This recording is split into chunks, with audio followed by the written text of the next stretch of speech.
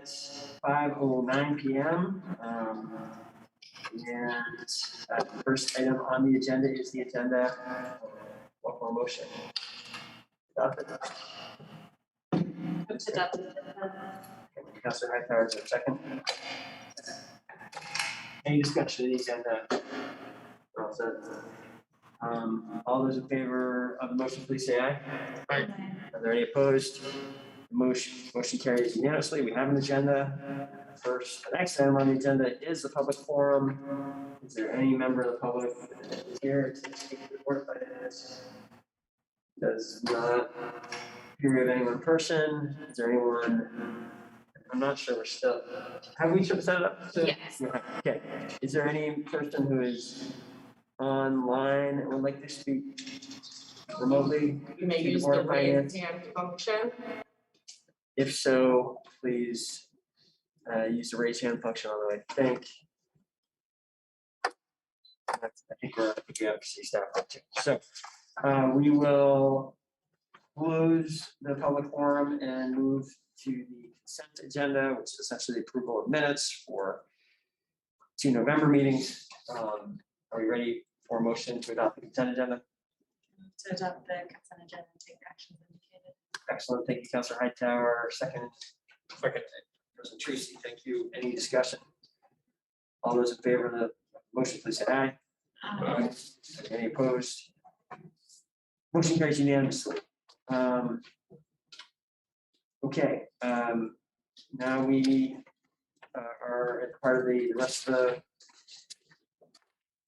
the lengthy agenda. Most of the rest of the agenda is in the section to recommendation and approval and recommendation to the city council. First is 4.01.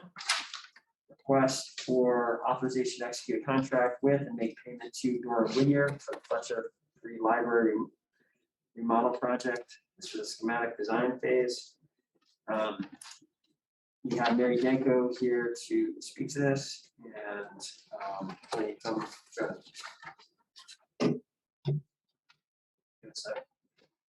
I remind councilors of the kind of years of discussions around this, where we are in the specific approval. Thank you. And then maybe I'll just start with a little romantic piece. As I was leaving the library today and I saw the 1904 Fletcher Free Library lit from within with the stained glass showing beautifully. And then we've got our 1981 edition, which is beautiful as well, shining through. And now we're talking about remodeling the library to bring it into the 21st century. And that's what this project is about. And it came out of the strategic design, strategic plan that happened even before me. And the community told us we need that library to do more for us physically. And so we've been working towards that. A few years ago, before the pandemic, we engaged Odin's Ello to do a visionary look at the building, and that went very well. And since then, we've also, the Friends of the Fletcher Free Library have engaged with a private fundraising firm who did a feasibility study. That's been going very well. And so now we're at this stage to get to schematic design, which will get those plans even moving a little bit more forward. And part of that I do want to emphasize is that we will be going back to the public again and getting their feedback as we move forward, because it is a little bit different now that we're past COVID, and there's different things that we're looking at. And one thing that when we did go through this, this last process is climate. The climate emergency is at the top of our list, and this building will not only be about addressing that, but we also hope that it's a demonstration building for the community to show what a good building can look like and be remodeled to be energy efficient and really address the climate emergency. Thank you, Mary. Floor is open for discussion on the motion. I think I have a question, maybe more for State Bishop and the mayor, which is just what I'm not sure what the timeline is for this potential construction. But just wondering how that plays in with kind of the overall financial plan. Given that.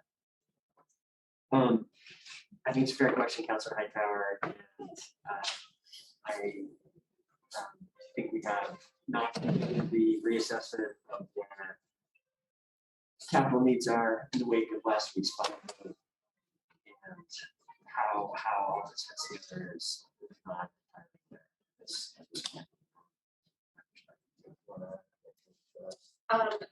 I would say that is clear. We are planning to do, as a capital committee led by Martha Keenan, a presentation to this group next Monday about the implications of the bonds not passing. But I don't think that should hold up this good work. I think we'll be continuing to do that in conjunction. One of the things we've seen for a lot of the money coming up, that's sort of I was gonna say on offer, but that's sort of out there with the infrastructure bill and maybe Build Back Better, is that we need to have designs ready. And so that is a big part of what we're trying to get to now. So I think this fits very well with that, in light of all of those goals and changing circumstances.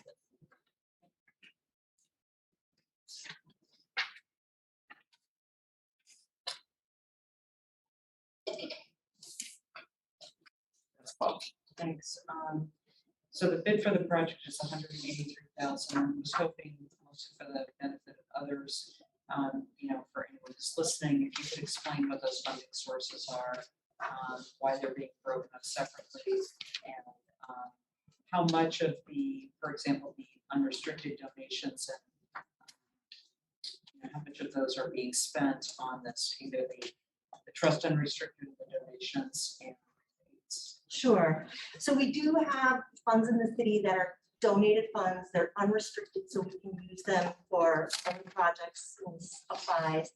So we've got a trust unrestricted, which is $43,662. And then we've got a donations and rebates fund, which is $12,709. And then the library also benefits from impact fee funds. And this is, city attorney has signed off on it. This is a proper use of those funds as well. And that's $126,660. so okay, thanks. What I was hoping to find out is, of the trust unrestricted, is this all that is in that account? Oh, what is the balance? Yeah. I don't have that with me. I didn't bring it, but I'd have to double check on that. It might be the entirety of this fund. So that means that, for other projects that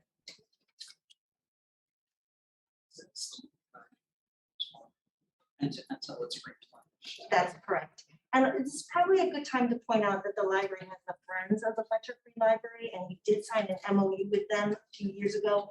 And so now they are our primary fiscal agent for our donated funds. So we're doing an annual appeal again this year. They have funds to give us as well. Do you have a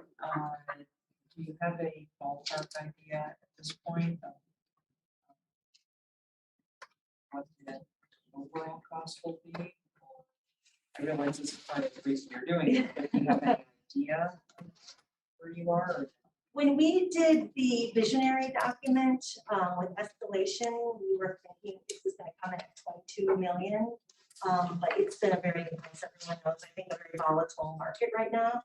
But I think CAO Chad's point is really something that we are focused on, because a lot of the money that is out there and we think is going to be out there will not be available to us unless we're at construction document ready. Yeah. So we're very optimistic.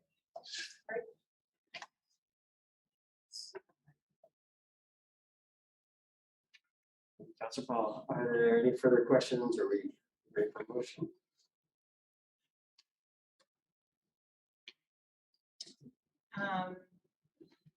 I move to approve and take the recommended action as listed for topics. Councilor Hightower, is there a second? I'll second. Second by Councilor Tracy. Further discussion? All those in favor of the motion, please say aye. Aye. Any opposed? Motion carries unanimously. Thank you, Mary. Thank you. Thank you very much. 4.02, this is a request for approval of $1 million, $15,505 budget neutral amendment to select our budget. We're here to speak to this. Want to give us a real quick overview and then we'll get council questions. Absolutely. Thank you very much. So this is periodically we'll bring these budget amendments to you to shift both expenditures and revenues around at the airport. We've laid out those specific expenditures and revenues. Some of the larger ones are associated with a grant that we have not yet received yet, but are expected to receive it any day now, which is the first time you've approved this early in the federal fiscal year, and the first time that the airport has been able to do this to prepare for construction season as soon as we can spring.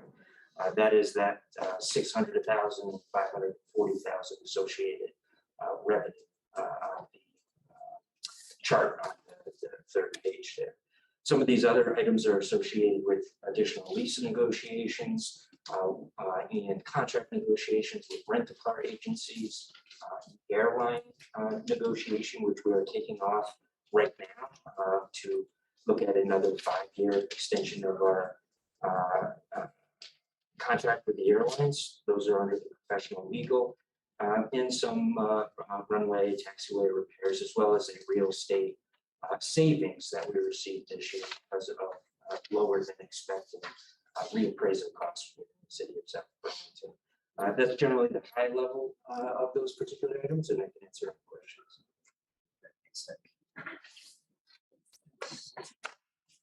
Questions or motion from the council, from the board? Go ahead, Councilor Hunter. I move to approve and recommend the city council approve a budget neutral amendment in the amount of $1,050,500 to the fiscal year 22 BIA budget by increasing the amounts as described. That's a second by Councilor Paul. Any discussion? All those in favor of the motion, please say aye. Aye. Any opposed? Motion carries unanimously. We move to 4.03, which is a authorization for reimbursement from revenue bonds for electric department capital improvements. The item, welcome, General Manager, Transparent. Good evening. Joined by Emily Stebbins-Willock, and we'd like to thank the community and the board and the council for their support of the revenue bond. Based on the advice from bond counsel, in order to move forward with expenditures prior to the issuance of the bond, we need an official intent adoption, which is in the resolution this evening, that says that we intend to reimburse the expenditure of capital projects between now and the likely issuance, which is in the spring of 2022. Our electric commission adopted the resolution, recommended it to you by a 5-0 vote on Wednesday evening of last week. And that's why we're here this evening. Great, thank you for that. So quickly on this, and congratulations to all the team of support for the bonds. Councilor Paul. I'd recommend make a motion to recommend that the city council approve the attached resolution. Second by Councilor Jang. Discussion. Questions? We'll go to a vote. All those in favor of the motion, please say aye. Aye. Opposed? Motion carries unanimously. Thank you. Thank you both. Appreciate it. Thank you.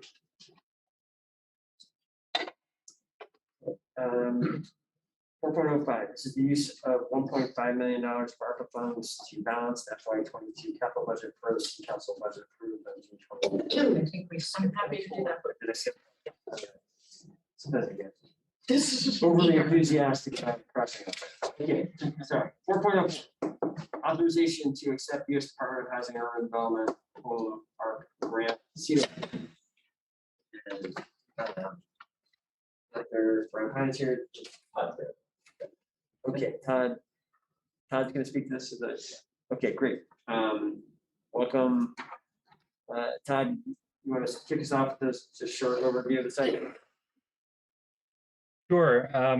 We're requesting a permission to accept a $1.5 million grant from the U.S. Department of Housing and Urban Development of Home ARP funding to assist the city's efforts to reduce homelessness in Burlington.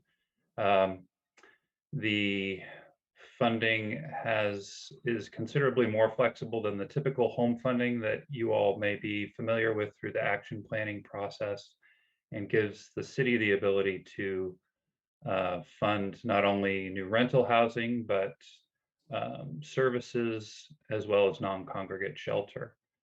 The process involves, once this is accepted, the city will have funding to pay for a planning process, which is required by HUD. The first part of that planning process is working with our stakeholders and listening to what we understand the greatest needs and the greatest opportunity for impact with respect to homelessness of using this funding. Following that process, we will prepare a draft plan followed by a public hearing where we will again solicit input from the public and our partners on that plan, and ultimately it will go to City Council and Board of Finance for approval. An unusual feature of this grant is that there's actually a fairly long period of performance. We have over 8 years to spend this funding, so it gives us some perhaps unique opportunities to look at medium and long-term impacts of the funding. Thank you, Todd. President Tracy. So recognizing that it is flexible, I'm wondering if you have examples of how other communities might have used this funding in creative ways to address houselessness. Yeah, it's a great question. It's brand new. This is brand new funding. And frankly, I'm not sure whether or not any communities have completed their process here. I know that a lot of communities have tended to, what I hear is that they are proposing new permanently affordable housing in their communities for folks who are either homeless or at risk of homelessness. Okay, thank you for that. And then the other question was just, I know there's a couple of whereas clauses referencing further process steps. Do you have an idea of like a rough timeline for when that might take place? Yeah, we'd really like to be through with, we'd really like to have a draft plan by the middle of January.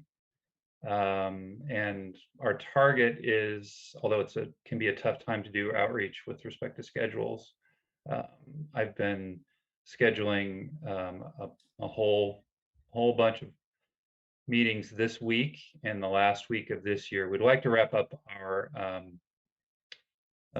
outreach process, or at least the initial stage of it, by the end of the calendar year, get a draft plan by the middle of January, followed by there needs to be a public comment period, including the public hearing, and by early or mid February, I would hope to be able to bring it to Board of Finance and City Council.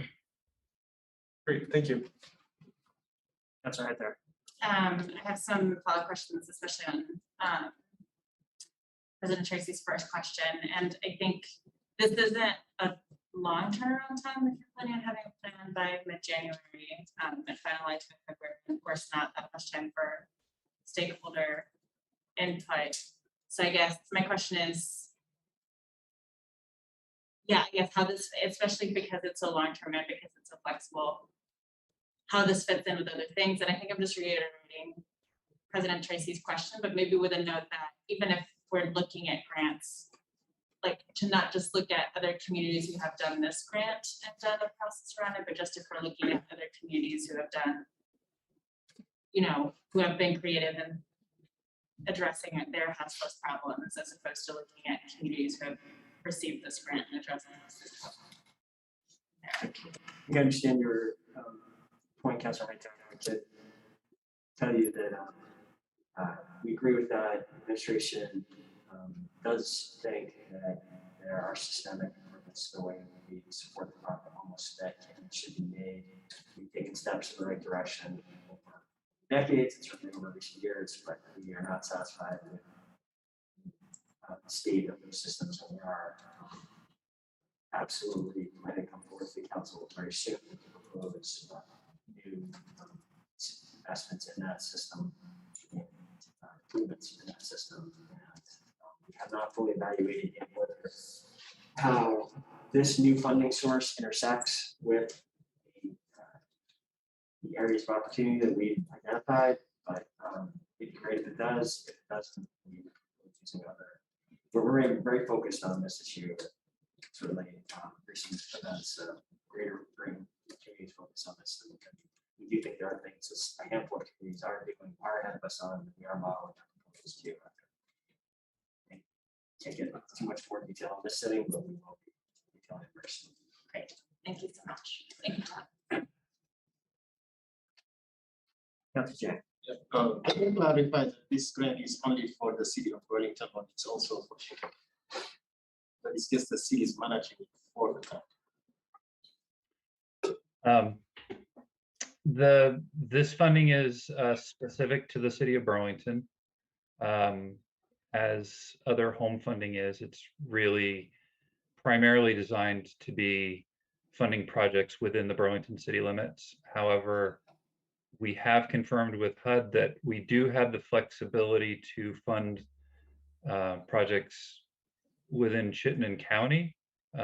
Certainly our continuum of care, the primary non-governmental entity that really owns homelessness in the area, does have a Chittenden-wide county scope, and we understand homelessness to be a regional issue.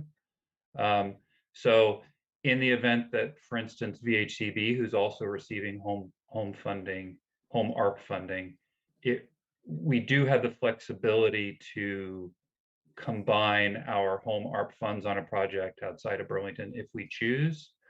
I don't have any indication that that's something that there's necessarily an appetite for at this point, but it is possible. And lastly, once you have a plan about how this money will be utilized, will you come back to the city council or CDN and present what it entails? Yeah, great question. At this point, I think we're thinking that that we'll do our public hearing at CDNR as we have done for our CAPER presentations and action plan presentations. We felt like those were really good.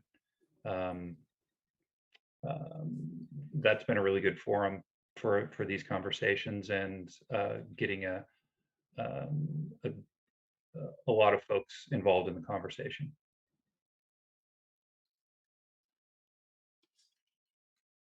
Further questions, further discussion? I think we still need a motion on this. Dr. Let's be ready for a motion. That's Paul. I'll make a motion to recommend the council approve the attached resolution. That's Paul. Is there a second? Second by Councilor Tracy. Further discussion? All those in favor of the motion, please say aye. Aye. Are any opposed? Motion carries unanimously. Thank you, Todd, and the rest of the team for the opportunity. This brings us to 4.06. Do it again here. No. 4.04. Yes. Okay. Now I skipped over the one that I had skipped before. 4.05. Use the $1.5 million of ARPA funds to balance FY22 capital budget per city council budget approved on June 28th, 2021. Can you just interpret that first? Yeah. I know that it is probably frustrating that these requests are coming to you meeting after meeting, and I said I was going to try and wrap them up. I think this is really the last one. But this is like BED and the traffic memo that were approved by this body recently. These are decisions that were made as we were passing the budget in June, but the auditors would like to see us pass this again in memo format as we did the other two. just to be very clear, this $1.5 million was already included as we balance the budget. It is not as a result of any, like what did or didn't happen with the bond. This was coming to you anyway. We were counting on this money to take care of some of the projects that I've listed here, including traffic calming, accessibility projects, regional dispatch, some pretty important priorities.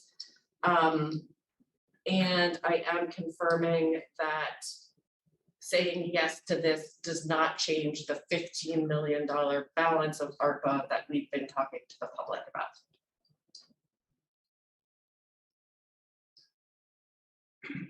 Presentation.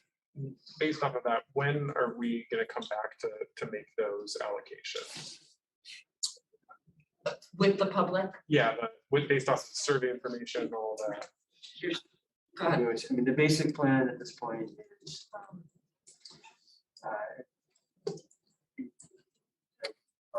we are going through the huge amount of public input received in the public engagement process today.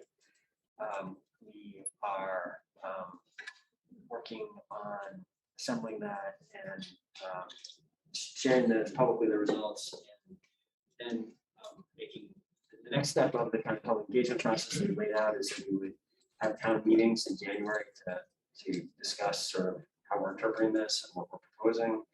And then in February, we would be having benefited from the survey and the town meetings, and we would then start conversations with council about specific people. So I think January there'll be substantially more public discussion about this, and February is when the administration council work to get the final plan with it. Okay, thank you.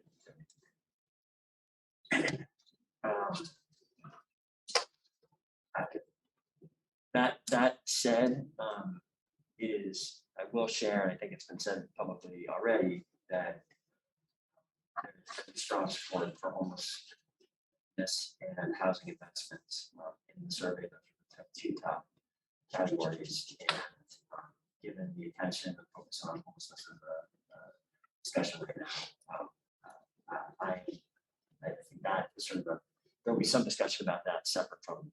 It may still get approved on the same timeline, but there will, I think, be some additional conversation about that soon.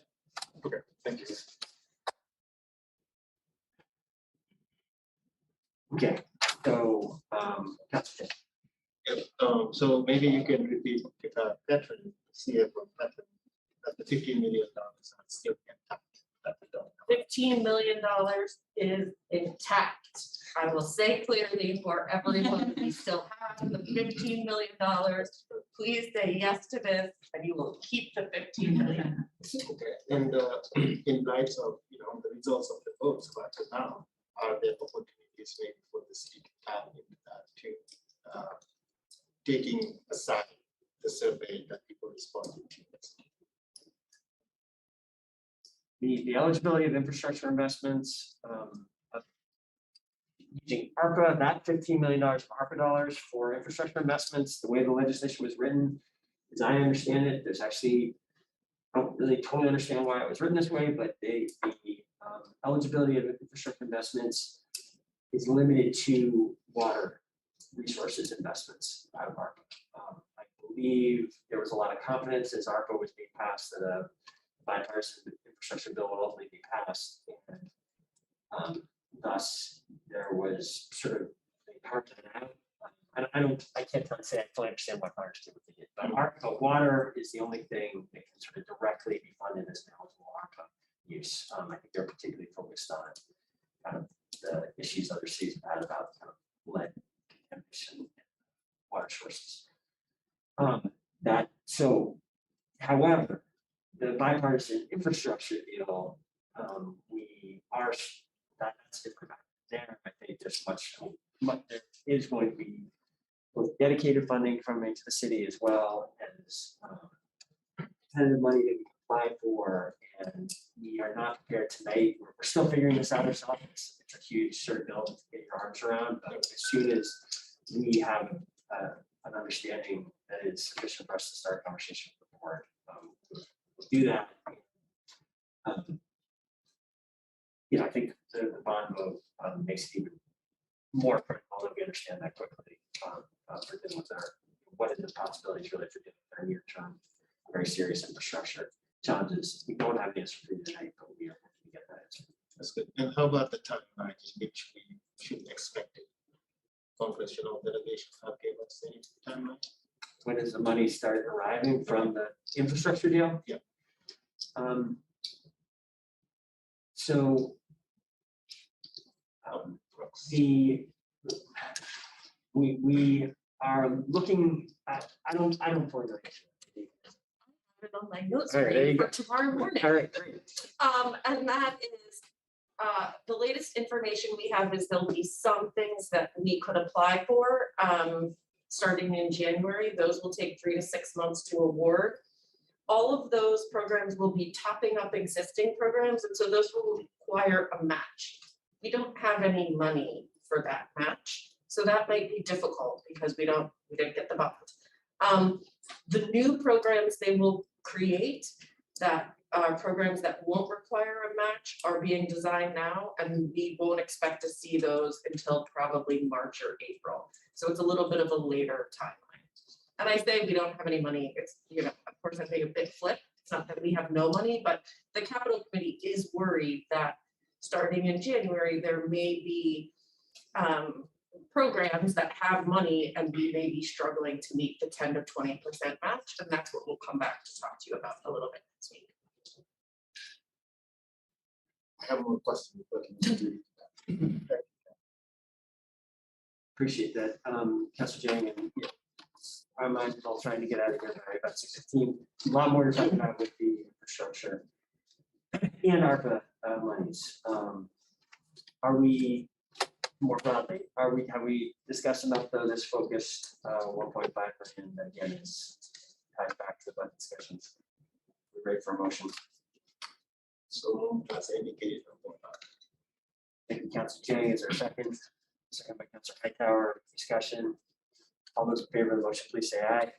Aye. Any opposed? Motion carries unanimously. Thank you. 4.06 is use of impact fees to purchase 5 vehicles produced by community support liaisons and community service officers. This is a BPD and BPW item. Looks like Mark Keenan is best able to speak to it. I think the one exciting element, well, I think there's at least 2 exciting elements. One is that we have these new capacities that we are starting to resource so they can do their jobs effectively.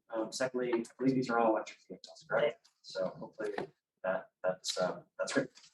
But the floor is open. Would you want to add anything to that? No, that was very well done. Thank you. Councilor Hightower. I have a more general question, which is just what happens with the vehicles that BPD had that was for the higher officer cap, and if this is retired, or if we just have excess vehicles. We do not have any excess vehicles. So the police department has had 45 vehicles for the last 15 years, and they are used 24/7. So those vehicles are still being used because of the shift changes. So it goes from one shift to the next. So they're still filling all their 24-hour shifts. So the vehicles are being used 24/7. This is actually increasing the number of vehicles by 5.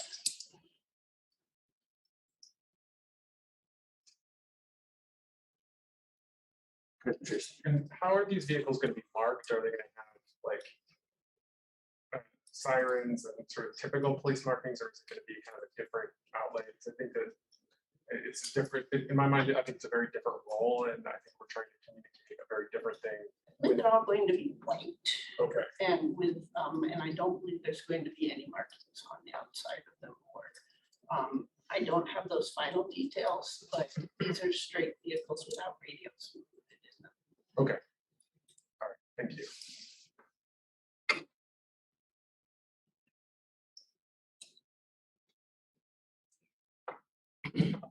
Councilor Jang.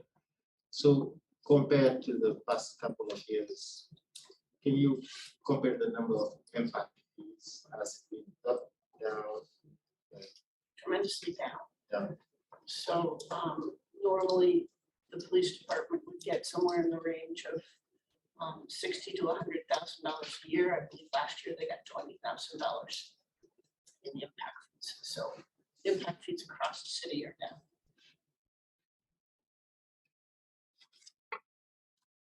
This represents several years of impact fees.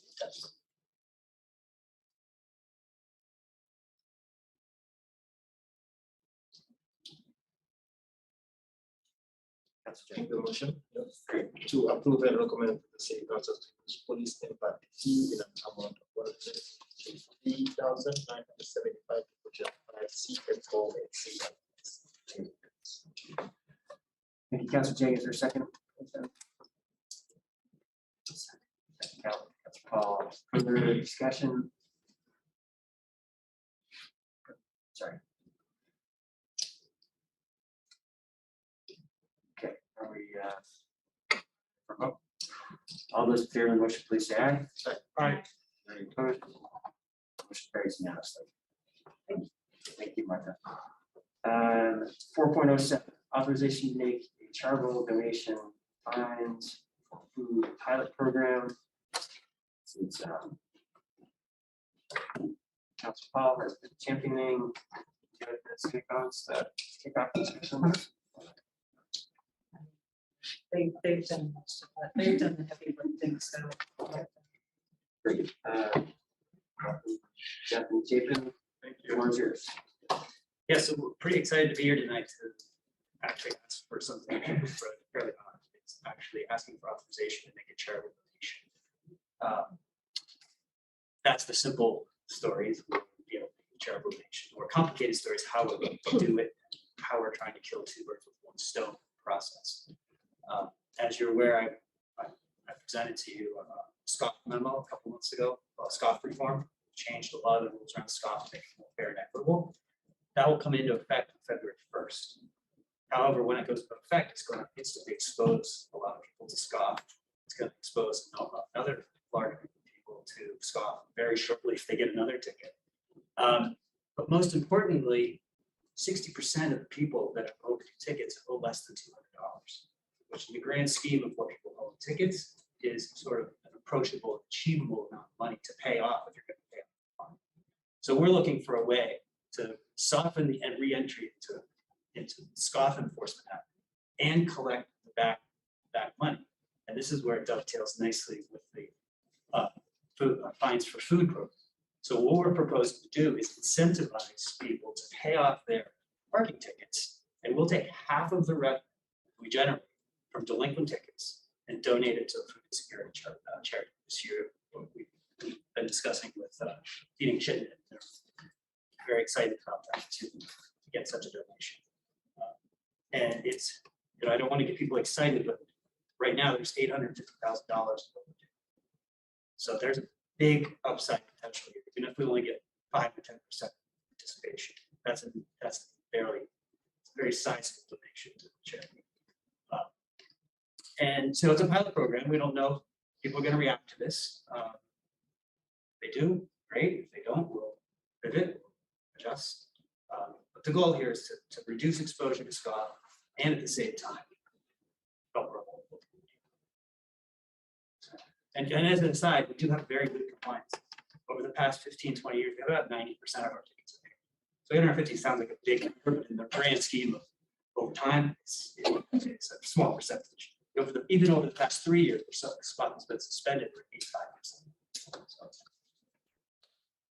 So, sorry. Conclusion, I just want to thank, it was Councilor Paul's idea, 2019 holiday or 2020 holiday, it was a year ago, that started this concept and really dovetailed very well with the revisions that we were planning. And I want to apologize to Councilor Paul that it took this long to get here, but we're pleased that the policy potential of SCOF re-entry and minimizing impoundments and addressing food insecurity kind of fit together well as a package.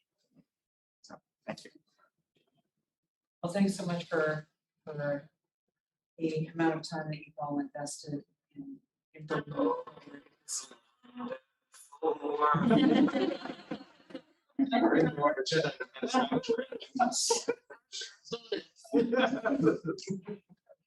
It can be a wonderful world.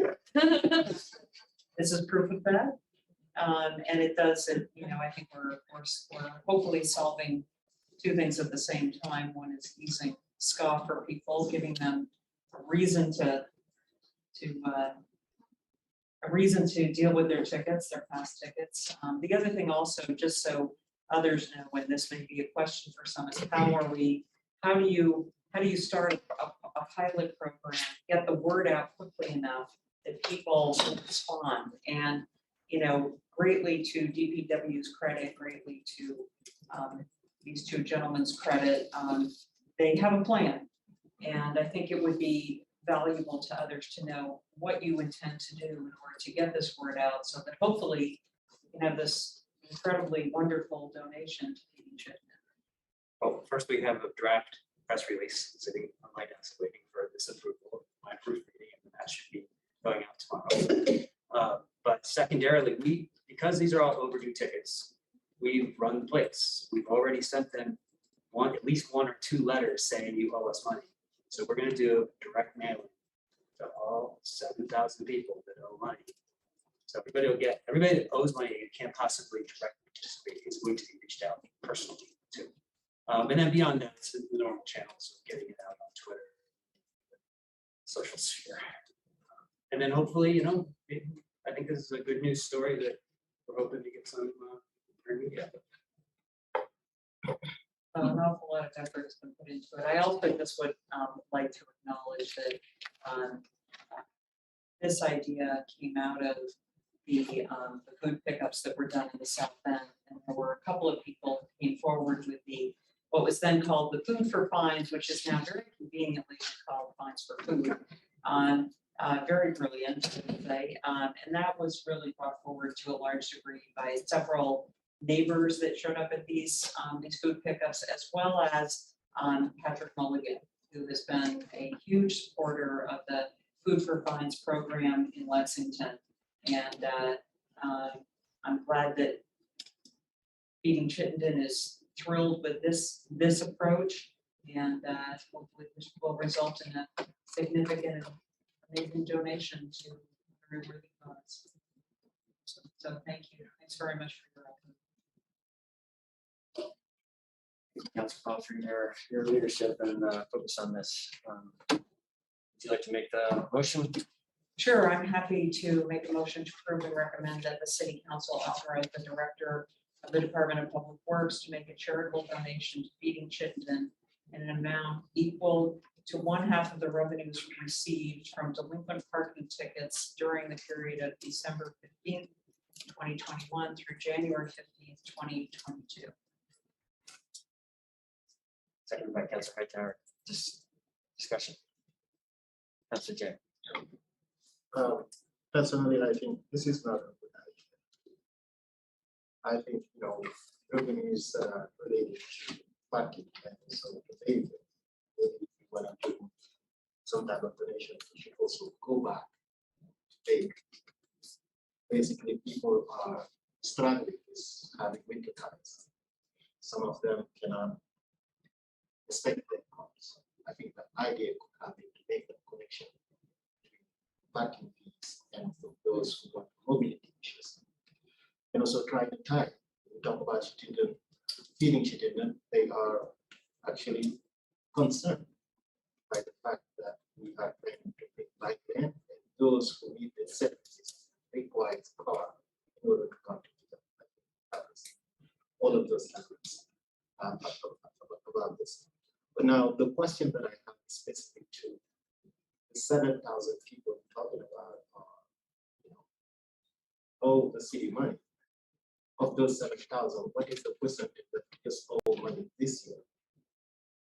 In 2020 and 2021, what other percentage? How long was it that haven't paid it? Most of the tickets, like I said, 60% of them are under $200. So they're relatively young tickets as they haven't escalated.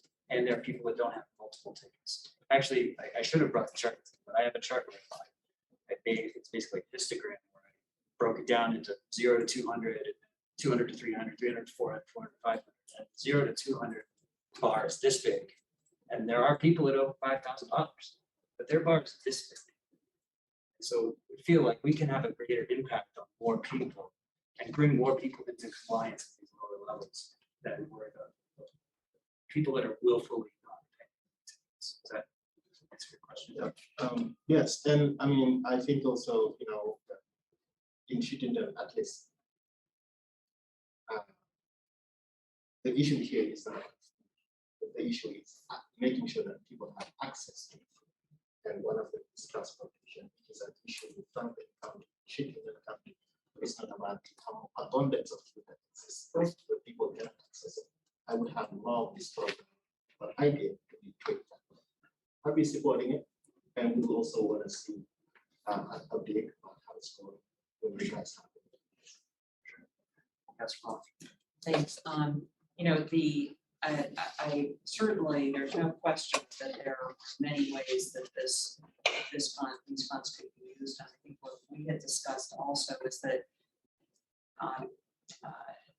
on February 1st, and I had said, after January 15th, by February 1st, we should meet and assess. And again, greatly to their credit, after I pressed send, got a meeting invite for a meeting on February 1st. So we will talk about that. And quite honestly, it would be wonderful if next year this could be to other causes. We're not at all committed to doing this annually to Feeding Chittenden. If there is a greater need to do this for transportation issues or whatever it may be, then we should have that conversation on an annual basis and come up with what we think is the best way to go forward from there.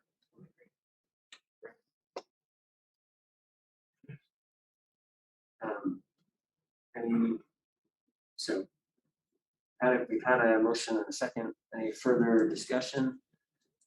Not, we'll go to a vote. All those in favor of the motion, please say aye. Aye. Any opposed? Motion carries unanimously. Thank you very much. Yes. So 4.08 is a request for approval to execute contract for fire alarm system upgrades at the north and east wastewater treatment plants.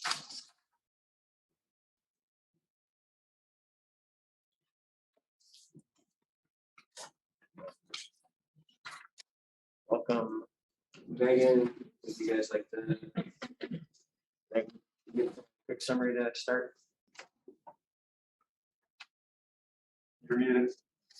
It's a pretty boring but pretty necessary project. The fire alarms at North and East were put in 1992, so they're 30 years old and they have reached their useful service life and need to be replaced for the safety of those facilities as well as the safety of the people. Hi, Elliot. So we have funds in capital and wish to proceed so we can get this important work done. The contractor that the loan contractor who put in the bid is the one who did the fire alarm upgrade for water, and we were very happy with their work, and they also have good references.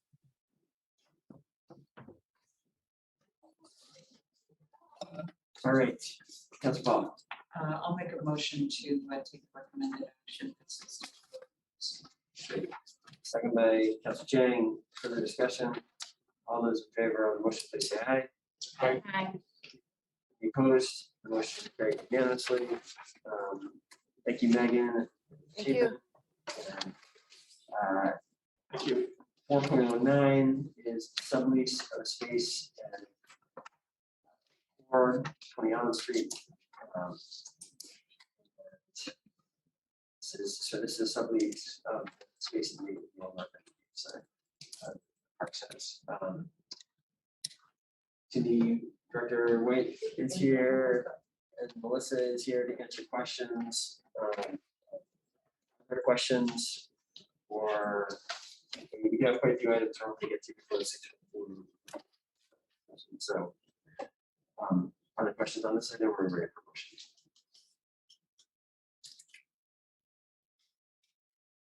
Tracy. I'll just make the motion to approve and recommend subletting room 219 in the Old North End Community Center to the Janet Escalante Family Room and Adult Learning, Vermont Adult Learning to utilize classroom and clinic space on the terms provided in and substantially in conformance with the attached sublease, and to authorize Mayor Burrow Weinberger to execute the sublease and any related documents needed to carry out the sublease agreement, subject to the review of the city attorney's office.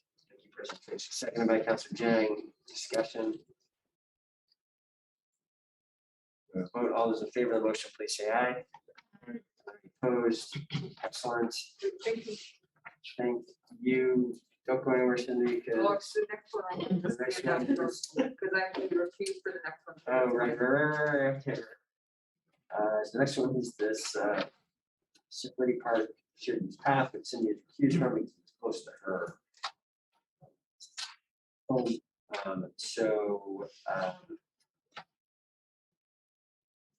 Sophie is here to speak to our questions. We talked about this Sheridan's Path before. This is the design contract to move forward with it. Ready for a motion? Or other discussions? Councilor Jang.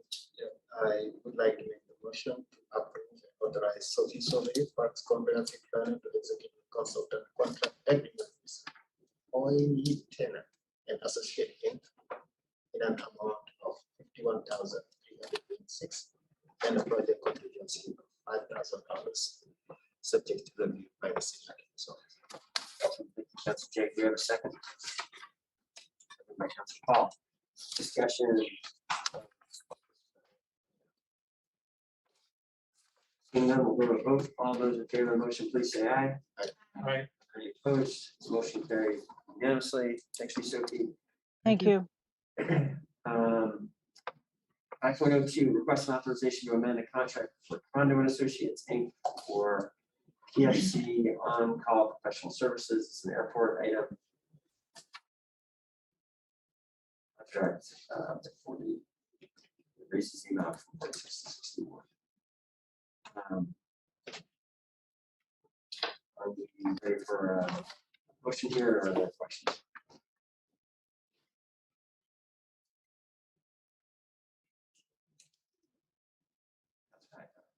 To authorize the acting director of aviation to execute an amendment to the passenger facility charge on call airport consulting services test authorizing number 2 contract for $13,500 plus a 2% contingency, raising the amount to $61,540 subject to review.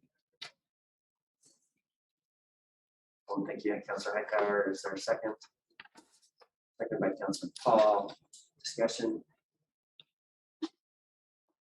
We will vote. All those in favor of the motion, please say aye. Aye. Any opposed? Motion carries unanimously.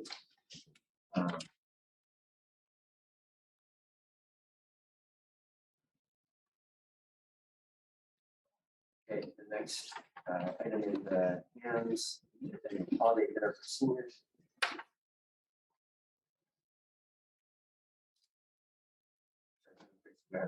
I move to approve $1,000 donation to Hands 18th annual holiday dinner for seniors. Thank you, President Tracy. Is there a second? Second by Councilor Jang. Discussion, Councilor Tracy. Just want to appreciate that this is on our agenda. There's a willingness to put on the agenda again. We did this last year. It was a tremendous success. The needs continue to grow and their challenges in pulling this dinner off have continued to grow. The folks who have been organizing it, especially making it free. So just really want to appreciate that. And looking forward to seeing what they're able to do with this. Great. Any further discussion? All those in favor of the motion, please say aye. Aye. Any opposed? Motion carries unanimously. And last item before our budget discussion is 5.04 town meeting TV FY21 update and FY22 city FY23 budget request for town meeting TV. Welcome, Megan. We've got an 8-page memo from us. Part of our mission, opening the doors to democracy, and we work with our municipal partners. 86% of the budget we get from meeting TV comes from cable subscribers. In 2019, we started doing the projections and seeing the cable revenue going down. Come to our municipal partners, ask for municipal support. I see there's 3 asks in this. One is the municipal support on the 5% increase. That's for 25,000. Second is continued support for the NPA, production support, so that's us providing hybrid meeting support and coverage of the NPA meetings that we did for years using volunteers, and that became untenable. And then the third is the production services. So the baseline contract gives Burlington 6 meetings per month. And as you see, right from the get-go, Burlington opted to pay more to add production service, and that demand has grown. I think we can all agree that the increase in demand for access to meetings, hybrid access to meetings, and transparency, having those meetings available, having agenda items, live streaming. And so that is a new number. That 20,000 has been what's been on level funded for the last 10 or more years. And we're asking for doubling that number to 40,000. Thank you, Megan. Thank you for critical work that you guys made. And I'll just add that it is, we do hope to work with folks in the city that these numbers are actually matching the cost of what it takes to do this work. And in large part is paid for by cable subscribers. And we are going to need to work with you to figure out how to replace that funding and provide this service and maybe more service as demand grows. So, just the Burlington Police Commission meetings, as an example on that line item, at 12 meetings a year, 34 meetings, just public demand to make sure.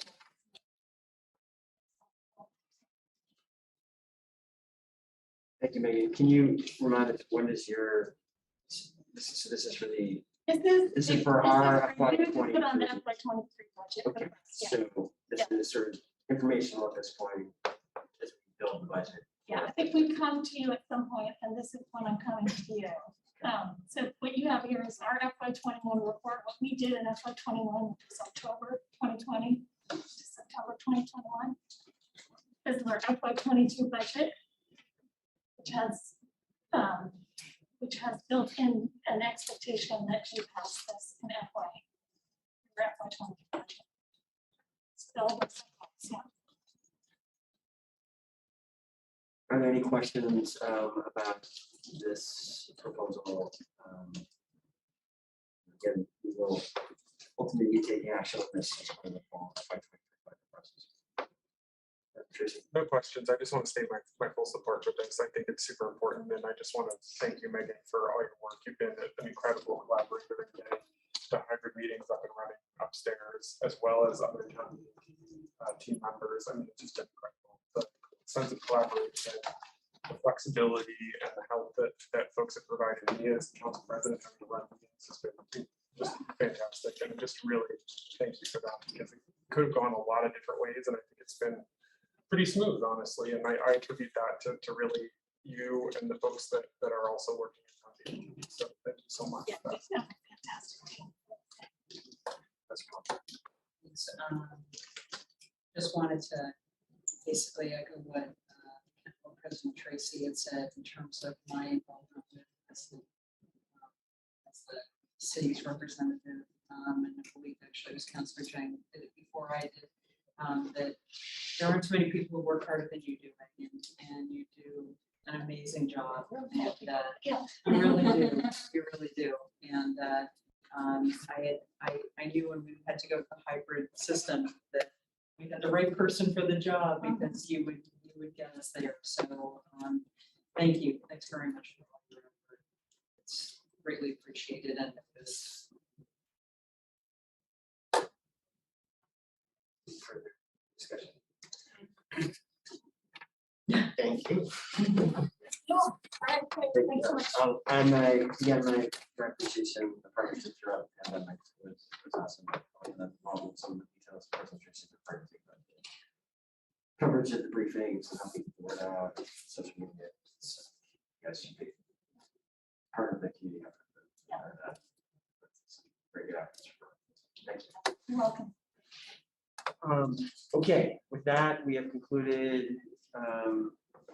So I don't think we have a motion on this one. This is just the communication. Are we accepting it? All right, there is a motion that's on board docs. Do you want us to? I would confuse by this. Okay.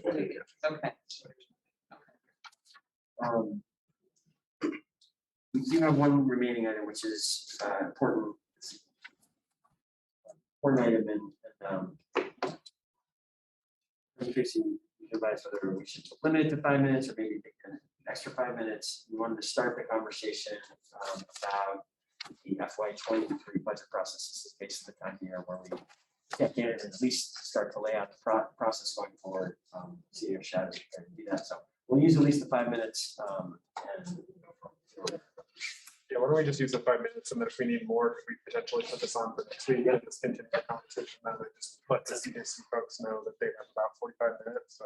Yeah, that's fine. I'm prepared to be very brief. We've had 6 months off from the budget. It's time to get back to the budget. I am not going to spend very much time on page 1, as this calendar should look pretty familiar to you in terms of it's the same thing. We'll be presenting more details to you in January, and then many more details in April and May, and you'll pass the budget in June. That's what this first page says, essentially.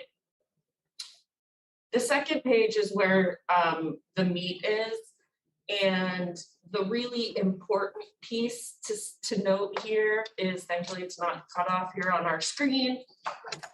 This is budgeted revenue. And this, thank you. Mind if I fix that? Thank you. And the budgeted revenue for FY23 at this point is $4 million below what it was this past year. You will note that that should not be a huge shock to people, because last year we used $6.5 million of one-time or unsustainable revenue, including $5 million ARPA. I bring this to your attention because this $4 million hole is without any steps or COLA increases. If you have turned on the news or read your phone, you know that inflation is incredibly high. And there are additional expenses, just 2 of which I've listed here, including regional dispatch and more money for security that we know about. I've also talked about some of our uncertain revenue sources. We made some assumptions about gross revenue and local option tax going back up this year. So far, those look good. I'm budgeting them at the same level tentatively for FY23. Same for parking fines and waterfront revenues, which we're starting to see return to normal, but those are assumptions I want you to be aware of. And as probably everyone knows, UVM in lieu of property taxes makes a voluntary payment to the city, and that payment is up for renegotiation. Again, I've built this budget, the beginnings of it, assuming that they will pay a similar amount. There are just a few places that we can cut expenses or increase revenues. There's no reason why this one isn't bulleted. It should be bulleted like the other ones. It's not more important. There are some places where we have ideas, especially for CEDO, to increase sustainability and reduce the draw on the general fund. As people have talked about, we are expecting additional grant money through more money coming out from ARPA, infrastructure bill, things like that. And I have to put the last two bullets on there. There are things that people like to talk about, raising taxes or cutting services. But when we're facing a potentially large hole, those are things we need to talk about. We have 2 minutes left for taking questions. I'll take 30 seconds since there's 4 of us.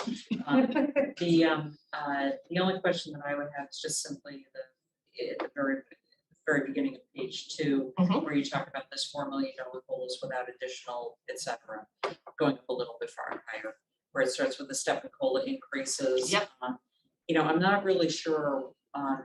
It seems as though, now I don't know how COLA works in terms of the contracts, in terms of when that inflation adjustment is made.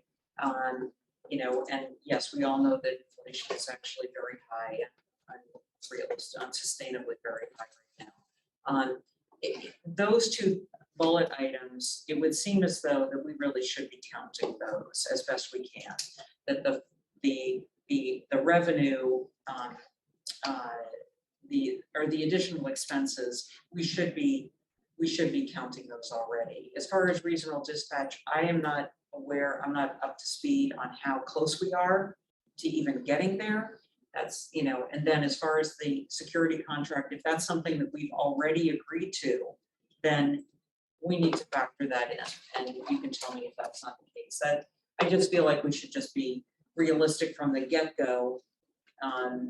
If we're gonna have this conversation in a week, that we should really have those numbers. Sure. And just not, own up to whatever it is that is really, we know is already out there. That's all. That makes sense to me. Whole step increases would be easy-ish to add.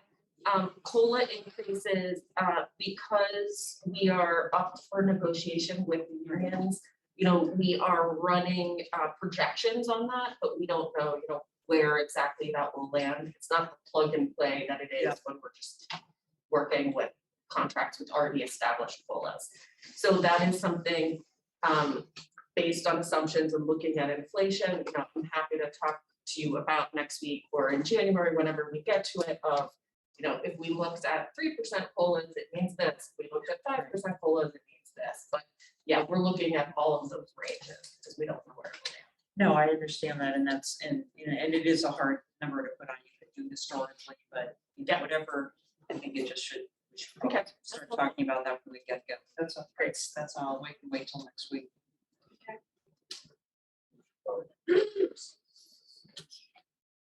Great. Thank you for getting started, Catherine. We'll have this on the agenda again this week. And that we are adjourned as Board of Finance at 6:17 p.m.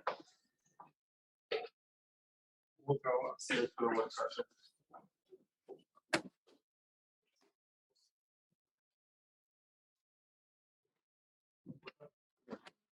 We won't come back until probably about.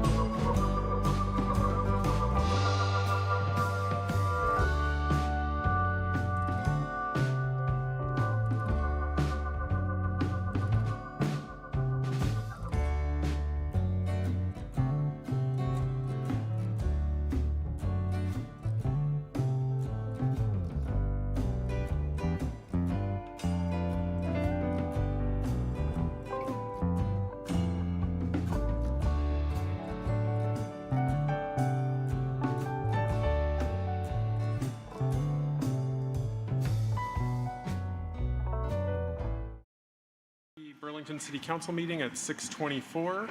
Our first item on the agenda for this evening, before we get into our work session, is the agenda. Councilor Stromberg, may I please have a motion on the agenda? I would move to amend the agenda to remove item 6.02 and then adopt the rest of it as is. Thank you very much. We have a motion on the agenda. Is there a second? Seconded by Councilor McGee. Any further discussion? Okay, seeing none, all those in favor of adopting our agenda, please say aye. Aye. Aye. Any opposed? That carries unanimously. Brings us into our work session for this evening. I want to welcome our presenters for this evening. We have Rachel Jolly, who's CDO Assistant Director, Jennifer Hill, who is Pretrial Services Coordinator, as well as Barbara Shaw Dorso, who is a Victim Services Manager. So welcome. Thank you so much for being here tonight. Really appreciate it. Really excited to hear more and learn more about what the incredible work that you all do. So thanks so much. And is it okay to borrow 10 minutes past 7 since we're starting a little bit later? sure, yeah, go ahead. Yeah, absolutely. Yeah, sorry about that. That's okay. And I understand. And if you could just please maybe pull the mics in, Yeah. just so that they get picked up. Is that better? Yeah, that's definitely a little bit better. You just need to really stay on the mics as you're presenting, just so that we can hear it in the room, but also so that the town meeting TV feed picks it up for folks who are listening at home. Great. And I understand I need maybe Amy to make me a panelist so that I can share my screen. I should be able to do that as Okay. well. Let me Great. just find you. Actually, I'm not a co-host at this Well, I point. just got the invitation to join Oh, as a okay. panelist, All right, so hopefully great. it's working now. And could we also please, I see Councilor Shannon is also in the attendees. If you could also just please promote Councilor Shannon. Oh, now it's saying host disabled participant screen sharing, so maybe there's still work to be done behind the scenes. Okay, let me. Okay, you should be co-host now, so you should be able to do it. There we go. There we go. Great. So thank you very much for having us. I'm Rachel Jolly. I use she, her pronouns. I'm the director at the Burlington CJC. I'm Barbara Shaw Dorso. I'm the Victim Services Manager at the Burlington Community Justice Center. I use she, her pronouns. I'm Jennifer Hill. I use she, her pronouns. I'm the pretrial service coordinator with the Burlington CJC. And I will switch to slideshow. Here we go. All right, so we'd like to take a minute to invite you all to ground yourselves in your seat right now. And we'd like to begin today's presentation with a land acknowledgement. Because every community owes its existence and vitality to generations from around the world who contributed their hopes, dreams, and energy to making the history that led to this moment. Some were brought here against their will, some were drawn to leave their distant homes in hopes of a better life, and some have lived on this land for more generations than can be counted. Truth and acknowledgement are critical to building mutual respect and connection across all barriers of heritage and difference. We begin this effort to acknowledge what has been buried by honoring the truth. And with this, we acknowledge that we are on Abenaki land. So, Community Justice Center. Just as the name says, we are centered around justice. Justice is a constant source of inquiry at the Burlington Community Justice Center, aspiration and exploration. Restorative justice practices inform our ideas, our feelings, discernment as we define justice when wrongdoing happens in our community. So just to get us into this spirit of thinking more about justice, I have an exercise that I hope you'll enjoy doing, and it'll involve getting up and answering a couple of questions. Standing in a where you think you fit, from completely disagreeing to completely agreeing, as I ask some questions. Everybody feeling okay with doing that? Great. So again, on a scale of 1 to 5, or completely disagree, completely agree, what do you think of this question? A person who commits a serious crime must have some kind of punishment in addition to whatever they do to make amends. So, Way to stand up and away from your desk. I disagree.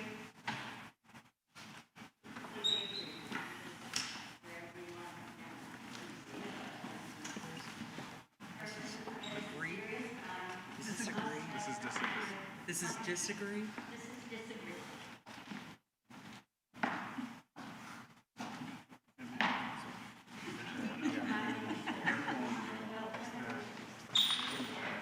I think it's a scale. I think it's a scale. Somewhere in between. I don't know. How close do we have? This is good. So get us up a little bit. So disagree is over there though, right? Disagree is over here.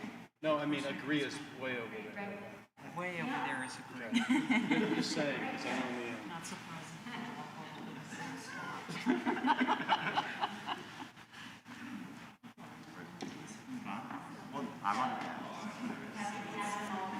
To decide where you stand. Does anybody want to weigh in on what you're thinking, what your assumptions are, what you think of this question? Where are we going with it? I'm happy to, I don't think that punishment deters many crimes, and therefore I don't think that it's a necessary part of what happens after a crime. And so, people down this way, I think there is some kind of validity to punishment. That I mean, I'm willing to share.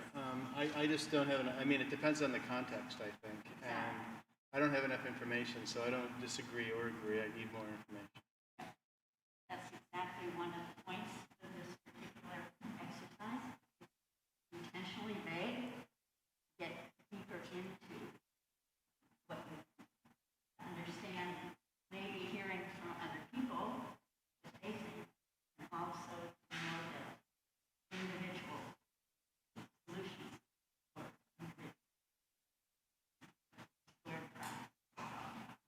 no cookie cutter here. One more. One more? Community is always harmed when someone commits a criminal offense. Disagree, agree. Disagree, agree. Agree, oh, Is always one. is it, where's agree? Agree is to the right.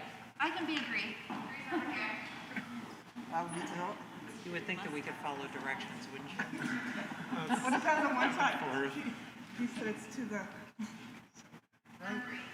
Right now, you're mostly in disagree with this statement, but agree, if you want to agree with it, you would head more towards your left.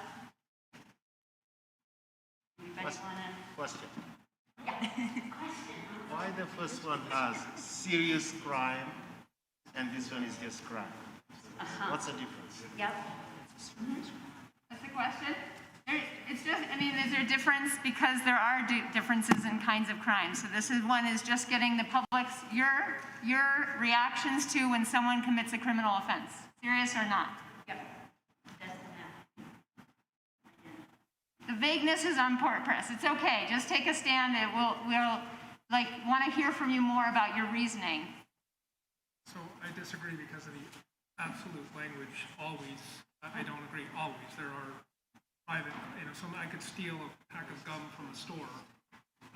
That's a crime. I'm not sure how the community is harmed by that action. And I don't, so it's the always that pushed me to this side of the table. Are we all members of the community and we're all in that web of interaction? So what one does, we all affect. I don't see the world through the same lens. No, but I appreciate where you're, I mean, I can think of financial crime. I mean, there are things that I don't understand how, the impact is felt beyond the affected individual or business. Absolutely. Any other reasoning? Anybody else? I think it's just hard to commit to something when you're saying, when you see the word always. I mean, some criminal offenses do affect our entire community, but some don't, you know, and it depends on how serious it is. I mean, it's just as you said, it's a vague statement, and it's hard to really commit one way or the other completely, always. And so this is what we do every day.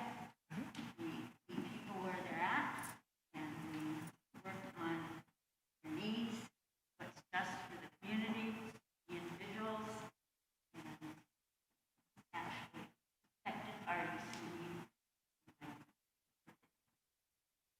Thank you. Thank you.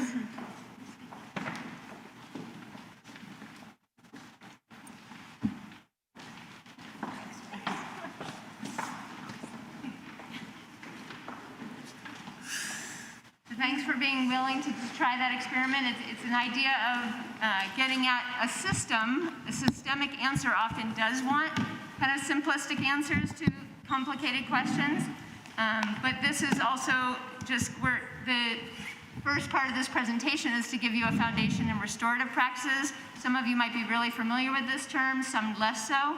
We're going to start with a little video and then also get into some details about how the restorative practices fits into the criminal justice system.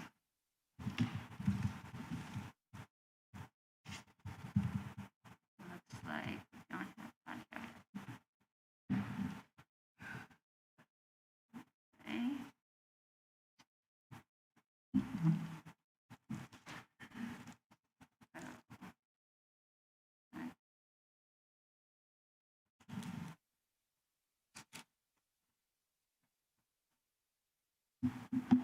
Share sound.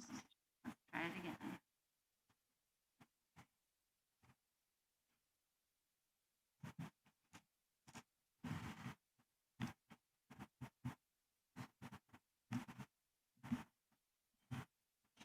Our world is changing at a breathtaking pace.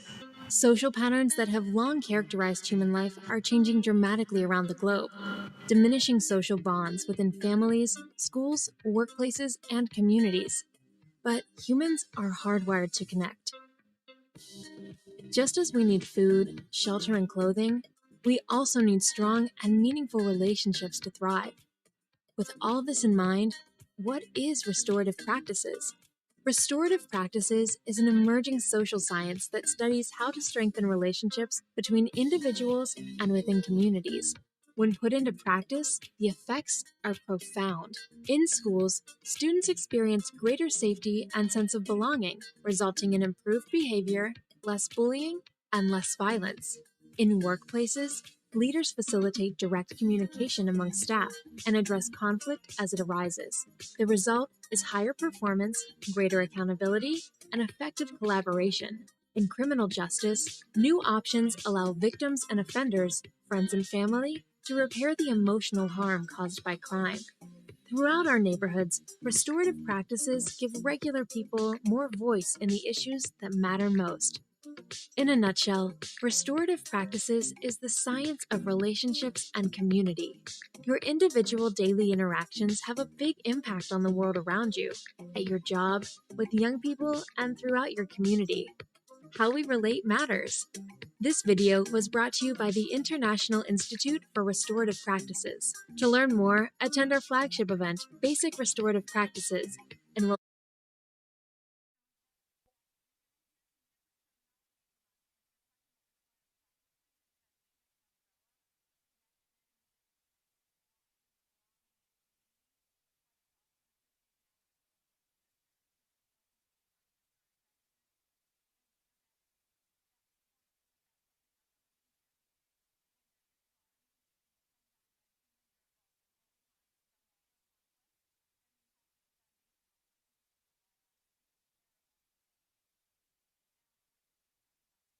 Yes, so like Rachel mentioned, that video really covered the larger umbrella of restorative practices. And today what we're going to focus on for this presentation is more the concept of restorative justice and the reactive processes that we use at the CJC and in collaboration with the criminal legal system here in Burlington.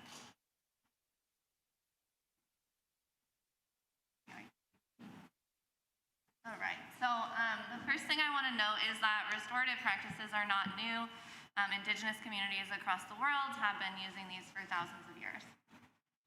And then next, when we talk about restorative justice, I kind of like us to try and reimagine what that means to us.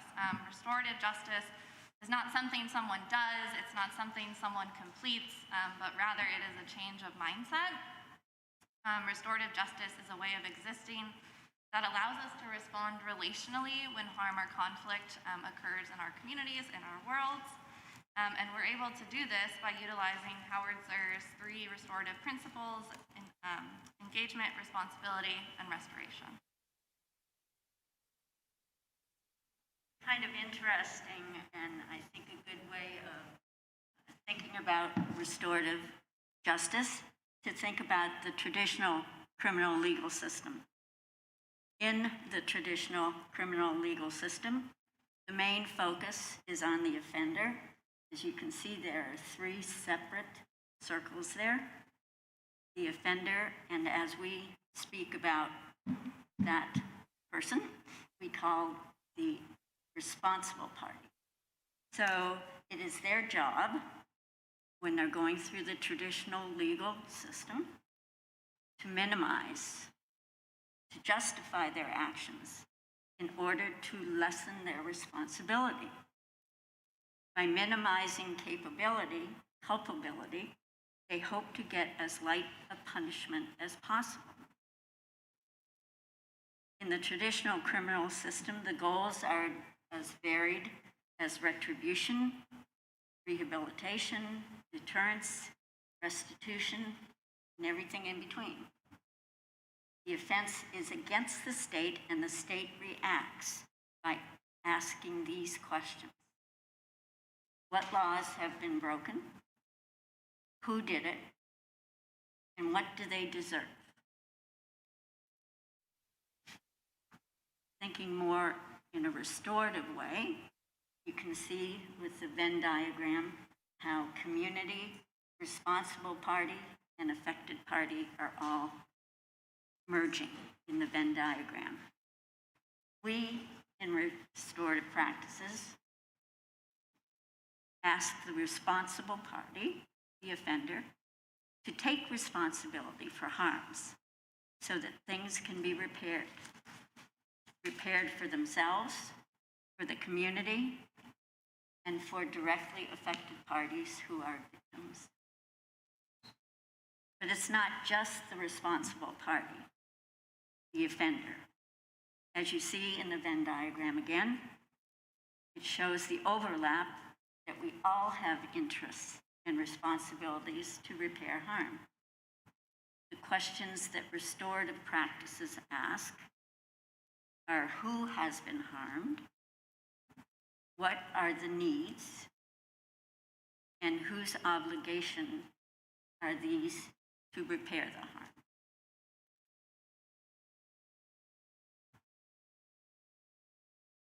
So as Jennifer mentioned, this paradigm, restorative paradigm, is not just a program that you're following. It's a mindset. It's an approach that is based on some principles. So such as engagement, that it's not a matter of holding somebody accountable. It's about the engagement of all the parties so that we're creating conditions where people can hold themselves accountable. And that is, in terms of responsibility, that's a key thing. You have to have the engaged parties present, or their voices present in some way, so that those conditions can be created. So responsibility, and then restoration, knowing that a key outcome for many is repair. Sometimes true restoration in terms of before the conflict or the crime is never possible, but some kind of repair or mediation around restoring the community, the affected party, and the responsible party, and the ripple effects that occur when any crime happens. All right, and so, what are the outcomes when we put restorative justice in criminal cases? I think what sticks out to me the most here is the recidivism rates, or the likelihood of reoffense. So if you are in Vermont and you are going through all criminal court, you have a 52.5% chance of recidivism. If you are in Vermont and you have completed a restorative justice diversion program, that drops between 17 to 27.4% recidivism. I think this is really important to note when we're talking about allocations of funds and public safety, that we take statistics like this into consideration. Another theme that we have when it comes to RJ and criminal cases is better victim satisfaction. This is because what Barb mentioned, victims play a key role in restorative processes. And this, all restorative justice processes allow for direct repair of harm involving the person who caused harm, the person who experienced harm, and the community to work together collaboratively to heal and repair that harm.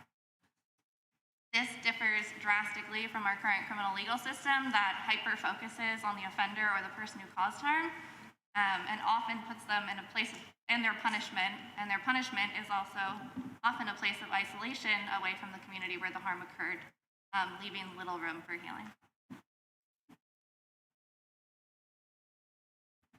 So I have been the victim liaison at the Community Justice Center for about 13 years now. I reach out to affected parties, victims, to let them know that they have rights and to help them explore the needs that they might have to get past this incident. In statute, victims, affected parties are guaranteed choice, information, being able to tell their story, validation, security, and restitution. So as I reach out to folks in the community, and we reach out to everyone, I hear people say things like, wow, you are really the first person who's actually said that they're sorry this happened.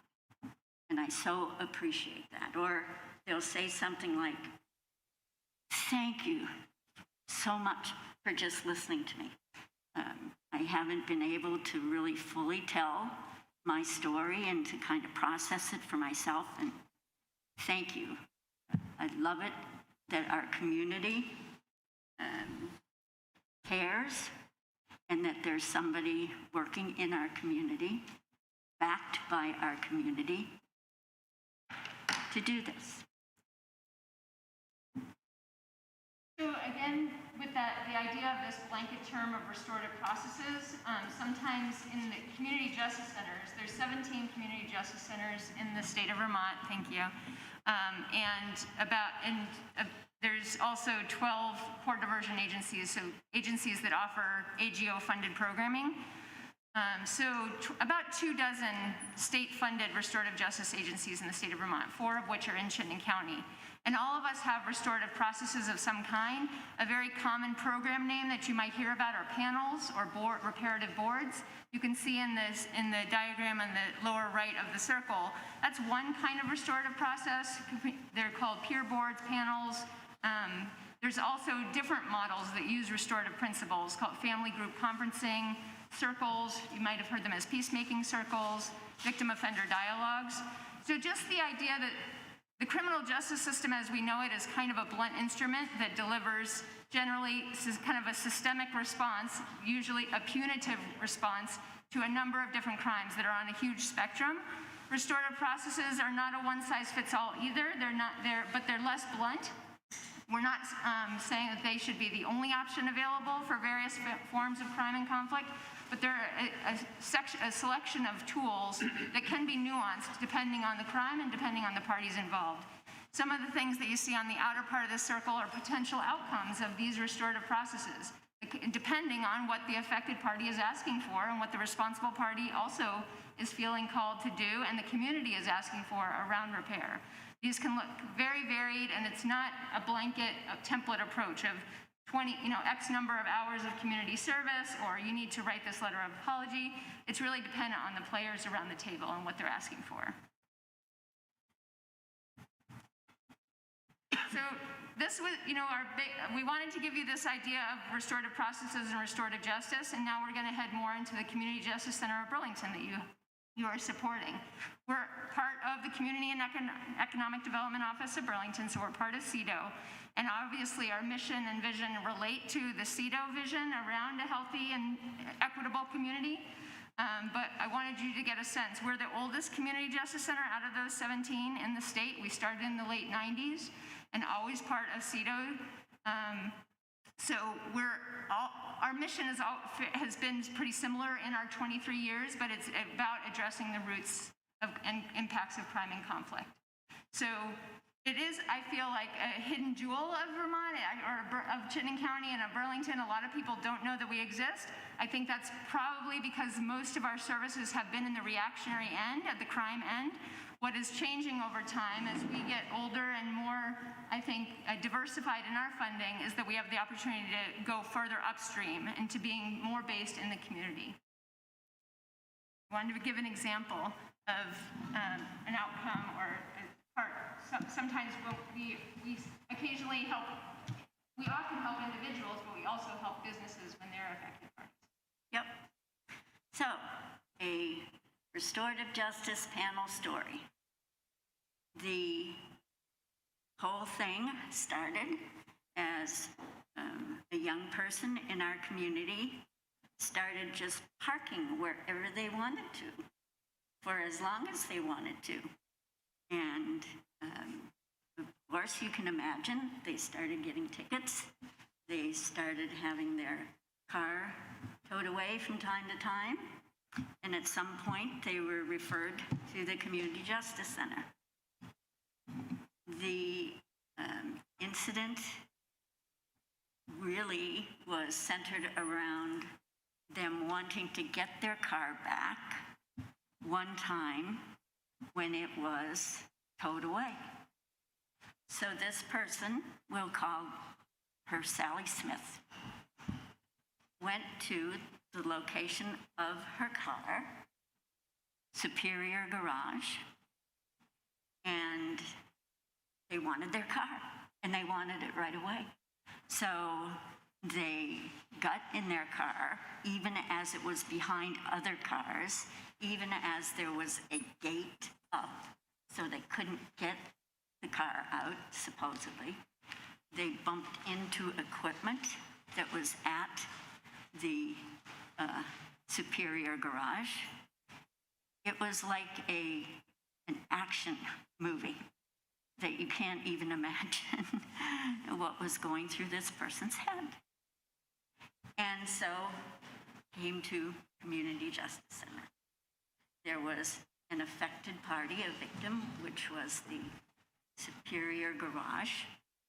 There was a responsible party, Sally, and there was community. Community represented by the impact that this person had had on the community and represented by actual members of the community who wanted to talk more about how did this get to where it got. As we sat in the panel groups, we found that there were many issues, substance abuse issues and other mental health issues that were going on with this person. They at first were adamant. They really didn't want to take part in this. They were feeling detached. What was this going to do for them? They participated for probably 3 meetings. Things were said, great questions were asked, sharing, building trust. And at some point, the responsible party decided they needed some help. Meanwhile, the affected party, Superior Garage, was really interested in getting some money back for these thousands of dollars that had been damaged, that had to their garage. But you know, most of all, what they wanted to know was why. Why did this happen? And, you know, they wanted to support Sally. and make it so that she in some way was better off after the process. So the outcome of this particular panel was that Sally went away for a couple of months, went to some recovery place. Yep. Had some treatment. And when she came back, we had more discussions. We had restitution that was paid, interaction between the garage and Sally, the owner of the garage, Sally, and the community, of course, was served. So that's our success story. I don't even know how to say the biggest success out of that, but it just seemed like the needs of everyone were served. And it isn't a common occurrence. Certainly the amount of restitution was extraordinary, and the needs of some of the parties. But it's a great story of the promise of restorative practice. Thank you, Barb. So this is a comprehensive list of all the programs we offer at the Burlington CJC. I guess the two main things I would know about them is that some utilize restorative practices more than others. In addition to that, most of them are utilizing a reactive restorative practice like Rachel was speaking about, but our work in the schools is more preventative, and that's where we hope to move towards in the future, is more preventative and less reactive. We also wanted to give you a sense of the diversification of our revenue streams over time. 5 years ago when I started, we had 3 revenue sources and a total budget of about $600,000. Now we're looking at $1.3 million, and as you can see, many different sources of revenue. So the city of Burlington does pay in terms of general fund dollars at about 9% of our budget, but we are mostly based through contracts with different state departments, as well as with the Burlington School District. And then lastly, I just thought I would talk about our changing homes over the years. In those 23 years, we've had 5 different homes. So that has been a series of places that have met our needs, especially when we were smaller. When I started, we had 7 staff, 6 staff actually employed by the CJC and 1 embedded staff from Weber. And now we're up to 14 staff, and we will be 15 probably by the end of January.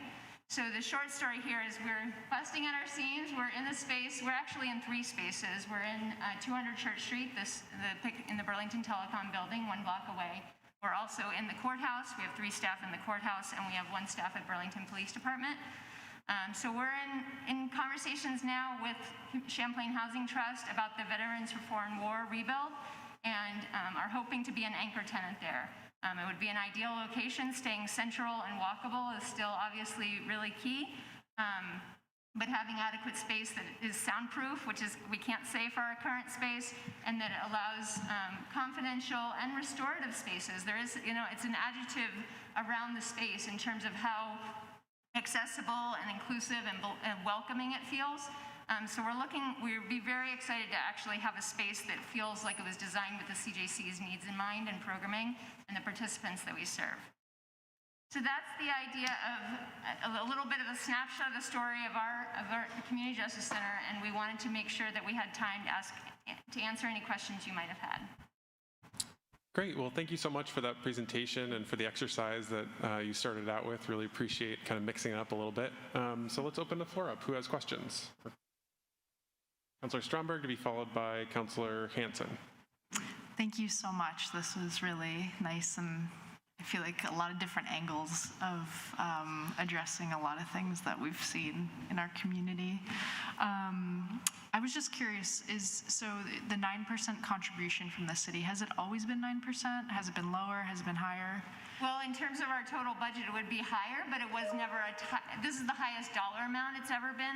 As far as I know, that's mostly it was made up of matching requirements for some of the grants, namely Department of Corrections grant and the Vermont Center for Crime Victim Services. They had requirements of a percentage of matching.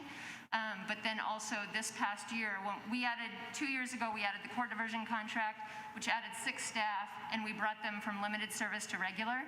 So the city increased their contribution by $30,000 this past year as a way of making that additional cost.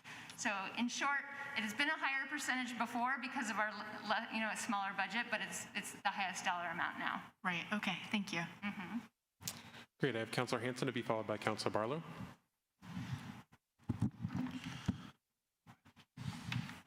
Great, thanks so much for the presentation. What was that top funder, AGO? Yeah, the Attorney General's office. So Got it. they support there's 5 court diversion and pretrial service programs that are offered in every county of Vermont. And 2 years ago, we became the deliverer for Chittenden County court diversion program. Okay, great, thank you. Thanks, Councilor Hanson. Councilor Barlow? Councilor Hanson took my question, but I do have an additional question. I'm familiar with your work because when I was on the school board, had a strategic initiative of implementing restorative practice in the Burlington School District, and I was wondering if you could just speak briefly on how that effort is going. Yeah, great. I really appreciate that question. I feel like the Burlington School District has come a long way, even in the 5 years I've been involved, but really the CJC has been involved for over 10 years in some capacity, mostly in a technical advisory role and doing some trainings and coming in to react to what we call Tier 2, which Tier 1 is that restorative practices biggest umbrella. It's where 85% of their efforts should be going. And then Tier 2 is reactive when crime or conflict, mostly conflict, does happen. And the CJC was coming in that way. Over time, especially in the last, I would say 5 years, the district made more of a commitment to a whole school initiative, a restorative practices initiative. And I would say especially with the current superintendent, Tom Flanagan, who's really making a commitment to the equity portion of what restorative practices are about, and knowing that in every school is a diverse community. The 11 schools, or depending on how you think about the schools versus the programs on top and Horizons. I would say now they've built up their internal capacity a lot more. They have in the equity department. They have several restorative practitioners and staff. So it's still in its early stages, I would say, because at the heart, and even if we were to talk about becoming a restorative city, it's really about culture change and moving towards this relationship-based model that takes years.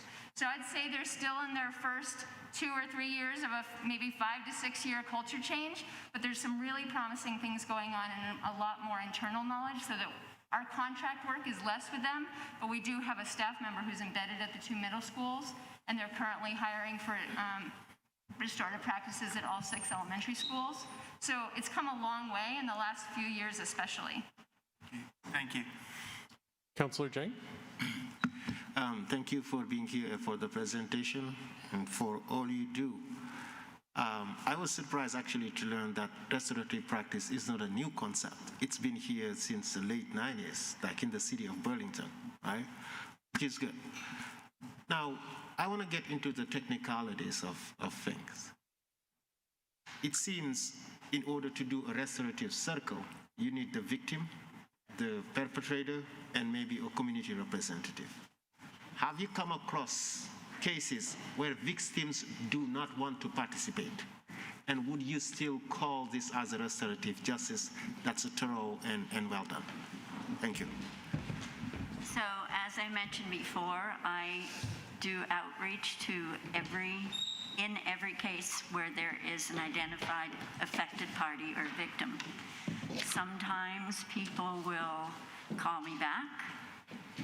Sometimes they won't. I will reach out to them a couple more times, either on the phone or texting, email, whatever kind of contact information I have. Right now, my percentage of actually connecting with affected parties, victims, runs between 75 and 80%. So that means 75 to 80% of all of the affected parties will have some kind of communication with me. Now, some of this communication will be 2 minutes. Some will be 2 hours, literally.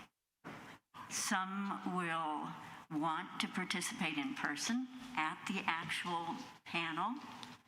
and some won't. So that's my function, to be their liaison, to get information from them and identify how they have been so individually and personally impacted by whatever happened to them, to bring their story back if they don't want to. So I think that's a pretty good percentage of folk to have a voice and choice in the panel process. And then, if I might say anecdotally, I feel like more people are making a choice to appear or come in person to participate in the panels in person, so that now I thought I had hit a ceiling. For years, it was like about 15% would actually come in person. Now, I'd say it was closer to 20, maybe a little bit more, and you know, you just sort of get a feeling for, as this mindset gets, ripples out into the community, I think more people are wanting to be engaged in making that systemic change. And if I could just add, I really appreciate that question too, is it restorative if the impacted party's voice is not there? One of the pieces is community often is impacted in ways that are unseen or unfelt by the responsible party. There might be known, if there's vandalism, car vandalism on one street, it ripple effects through the front porch forums about people's sense of safety. Obviously it can affect, if retail theft can affect prices in ways that where somebody's going to protect their bottom line. So the community volunteers are also there to represent the community impact, even if the impacted party's voice isn't directly there. But again, 70 to 85% of the time, we have some form through the victim liaison of being able to represent that. I also want to just note that in terms of a statewide conversation, I think a misnomer or misconception of restorative practices is that it's best for low-level crimes or misdemeanors or kind of, you know, these minor offenses, which of course I'm putting in air quotes because it is a subjective term. But that conversation is changing as restorative practices examples from other countries and even other parts of our country are shown to have the most impact in very violent crimes or crimes where there's a high victim impact. So that's why sexual violence and domestic violence are being opened up again in Vermont as a potential, or at least we're looking to do that. There is statute currently that prohibiting those kinds of crimes from coming to us, but we have great examples in this country and other countries of where that's where restorative practices can be most impactful. That's what. Thank you for all you do. I participated in some, I organized some with you, and I also know that you are pursuing a grant in order to bring restorative practices to families, to adults, parents. Since then, we haven't heard. Were you successful? Thank you. Yeah, so there's a couple of different grants that you might be referring to. One is through Department of Children and Families, the Balanced and Restorative Justice. It's kind of a long-winded answer, but the short story is we are not the grant holders for this fiscal year, but we are fully operating contract. We are being subcontract through Spectrum, and then we expect an RFP to come out in February or March from DCF so that we can apply and hopefully get that full contract. So that's absolutely a reason that we are redesigning our youth programs to involve family group conferencing a lot more than just panels. Again, part of the mindset of the American criminal justice system is putting all the weight and all the responsibility on that individual person, no matter what their age, for making the decision that they did that caused whatever crime. But really, there's always ripple effects, and as we know, responsible parties often hold the dual identity of being victims in their life. It's very if you are going to any Vermont prison, the majority of people incarcerated there have also been victims, and sometimes chronically so. So the family group conferencing model helps to kind of look at the ripple effects of not just the individual responsibility, but where is societal responsibility, where is kind of the people who touch responsible parties, and how can they also join in the repair as well as the accountability of prevention for the future. Thank you so much for all you do. Thank you, Councilor Chang. I have Councilor Shannon to be followed by Councilor McGee. Thank you, President Tracy, and thank you all for the presentation.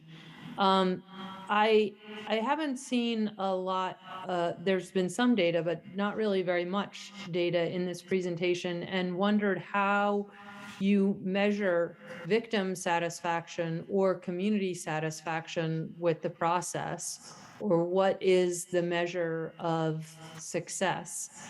And if you're looking at extending this to violent crimes such as sexual assault and rape, and you only have a 15 to 20% participation rate, how would that work? Great questions. I really appreciate the data being behind everything as a very, a quantifiable way of measuring the outcomes. There's several points. One, in terms of your last point, I have to disagree that we only have a 15% participation rate, because the 70 to 85% of engagement is really important, because some people, if you think about being victim-centered and you're thinking of taking their direction about what they need or want, oftentimes they do not want to be in the same room with the responsible party. They want to engage somehow with the victim liaison and use her voice, in our case, about what their needs are, but sometimes being victim-centered means not having them in the room.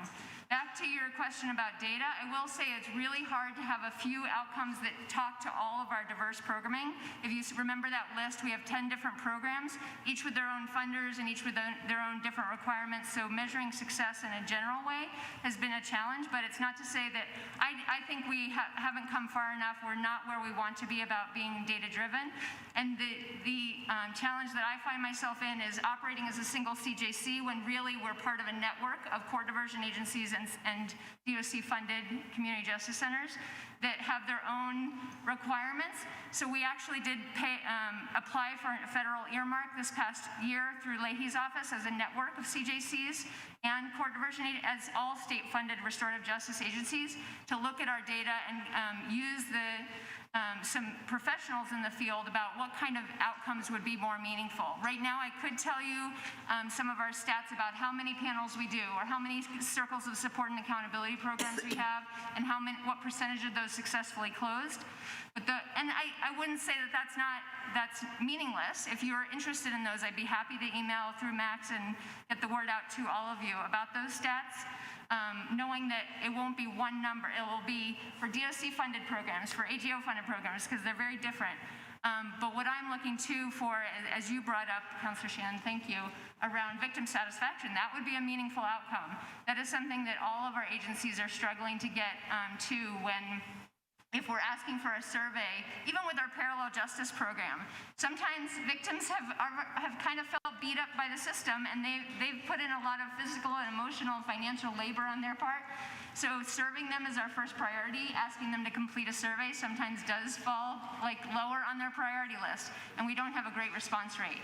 But all that to say is that we're not where we want to be around data, and we'd like to do better. And I'm hoping with this earmark, we're keeping our fingers crossed in the next few months that we'll hear some good news and have more to report. Is there any measure of victim satisfaction? I have heard that I've often heard this program touted as, being satisfactory to victims, but I just wonder, do you survey at all? I can understand why people, wouldn't always want to fill them out, but is there any surveying process or any way to measure? Yeah, there is a survey process required through the Attorney General's office programming, the court diversion and pretrial service programming. It's just that the response rate is really low, so it comes across as anecdotal when we give it back in terms of the percentages that are very satisfied, et cetera. As well as parallel justice for victims of crime also surveys. Again, the response rate is better because there's more of a longer term sometimes relationship with them. But I don't have a number to quote you, but I would be happy to get back to you about the numbers that we do have and what that looks like, if you'd be interested. Sure, thanks. Sure. Thank you, Councilor Shannon. I have Councilor McGee. Thank you. Thank you all for the presentation and the work that you do. You had mentioned areas that you hope to expand into for more proactive and preventative programming, and I'm just curious what some of those areas are and what the barriers currently are for that, and what the funding might be needed for. Thank you for the question. One of the things we're proud of is getting seed funding from the Department of Justice for Justice Assistance Grants, or JAG, to start a community mediation program. So Barbara's a new staff member on the early stages of creating that would be looking at where kind of hot spots are in different neighborhoods or different residential, like be it Burlington Housing Authority housing or Champlain Housing Trust, to use restorative practices in a conflict mediation way or a de-escalation way. So that certainly would be one example that we only have a couple of years of seed funding, and we'd hope to see, depending on how it goes, see further funding for that. But I think more importantly is a statewide conversation that I think is really timely right now, given all the attention on public safety, given the questioning of the less than satisfactory outcomes of our current criminal legal system, is that at a statewide level, we are starting to know that we need more stakeholders, municipalities including, all these CJCs, some are nonprofits, some are municipal funded or municipally housed. Agency of Education is starting to get more involved in terms of restorative practices in the schools. I think what we are missing is a champion for those statewide conversations. Right now we have DCF, DOC, and the AGO as committed funders, but we're missing really the governor or Susanna Davis in terms of the Office of Equity saying, where's the Department of Restorative Justice or Restorative Practices under which maybe DOC falls, but to really broaden the conversation of how can we get community funding in this. Because right now it would be town by town, or if you're a nonprofit, which we are not, applying for various grants. But in a coordinated way, I would love to start seeing some champions to have that conversation of how can we get more embedded in the community. I feel like that's the main barrier. That's great. Thank you so much. Thank you. So don't have anyone else in the queue. All set? Okay, I want to thank you again for being here and sharing all this wonderful information, as well as for all the work that you do for our community, and just really appreciate it. If you did have follow-up information to share, you can share it by just citycouncil@burlingtonvt.gov. Thank you very much for the opportunity. Thank you so much. Yep, absolutely. Appreciate it. So, councilors, let's take we don't have the mayor with us, so I'm not going to go into committee reports. We do have a relatively short agenda, so I will have us just take a break until 7:30. At which point we'll get back into our agenda, starting with public forum. If you are a member of the public who is interested in participating in public forum, we have a couple different options for you. So if you are here in the room and would like to speak in person, the sheets are at the table over here in the corner. Please fill out the sheets and then hand them to the city clerk. They'll get them to me. If you're interested in commenting remotely, you may sign up to speak remotely by going to burlingtonvt.gov/citycouncil/public-forum, which will take you to an online form that you'll fill out, and then that I will then be able to read from. One thing I will note is that we do prioritize Burlington residents. So we start with Burlington residents in person, then we go to people who have on that online form affirmatively indicated that they are a Burlington resident. Then we'll switch to non-Burlington residents who are in the room, and then we'll go back to non-Burlington residents who are out of the room. We do have 2 hours set aside for public comment, and we'll have 2 minutes per person. So if that helps to think about what you're going to say and plan it out, you will have about 2 minutes, at which point you'll be asked to complete your statement. So we'll take a break until 7:30 and come right back. So thanks, folks.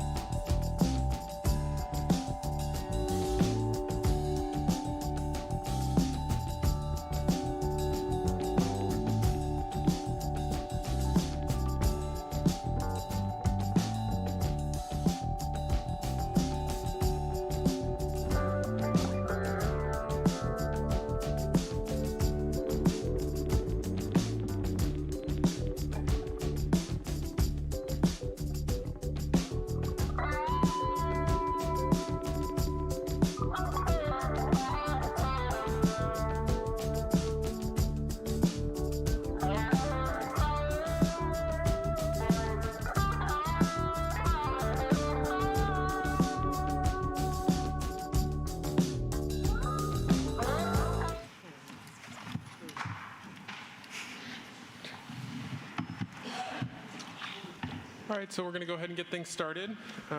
We are going to pick up where we left off with our agenda, which is item number 3, public forum. We have a public forum. We've set aside 2 hours for the public forum for this evening. Again, for members of the public in terms of signups, if you are interested in speaking at the public forum and you are in this room right now, you may do so by signing up at the table over there and then handing it to the city clerk, and that form will then get to me. The other way is if you are participating remotely to then sign up using the going to the link burlingtonvt.gov/citycouncil/public forum, and then we will feed into that in terms, and then I'll see that I get those signups as well. So the way we do it in terms of the order of operations is that we have the folks who have affirmatively indicated that they are Burlington residents on the public forum sheets in the room speak first. Then we go to the Burlington residents who are not here and who have said that who have affirmatively responded that they are Burlington residents in that online form. We'll then go to non-Burlington residents who are in the room, finally to be followed by non-Burlington residents who are participating remotely this evening. In terms of our forum, this evening, I would just ask a couple different things of folks. So we do have quite a few folks signed up for the public forum this evening. So we will have 2 minutes in terms of the time limit for folks who are participating in the room. You'll have a clock back here, and then there's also a little clock that's right in front of you, as well as a light system with green, yellow, and red lights. It also buzzes when your time is up. I will ask you to finish at that point. Please keep to 2 minutes. It's really important to help us to get to as many people as possible, that folks follow that time guideline. So please stick to that time guideline. The other piece is also for folks in the room to help us move through a lot of speakers. If you can hold applause or reactions either after a speaker or during a speaker, as well as any other reactions that you might have to the speaker. It's really important that that person is able to stay focused while they're there at the table offering their remarks. So please, by all means, just stay silent, allow them to listen, whether you agree or disagree with what they're saying. Please, by all means, just respect what they're saying. In much the same vein, please also stick to focusing on issues and not individuals or personal attacks. It's really much more helpful for us as policymakers to hear your feedback specifically on issues and what you'd like to see with regards to the issues as opposed to personal attacks, and I'll ask you to refrain from those, as well as from using profanity in this. I've heard from a number of from parents that they want to watch this with their kids sometimes and they don't feel comfortable doing so if there's going to be if there's profanity used. So please please refrain from that as well. With all of that having been said, I'll get our public forum started with the Burlington folks who are in the room. So we'll get started with Selena Colburn, to be followed by Tara Gregg.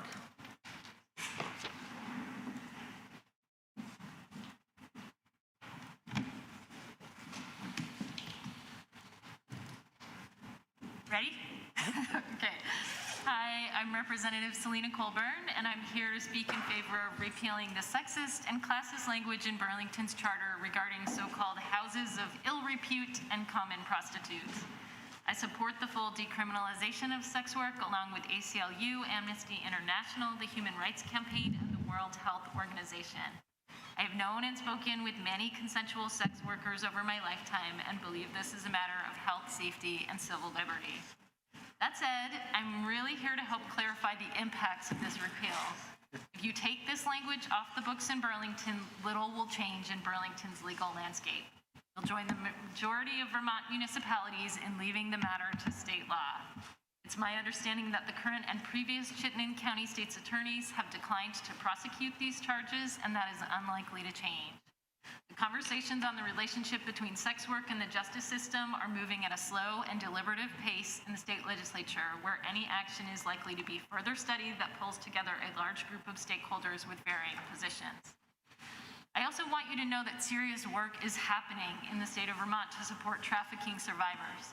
This includes a significant federal grant to build statewide infrastructure for survivors with extended funding leading to pilot projects with healthcare providers around the state. We also have a statewide task force on this issue that is coordinating the expansion of services.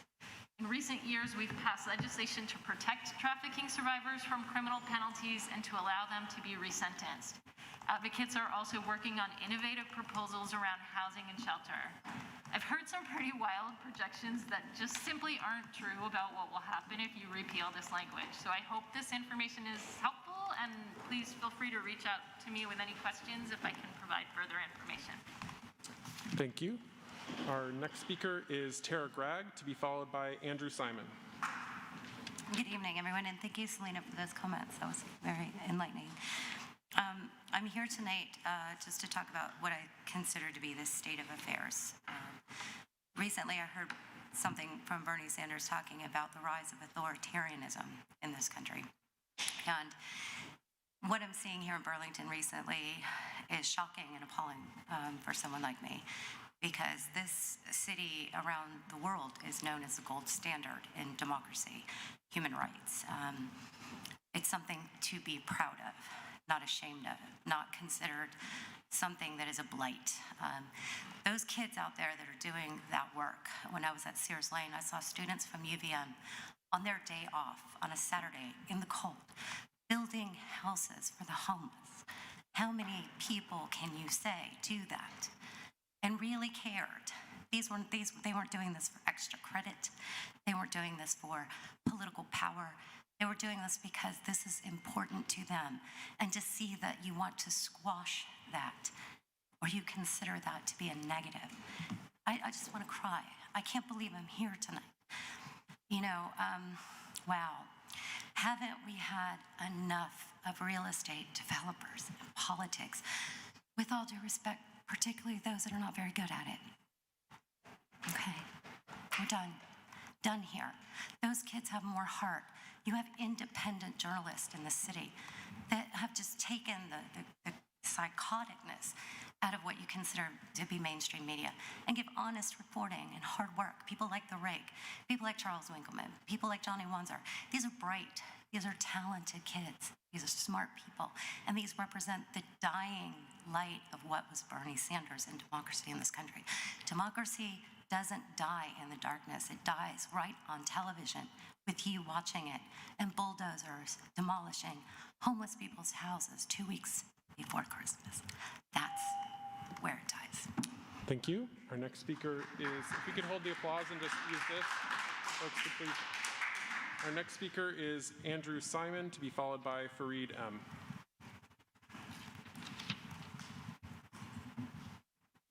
Good evening. I came to talk to you about the Pine Street Barge Canal, something that I don't think has been discussed here very much in the council. I want to present you a petition that currently, as of tonight, has 391 people who signed it. And I'll read it to you and then just discuss it a little bit. We ask that the city of Burlington work immediately toward conserving in the public domain for the welfare of human and non-human residents the land at 453 and 501 Pine Street. The entire Barge Canal site should become a park accessible to all and a laboratory for nature-based solutions to toxic post-industrial pollution. We don't have time, I don't have time in 1 minute to talk about this, but I hope to talk to you individually over the next few weeks about it. And when we do, let's talk about the history of the Pine Street Barge Canal site. Let's talk about industrial pollution there caused by the manufactured gas plant. Let's talk about the 56 contaminants of concern that EPA has identified on that land. Let's talk about different ways to do development in this climate emergency. Let's talk about the history of citizen involvement at the Barge Canal when the citizens of Burlington shut down the EPA remedy for the Barge Canal in 1992. Let's talk about remediation and regeneration of the ecosystem using different means like myco-remediation, phytoremediation, bioremediation, and let's talk about how this site could be a laboratory for that. I think a win-win-win situation, a win for the people, a win for the landowner, and a win for the earth is possible. Thank you. Thank you. Our next speaker is, if you could hold the applause, please. Our next speaker is Fareed M., to be followed by Christopher Aaron Felker.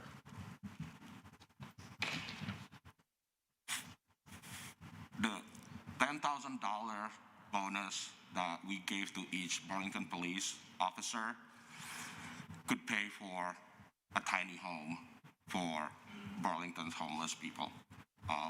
With what we paid in bonus that the cops themselves did not appreciate, we could have housed everybody in a tiny home in Burlington.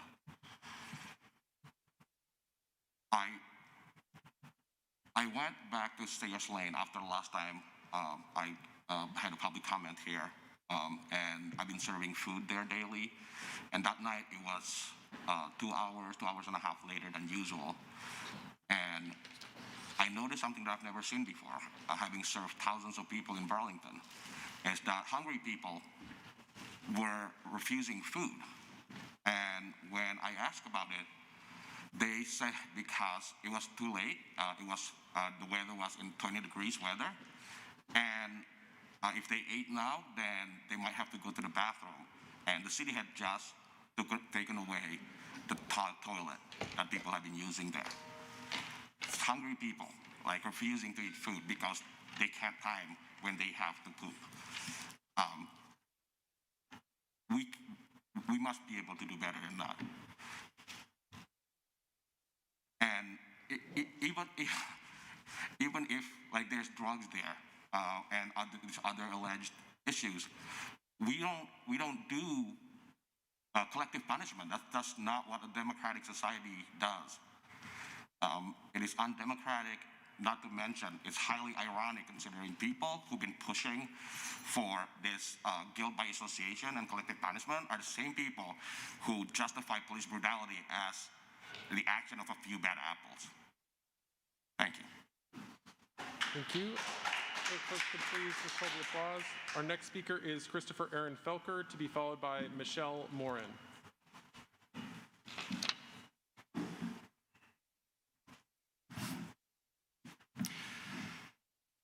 Good evening. My name is Christopher Aaron Felker. I'm the chairman of the Burlington Republican Party. Civic engagement is the cornerstone to our democracy, and every resident has the right to petition and address their grievances. However, in the past few weeks, we have all witnessed truly shocking degradation of civility in this chamber. I personally have witnessed incidents of individuals launching into personal attacks laden with obscenities directed at the administration and elected officials.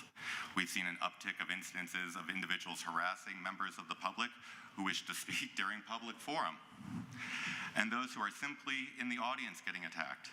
Let me be clear, this type of behavior is unacceptable and must stop now.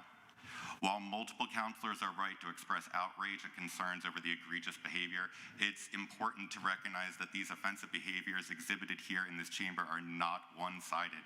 In recent history, we have seen unfair and preferential treatment being rendered to those who hold sympathetic views to the council's plurality party. While the public must do their part to restore civility to our city hall, it is even more important that our elected officials set a better example.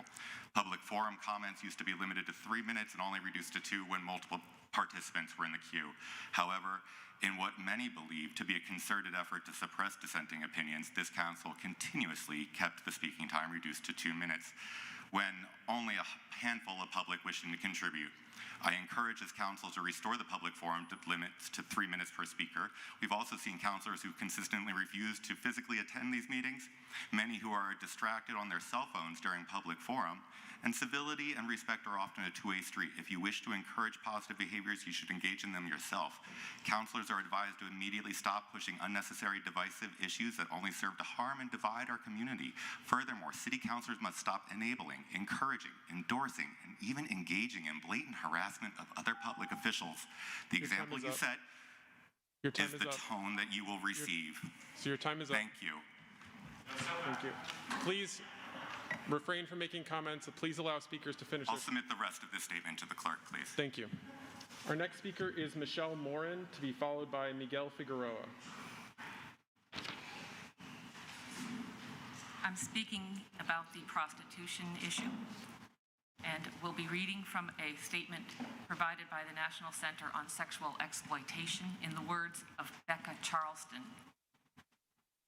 She says, "I'm actually suing the state of Nevada, its governor and legislature to end legalized prostitution. This is really important to me because I was trafficked through the legal system of prostitution in Nevada. And I know exactly what it felt like being inside those dusty, dirty, disgusting hallways, having to meet men and turn as many customers as you can. Because the house took 50% off the top and then my pimp took the other 50. So it was never enough for either of them. I always had to show up at every single bell and keep going no matter what my body was telling me. I think there's a lot of well-meaning people out there that have somehow confused this issue, and somehow it's become about women's choice and autonomy over their own bodies, and that somehow by fully decriminalizing prostitution, essentially legalizing it, that we're empowering women, that prostitution is a viable choice that they should make when it's anything but. Prostitution is about the power and control men have over women's bodies, that women are a commodity to be bought and sold. And I think once you've lived a single day in the life, once you've had a single act of prostitution, you know that is not true. You tell yourself those lies to get up every day and look at yourself in the mirror and get ready for work again that night. But once you're out of it, you can't help but look and see the destruction, the waste of your life. That no little girl ever wakes up one day and says, "Mommy, I want to be a prostitute someday." That doesn't happen. In my words, it is not possible to end sex trafficking while protecting prostitution. If you don't like the ordinance language, then amend it. Don't strike it. Thank you. Thank you. Our next speaker is Miguel Figueroa, to be followed by Andrew Kronigfeld. So I don't think that we can move on from what's been happening recently, so I thought I'd write this. So I woke up the other day to watch the Sears Lane encampment get destroyed, unfortunately. The rest of the day I felt really disconnected. The image of a bulldozer lifting tents into a dumpster stuck in my head. Seeing a church, a garden, a kitchen, a treehouse, tents, and belongings thrown into a dumpster to be destroyed was horrifying, to say the least. Me and all the advocates, and especially by a long shot more so the former residents, are exhausted from ironically having to clean up the mess that you guys created by sterilizing the camp of all the poor people there. All of us here, and the police officers who guarded the gate, and the city works employees who drove the dozers, and especially the business owners and the residential area residents adjacent to the former encampment, are all a few bad months from becoming unhoused ourselves. Now I see clearly that the leadership of the city is more concerned with making the lives of homeless people miserable in the pursuit of business deals, in private downstairs meetings with landowners and propaganda for the police to justify a higher budget. The city is now taking a look at a proposal that would decriminalize sex work. I wish I could say that I have hope for this proposal. Like homelessness, administrators want sex work to be out of sight and out of mind. Politicians would prefer to ignore and repress the situation from the public's eye instead of decriminalizing and legislating it to make it safer. I know sex workers, they experience violence and mistreatment because the government would rather ask the cops to make the icky poor people go away and then pave their graveyards to build Air National Guard runways and expensive sunglass stores. I'll tell you that the city would be a materially better place if you support the charter change and move towards decriminalizing sex work. You may or may not do it, but I'll make my voice heard here anyway, and someone always will. And when it comes to Sears Lane, I hope that you're all goddamn ashamed of yourselves. If you could please just hold your applause, and then also please don't use profanity. Our next speaker is Andrew Kronigfeld, to be followed by Lee Morrigan.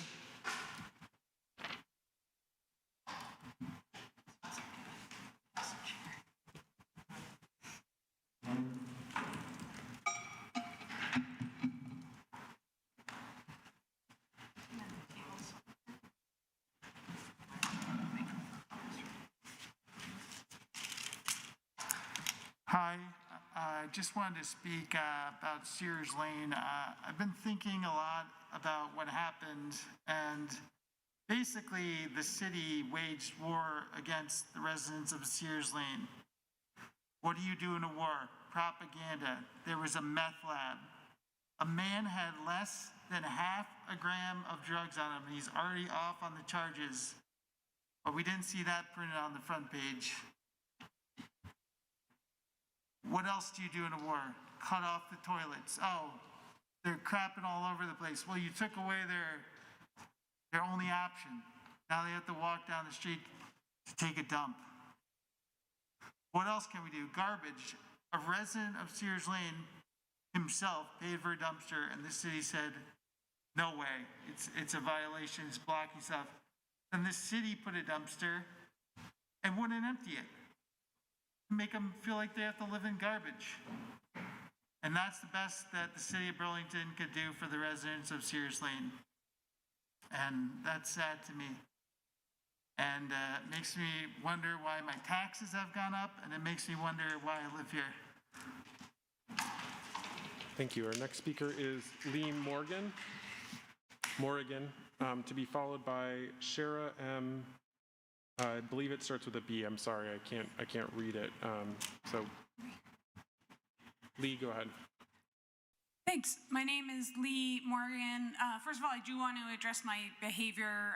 The last time I spoke here, those emotions were what were alive in me at the time. I've been under a lot of stress regarding Sears Lane. I have been emailing everybody at the table, including you folks, addressing that. If I haven't gotten to you already, I will.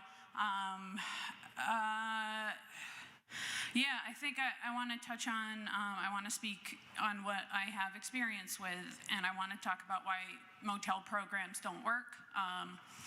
I'm a drug addict and an alcoholic. I've been in recovery for 13 years. I've also been formerly unhoused. I can tell you that this perception of people choosing to be homeless, not accepting help, is a false narrative. But I also have to understand that if you don't have that lived experience, and if you're not willing to listen to that, you wouldn't understand that. I think everybody anywhere, including you folks, every day we all do the best we can with the tools we have. And sometimes when you are an active drug addict and alcoholic, especially when you're houseless, and especially when you're trying to do better for yourself and trying to get clean and sober, sometimes the best thing is to be in an encampment. In my own experience, part of my sobriety was being unhoused, and I achieved sobriety while being unhoused, and a big part of that was having the autonomy to be away from people that might be triggering, living in a tent. I support people who have to live at places like Sears Lane. They are doing the best they can. You took that away. You're going to kill these people. You have 8 people that are currently unhoused. Please fix it in the next 24 hours. Thank you.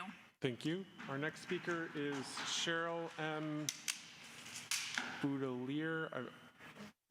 If you could just please correct me on your name and come up here. Our next speaker after Cheryl is Julie Masuga. Hi. I just want to say I've lived in Burlington a very long time and seen a lot of things change for the better. A lot haven't been done that could have been done, I feel. And the homeless do need housing. I'll admit that. There's a great need for affordable housing. A lot of affordable housing isn't affordable for most people in Burlington. A lot of people, matter of fact. Students, whatever. And then you've got issues where you've got these, the mandates for these masks and stuff. That's fine. I believe in the mask. But I don't believe when I go to a restaurant and it says show the ID, the proof of your vaccinations in order to come in this door. I feel that's a little much. I've noticed a lot of places lately have put that on the door. I see a lot of places that don't. They just say wear a mask, which most people will do. I don't care for that. I think that's wrong to not let people in an establishment because they don't show proof of vaccination. I don't feel that's right. And I don't think that should be stuck on the doors that I've seen. And I've seen a lot of streets that need paving badly in Burlington. Don't get done for some reason. I don't know what's hold up is, if it's funds or what it is, I don't know. Then I see garbage on the streets. I asked some guy today, why is there garbage? I'm waiting for a bus up on Main Street. The whole place is covered with pumpkins and garbage and all kinds of garbage. I don't understand why the street department doesn't pick up a lot of that around Burlington. You have a lot of tourists that come here and enjoy the state. I included, I've been in a lot of other states. I don't see garbage everywhere, homeless. Your time is up. Right, thanks. Thank you. Thank you all. All right, our next speaker is Julie Masuga, to be followed by Sam, I think it says Sundell. Please correct me if I mispronounced it. The guy talking about personal attacks had his campaign manager try to dox me, but anyway, that's... Please just... Anyways, 3 times I have come before the administration to beg for people's lives. I wasn't sure who the F-35s might kill or who BPD was going to brutalize next. But both of those times, it seemed kind of obscure. I wasn't sure who was going to get killed by the F-35. I wasn't sure who was going to get killed by the police. We know the people who are going to get killed by the actions at Sears Lane. This administration has essentially sentenced them to death. Cops and bulldozers arrested my friends at gunpoint. The mayor's office, meanwhile, refused to respond to calls from city councilors until almost all of the sanctuary at Sears Lane had been bulldozed. CVOEO didn't know this was happening. Councilors were told it was not going to happen last week. And now we have nothing left to do but desperately track down dumpsters full of people's destroyed belongings. There's nothing left to say to the administration, and in particular, Mayor Weinberger and Councilor Please Shannon. stay focused on the issue. You have sentenced people to die, and I would like to use the rest of my time to just give you an opportunity to think and would love. Please stay focused on...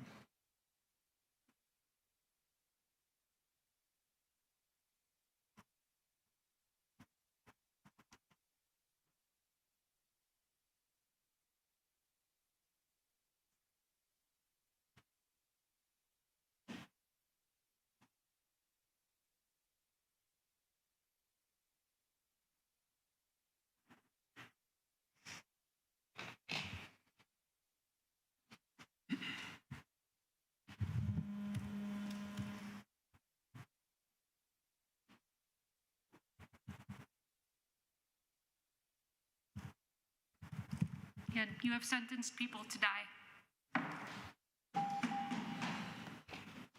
Folks can just please refrain from personal attacks and stay focused on issues. Our next speaker is Sam, I believe, Sundell, and then Aspen, to be followed by Aston Overy, or Uvery. Again. Hi, my name is Sam Sundell, and I'm relatively new to the area. If you could just please speak into the microphone or speak up.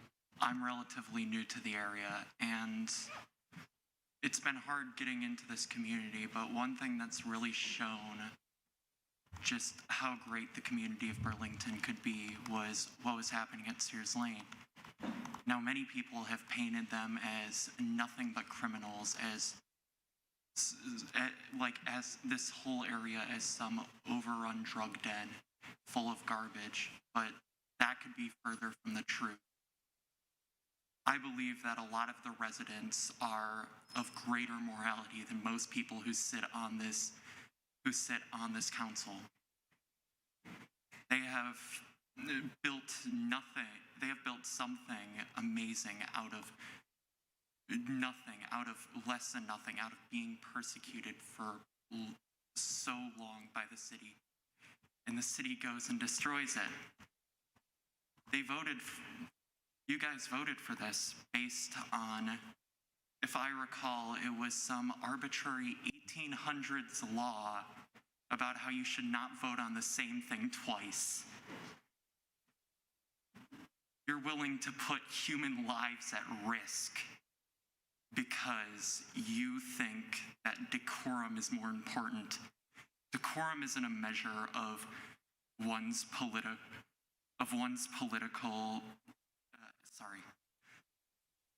Decorum isn't a measure of someone's morality. Caring for human lives is. And a lot of you who voted to have this place destroyed have done a lot more than saying some bad words can do. So I just want to say good night, and I hope that to everybody who voted no for this, I hope you rat bastards. So your time is up. Rat bastards in You hell. can please move on to the next speaker. So our final Burlington in-person speaker is Aspen Overy. Or Uvery. All right. Can you just let me know how to pronounce your name? I apologize. My name is Aspen Overy. Okay, thank you. So I don't know what to say now. Sears Lane has already been destroyed. And so I'd like to take a second to talk about what was lost. Because the city allowed people to live here for years and years, and in response, and said, here, have this corner, this empty parking lot. We'll just try and keep everyone there. And in response, these people did what people and what humans always do. They took the opportunity and they did amazing things to build, to make their lives better. I talked to a guy named Joseph there. He worked on a house that had a whole loft and it had a heating. It was by many standards a home, and he built it in a few months with the tools that the community provided and with his own ingenuity. And that house was destroyed on Friday morning for no good reason. Maybe to help developers to construct some empty, meaningless thing to benefit tech bros instead of anything that would meaningfully improve this community. And I think it's just such a fucking shame about what you have done here. And shame on this entire city for destroying the amazing things people have created for no good reason. Thank you. Thank you. So we're going to transition to Burlington residents who are participating remotely. And for that list, I'll read off a couple.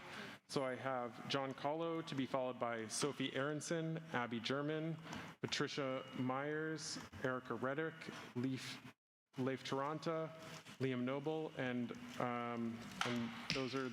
that's the Burlington folks. And again, if folks, for this, I'm prioritizing Burlington residents who affirmatively indicated that their status as such. We have the 2-minute timer up there for folks participating remotely through the screen share. So John Callow, I'm going to enable your microphone.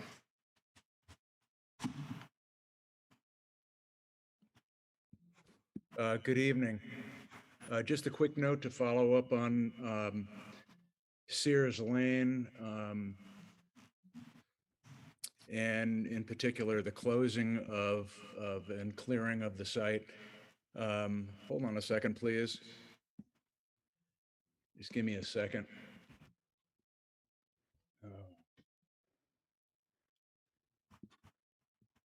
Could you?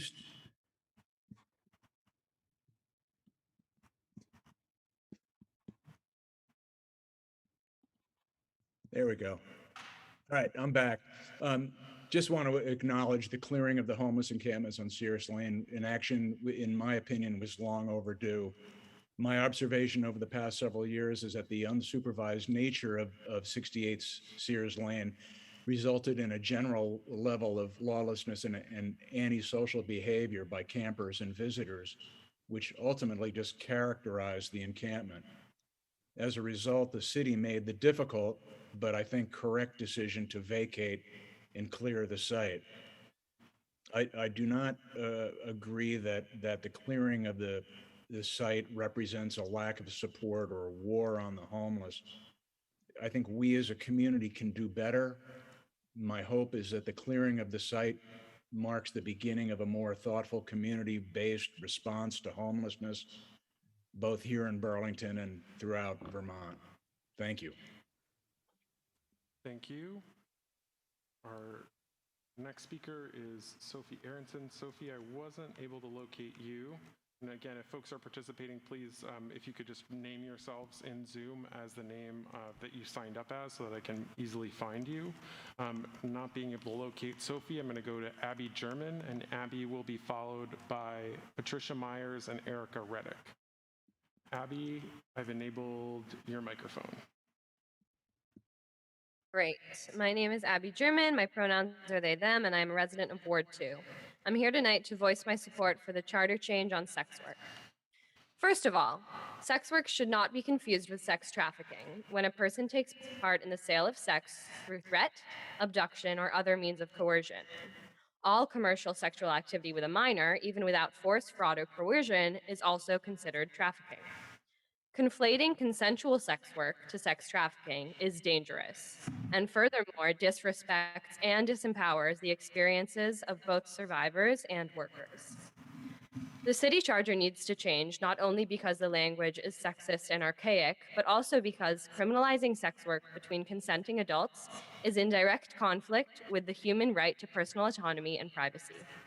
According to the Human Rights Watch, in a report published in 2020, they have consistently found in research across various countries that in criminalized contexts, sex workers are more vulnerable to violence, including rape, assault, and murder, by attackers who see sex workers as easy targets because they are stigmatized and unlikely to receive help from the police.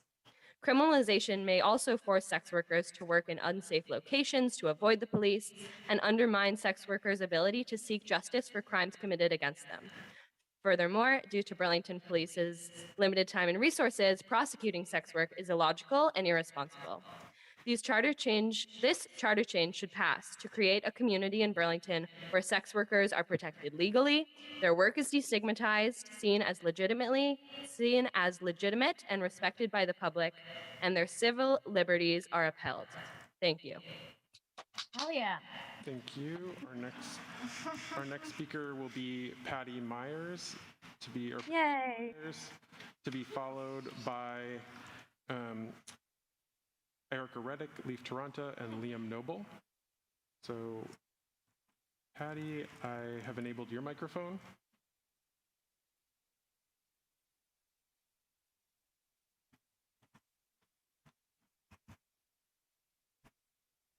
Patty, it looks like you're muted on your end.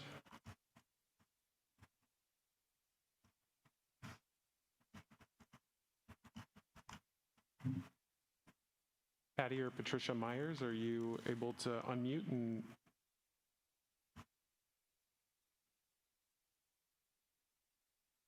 still seeing you muted?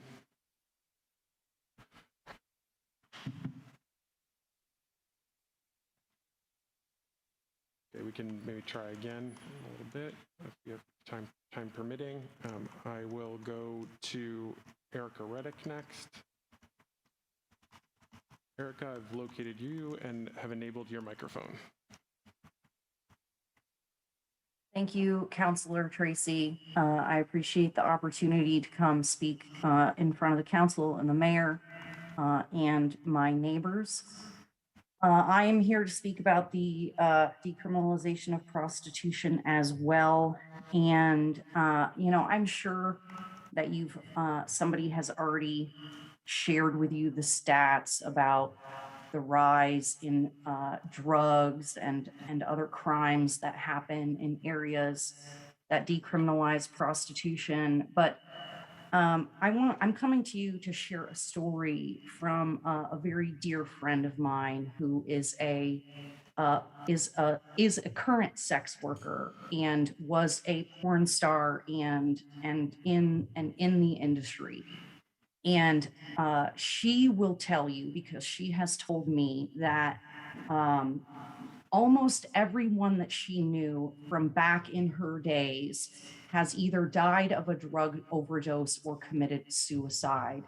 I do not believe that this is a profession that should be legitimized, as it dehumanizes people and it commodifies people in a way that really destroys them. And the evidence, by and large, shows that it destroys people.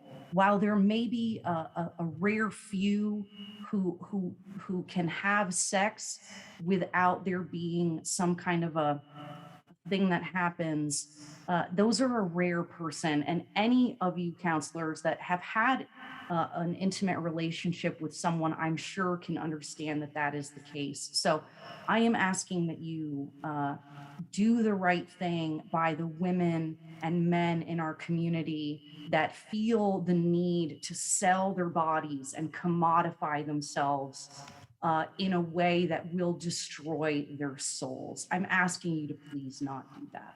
Thank you. Thank you. Our next speaker is Leaf Taranta. Leaf, I've enabled your microphone. Hello, can you hear me? Yes, I can. Go ahead. Hello, I'm Leaf. I'm here and I would like to speak in support of the sex work decriminalization measure. I have friends who are sex workers and also friends who have experienced sexual violence and trafficking. I wanted to tell you that decriminalization is really important to protect consensual sex workers and protect them from police brutality. And it's also important so that survivors of trafficking and violence can be safe to come forward and receive help and support. So that's about that. I also am aware of the development plans for the South End, and I know that some of them include maker spaces and art studios. So I thought I'd tell you about my favorite makerspace. My favorite makerspace includes an amazing woodworking shop where a friend of mine makes tables. It also includes glass blowing. There's a metal repair shop there and a painting studio next door and an alternative architecture workshop down the street. And where is this wonderful makerspace? It is crushed into a brick at the Coventry landfill, along with car keys and people's entire houses. And that's because of all of you. I want to caution you when you hear folks praising the destruction of Sears Lane, that several of those folks are directly tied to the developers who want to gentrify that land and don't actually care about preserving the makerspaces and communities that have already been built there. As you move forward, I hope that you listen to the residents about what they need and to the people who have begged you week after week to give a shit. There's been a lot of talk about civility tonight, and I wanted to say there's nothing civil about coming with a bulldozer and holding people at gunpoint. There's nothing civil about leaving people out in the cold, taking away toilets and dumpsters, destroying homes with pets inside, and sending them directly to the landfill. There's nothing civil about giving people 5 minutes to leave and charging them with felonies to protect homes. I really hope you all will just get your shit together and keep people from dying. Thank you. You can hold the applause. And if people could please refrain from using profanity. Leif Tarant, our next speaker is Liam Noble, and then we'll transition back to non-Burlington folks who are here in the room. Liam, I've enabled your microphone. All right, thank you. Can you hear me? Yes. All right, good evening, everyone. My name is Liam Noble. So I'm a veteran of the U.S. Navy, and I live in Ward 3. And I want to speak tonight because of the historical work I do in town. Researching the history of the land has led me some insights I think are valuable in reference to Sears Lane. And I think the incorrect assumption that we make is that we are free people. But this is not true of the residents of Sears Lane who are not free. They were pushed out of bodily safety and warmth by the armed forces of the Burlington police under the direction of the city. And I think this is an abdication. This is an abdication of the city and the mayor's legitimacy. It was an abdication of morality and politics. And going forward, we know that the city has lost claim to these things. The mannerism and lifestyle being all that's needed to call for a state project of eradication, which lasted for many weeks in spite of their efforts, shows a very clear emptiness of values. The city could not gain the support of the neighborhoods who were outraged, so it laid waste to Sears Lane in a dawn raid under the protection of the militarized police who were eager to be sit like dogs on our fellow neighbors. Burlington is not a political city, but based in violence. And that is clear to all except who are willfully ignorant, I think. And the city has, on our own neighbors, committed a terrible crime and caused a deep wound, and this is unforgivable. The principle of self-defense means that the community will take back what was stolen from it, and with effort, this will happen.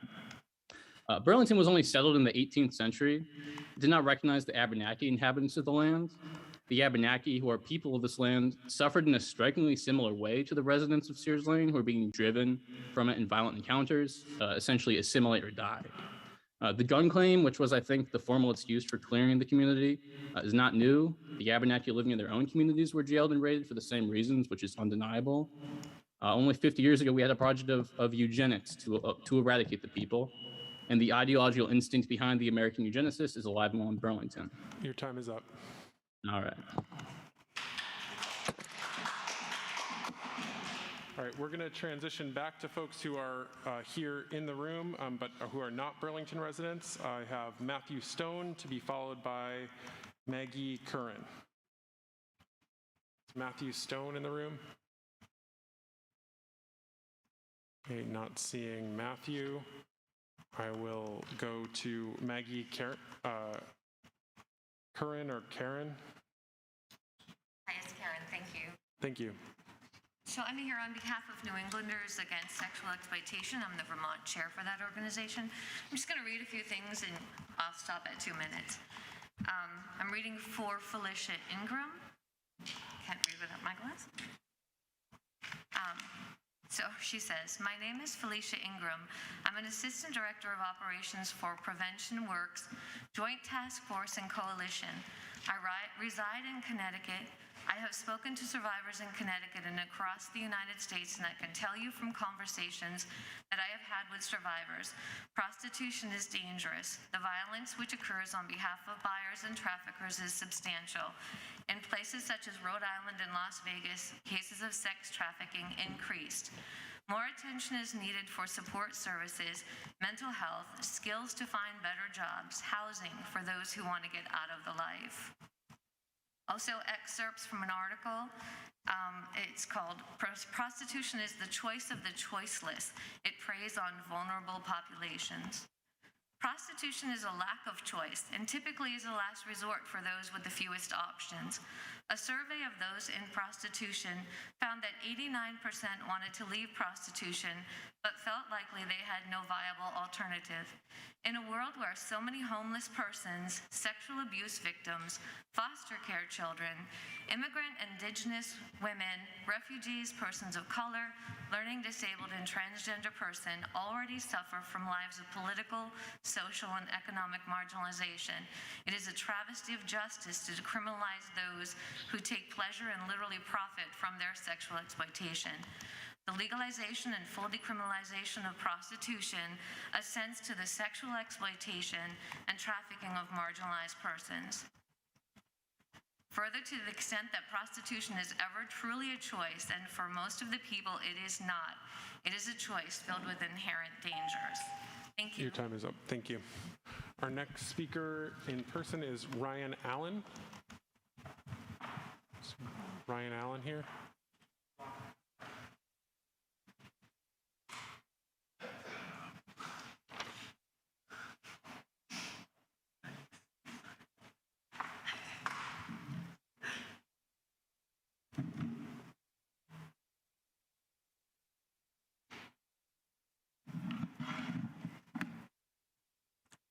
I want you all to see me because, oh, hey Dan, because while I get to sit at the table of white supremacy with other white males in this country, I am not fully abled.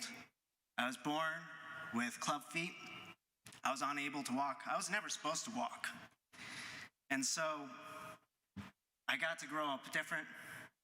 I have to further the example, I have to use a catheter every single time I need to urinate. It's a foot long, and I have an incredibly small penis. So you can only imagine how long it must be for every other male that would have to catheterize. And so, when I do mutual aid, when I volunteer down here, and I see the people who are just forgotten, who are just treated like trash.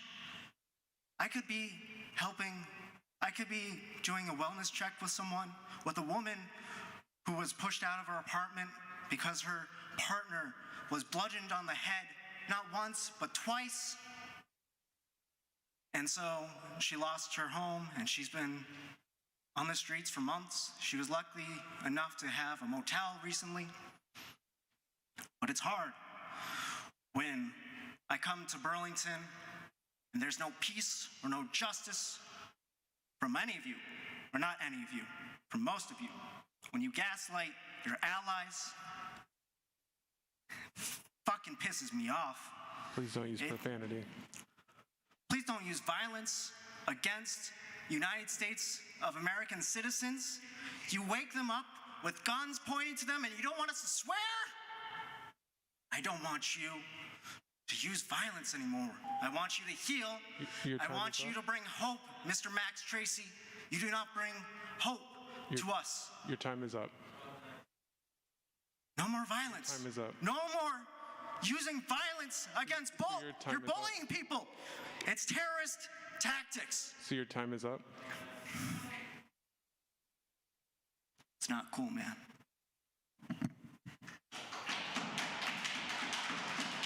Folks, could please hold the applause. We're going to transition back to folks who are participating remotely who are not from Burlington or who did not affirmatively indicate that they were from Burlington. So I'm going to go to Trisha Grant to be followed by Robin Miller, Elisa Bernard, Cheryl Siski, Savannah Sly, Jocelyn Bell, and Eric Gray, to name a few. Trisha Grant, I've located you and have enabled your microphone.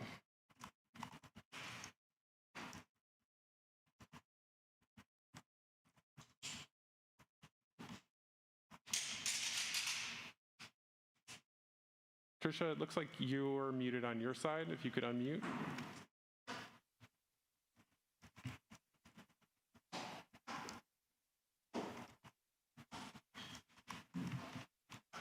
Trisha Grant. Okay. Trisha Grant? Yes, I'm so sorry. Okay. I can hear you just fine. Go ahead. Okay, great. Thank you so much for hearing me first off. And I just want to start out by telling you that I am a survivor of trafficking. I was trafficked here in Maine and throughout New England, including Vermont, at 15 years old. And it took me 16 years to even know that there was a name for what happened to me, and that was sex trafficking. And it took me another year and a half to bring my case to Homeland Security and to truly start my healing journey. That's the story that I hear over and over and over now from other survivors, is that this is not a victimless crime. Sex trafficking happens in every state in our country, and if we start to legalize it, even in this seemingly small situation here, like you're talking about in Vermont, this is the start of a fire. And if I can say anything and leave anything with you, it's that you do have a voice in this and you can stop this from happening to other people. Again, it might seem like a small thing right now and that you don't have a voice in this, but you do. This is the beginning of a fire. It's a small fire right now that you guys have the option to either put out or to sit and watch grow. I work with hundreds of survivors now who have experienced trafficking in Vermont, and we need to stop this. We need to stop it before it continues to grow. I know I, along with so many other survivors and so many other people who are on this call with you, are willing to have further conversations with anybody who would just like to hear another side to this and understand that this is not a victimless crime.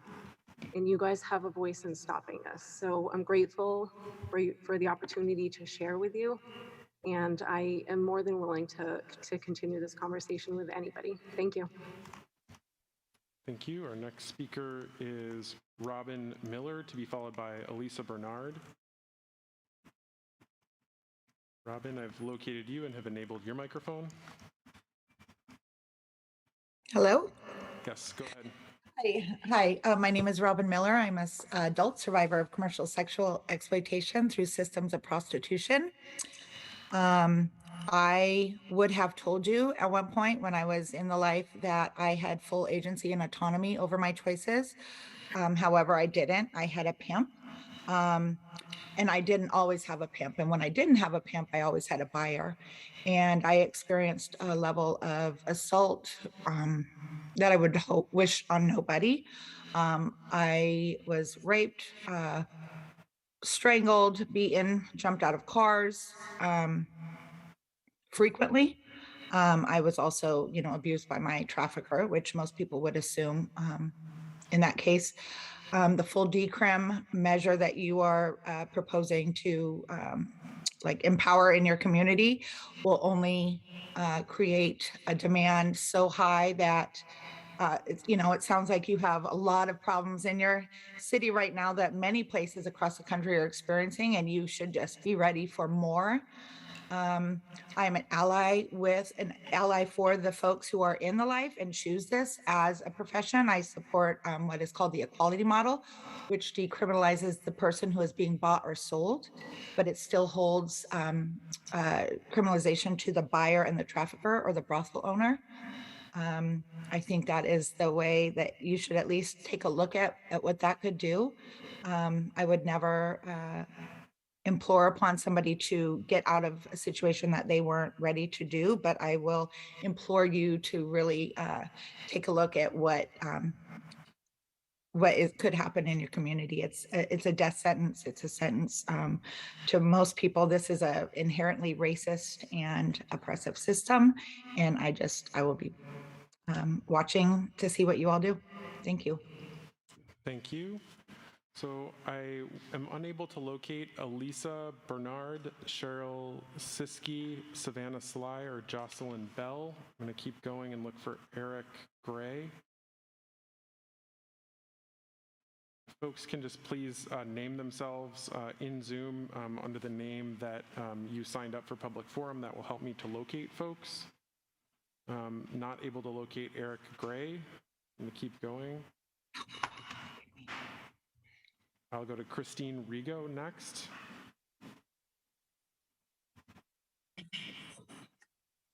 Can you hear me all right? Yes. Thank you. Good evening. I'm addressing the council regarding agenda item 6.03 as a member of the Ishtar Collective, a local nonprofit dedicated to sex work advocacy, harm reduction, and anti-trafficking. My views expressed here tonight do not necessarily reflect the views of my organization or my employer. International human rights and public health organizations, including but not limited to the ACLU, Amnesty International, World Health Organization, UNAIDS, and Human Rights Watch, support the full decriminalization of sex work.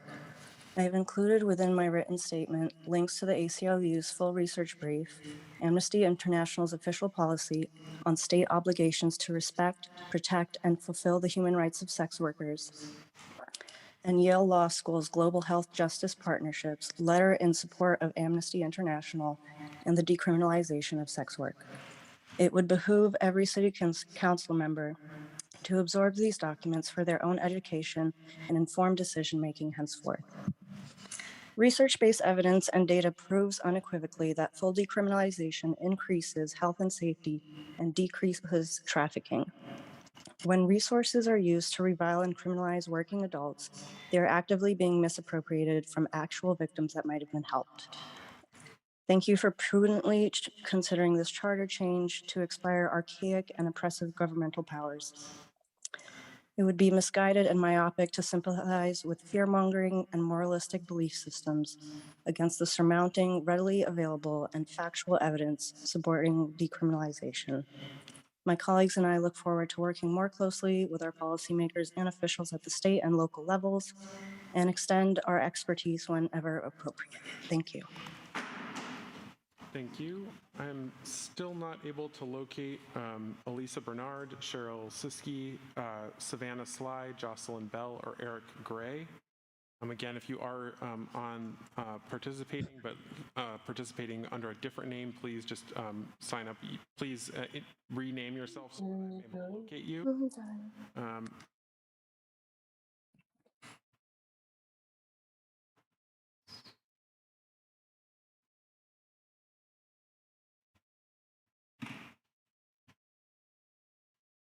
Okay, our next speaker will be Henry June Binks, to be followed by Mary Spetta and Elisa Johnson.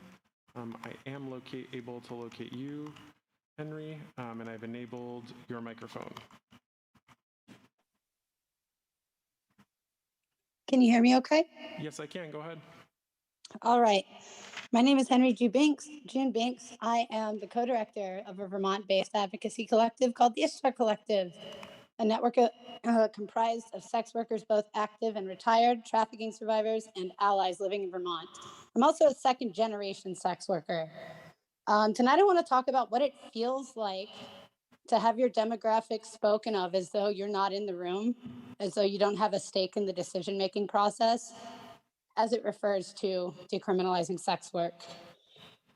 So I feel in these spaces, I'm often being told that I'm a prostituted person, a victim, someone who might use better judgment with my body if I were not impoverished, coerced by drugs, money, or violence. I feel like my power is stripped when these sweeping statements occur.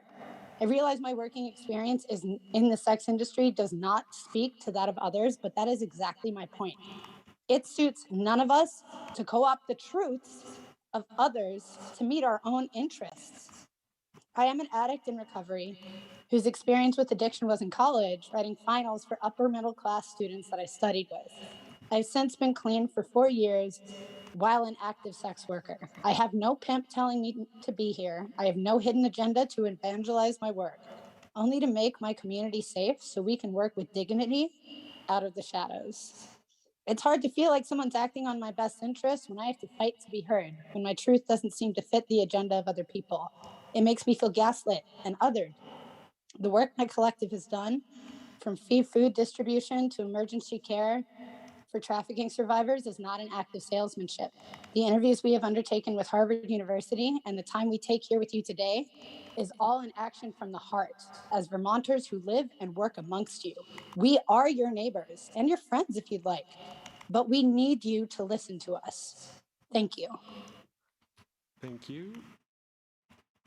So I was able to locate Savannah Sly. So Savannah, I'm going to enable your microphone, and then after Savannah, I'll go to Mary Spetta and Elisa Johnson. Savannah, I've enabled your microphone.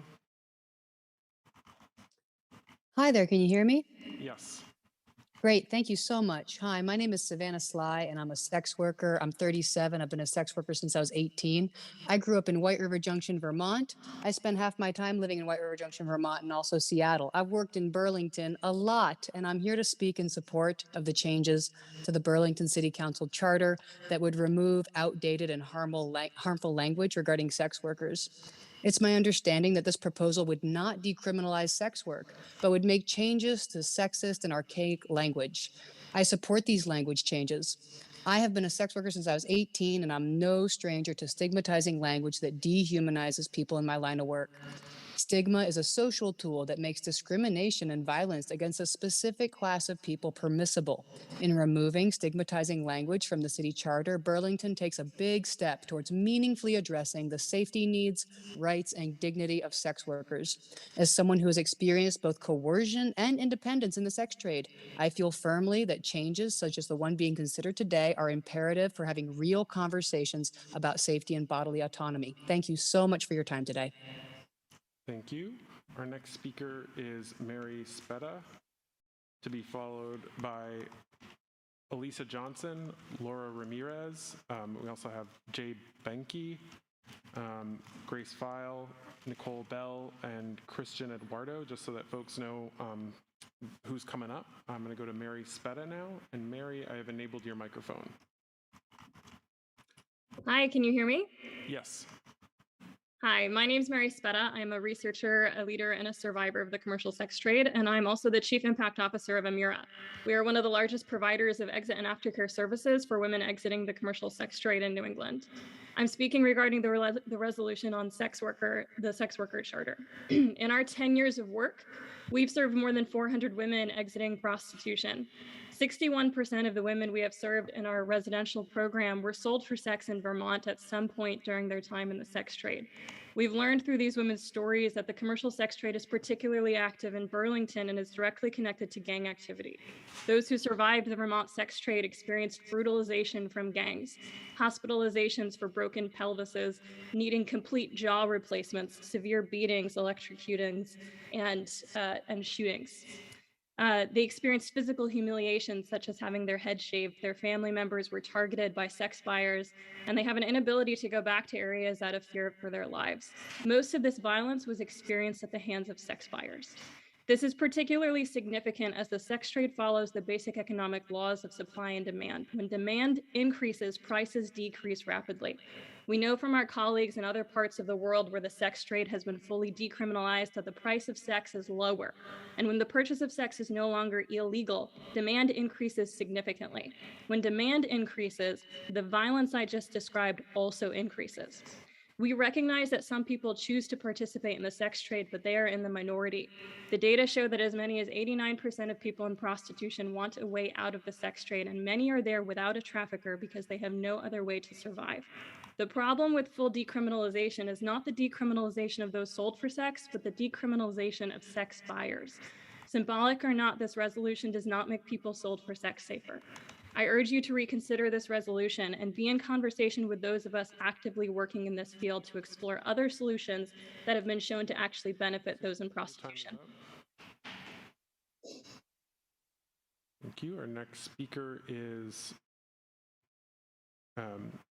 Elisa Johnson, to be followed by Laura Ramirez. And Elisa, I've enabled your microphone. Hello, can you hear me? Yes. All right. Hi there. My name is Elisa Johnson. I'm the local director for New Hampshire Traffic Free Coalition.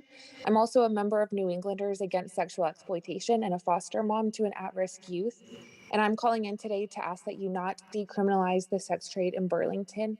Those who choose to work within the sex trade by their own volition do not justify the massive amounts of harm that happens to those who are vulnerable to exploitation within a trade that is inherently racist, sexist, traumatic, and violent. There's no way to make the system of prostitution safe for vulnerable people.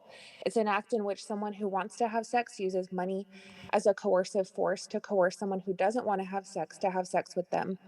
It commodifies consent because when consent is truly present, when two people want to have sex with one another, nothing of value needs to be exchanged. And growing this system only exploits vulnerabilities. Buyers who purchase sex do not know and often do not care whether the people whose consent they are purchasing have made any sort of willing choice to be there. They do not make a distinction between sex trafficking victims and consenting sex workers. Sex work and sex trafficking happens within the same system. There's not trafficking happening in one place and then consensual sex work taking place in another. It's all happening within the same system. And so we need to be working to shrink the system of prostitution rather than growing it. I advocate for partial decriminalization or the equality model where pimps and abusers and exploiters are held accountable, but those who are selling sex are provided with the support and services and destigmatization that they need to be safe. I ask that you would listen to survivors of the sex trade and choose not to decriminalize it. And again, just on behalf of New Hampshire Traffic Free Coalition, New Englanders Against Sexual Exploitation, I'm asking that you not decriminalize the sex trade in Burlington. Thank you so much for your time. Thank you. Laura Ramirez, I'm not able to locate you, so I'm going to go to Jay Benke. Jay, I've enabled your microphone. Hi, my name is Jay Benke, and I am a survivor of human trafficking and a lived experience expert and consultant, as well as one of the founding members of the Northwest Survivor Alliance. And I'm here today to discuss the decriminalization of prostitution.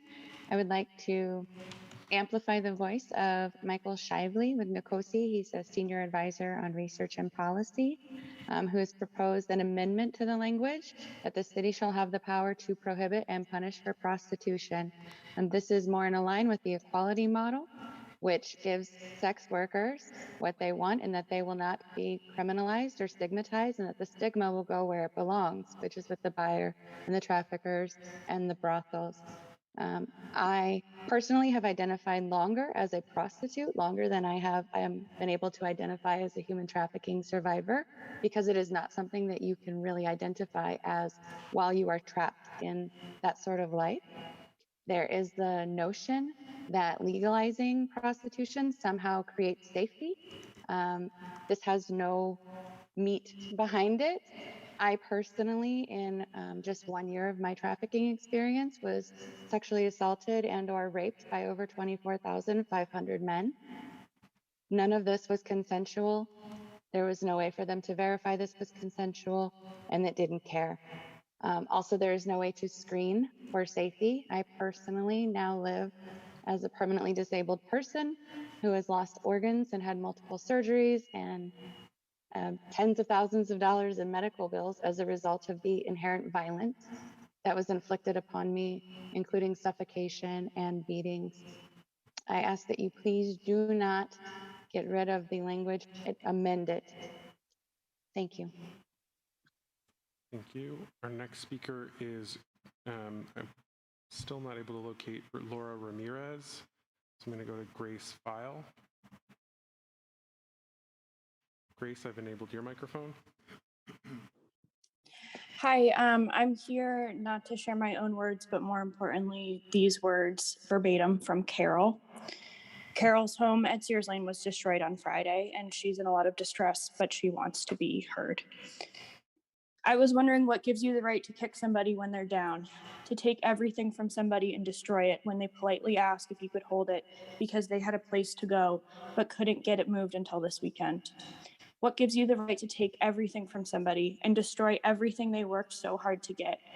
Would you like if somebody did the same thing to you? Would you be happy that if someone took everything you ever made in your life and just threw it away like it was trash? All the stuff for my kids, all the shit that I worked so hard to earn to make sure we can make a living and have a life so we can make it back up, grow, to build. Some people are not handed everything in life. And you just had them go and destroy. That's what you did. You told them to destroy it, and that's what they did. They destroyed everything that everybody had. They took my tools that I struggled to get, that I had to pay for, that I worked my ass off to get so I could make a living. I was trying to make our place in the world, but no, because you think we are garbage and we are nothing, and that you have all the right to treat us like this. We're people. We might not have what you have. We might not have money, but we are still people. We deserve the right, the fucking respect that your parents taught you how to do it. Give to people. That's what my parents taught me, how to respect people. And you apparently don't know how to do that. And you don't know how to fucking have nothing. Because, honey, I think you sold your soul. And I believe you sold your soul into somebody because you lost the respect and kindness that you should have for people the day you did that. You've lost it. You've lost every respect that I've ever had for somebody that I thought might have been doing good for this town. But apparently I was wrong because, like I said, I think you sold your soul, that you ran for office, that you sold your soul. You lost all the passion and the kindness for people. So you lost it. And I don't know what you can do, but I need and I want to know why you did that and just took my life and destroyed it because you took everything from me and I have nothing. I asked them and I asked if we could put it off to the side because I had it all set up to move, and now you gave them permission to take my tools and destroy my everything. And you are the reason, you are the person that gave them the right. And you are the person who should be taking the blame. Grace, your time is up. I cannot believe that you gave them 5 minutes to leave and you will not listen to her words for 5 minutes.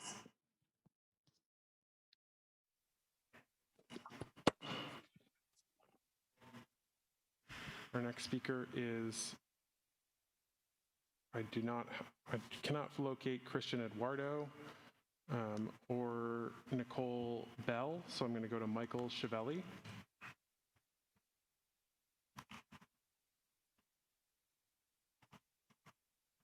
Michael, I've enabled your microphone.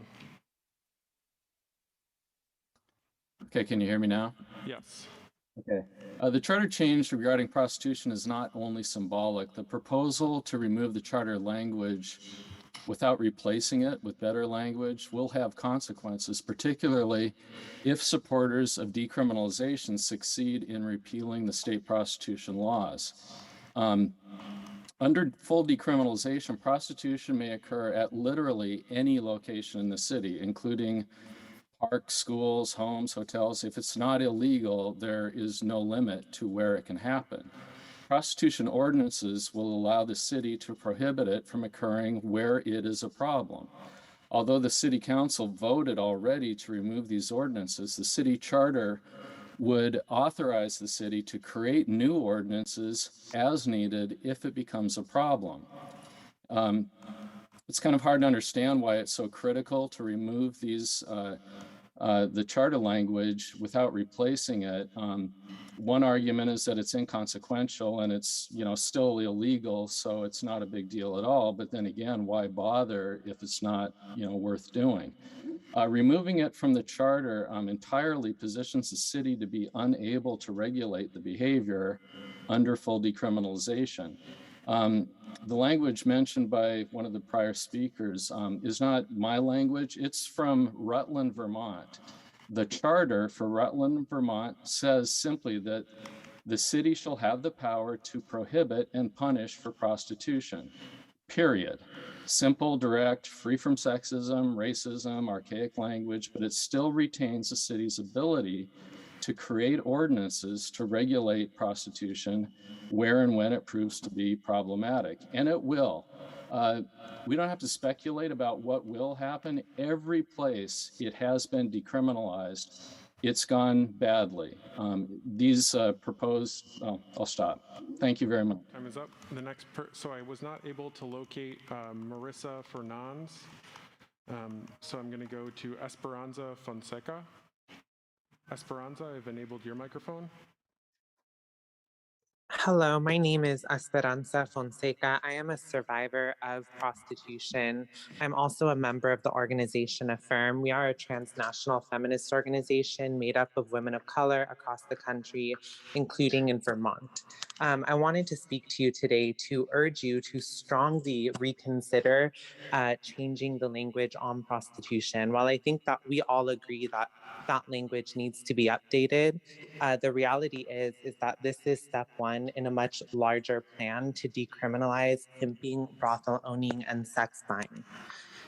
First of all, I know that Amnesty International was mentioned earlier by another speaker. You should know that their policy was written in part by a pimp. Additionally, the so-called sex worker organizations that they cite as supporting it, one of them, their vice president, was jailed 15 years for sex trafficking. Her crimes were so severe. I also would encourage you to look at the experiment in Rhode Island where prostitution was fully decriminalized and all it did was increase violence and exploitation. I strongly urge you to please retain the ability for the city to hold our exploiters accountable. That is the pimps, the brothel owners, and the sex buyers. An expanded sex industry means that it will be the young girls today who are the targets of the pimps and the traffickers tomorrow. Thank you. Thank you. Our next, not able to locate anybody else who had already signed up, but who I wasn't able to locate before. Let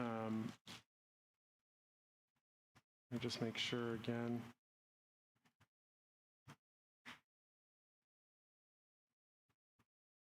Laura Ramirez, I am able to locate you, so I'm going to come to you right now. I've enabled your microphone.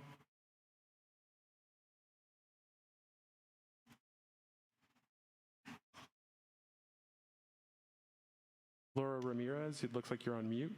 I have enabled your microphone.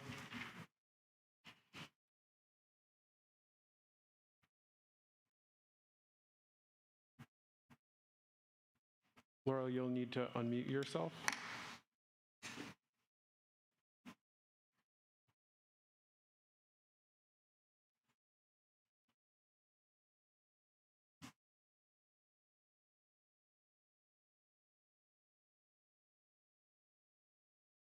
Laura Ramirez. Okay, not hearing anything from Laura. Not able to find, let me just look one more time. Okay, I have not found any other individuals, so I'll go ahead and close that section. We did have one other person sign up in person. Carol from Sears Lane just signed up. So Carol, please join us.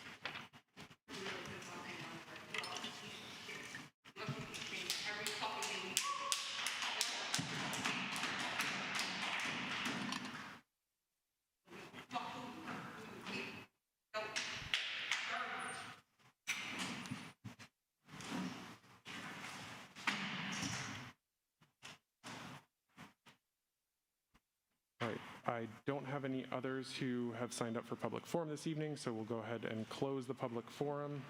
Oh, I do see one other person who has signed up online, Ivan.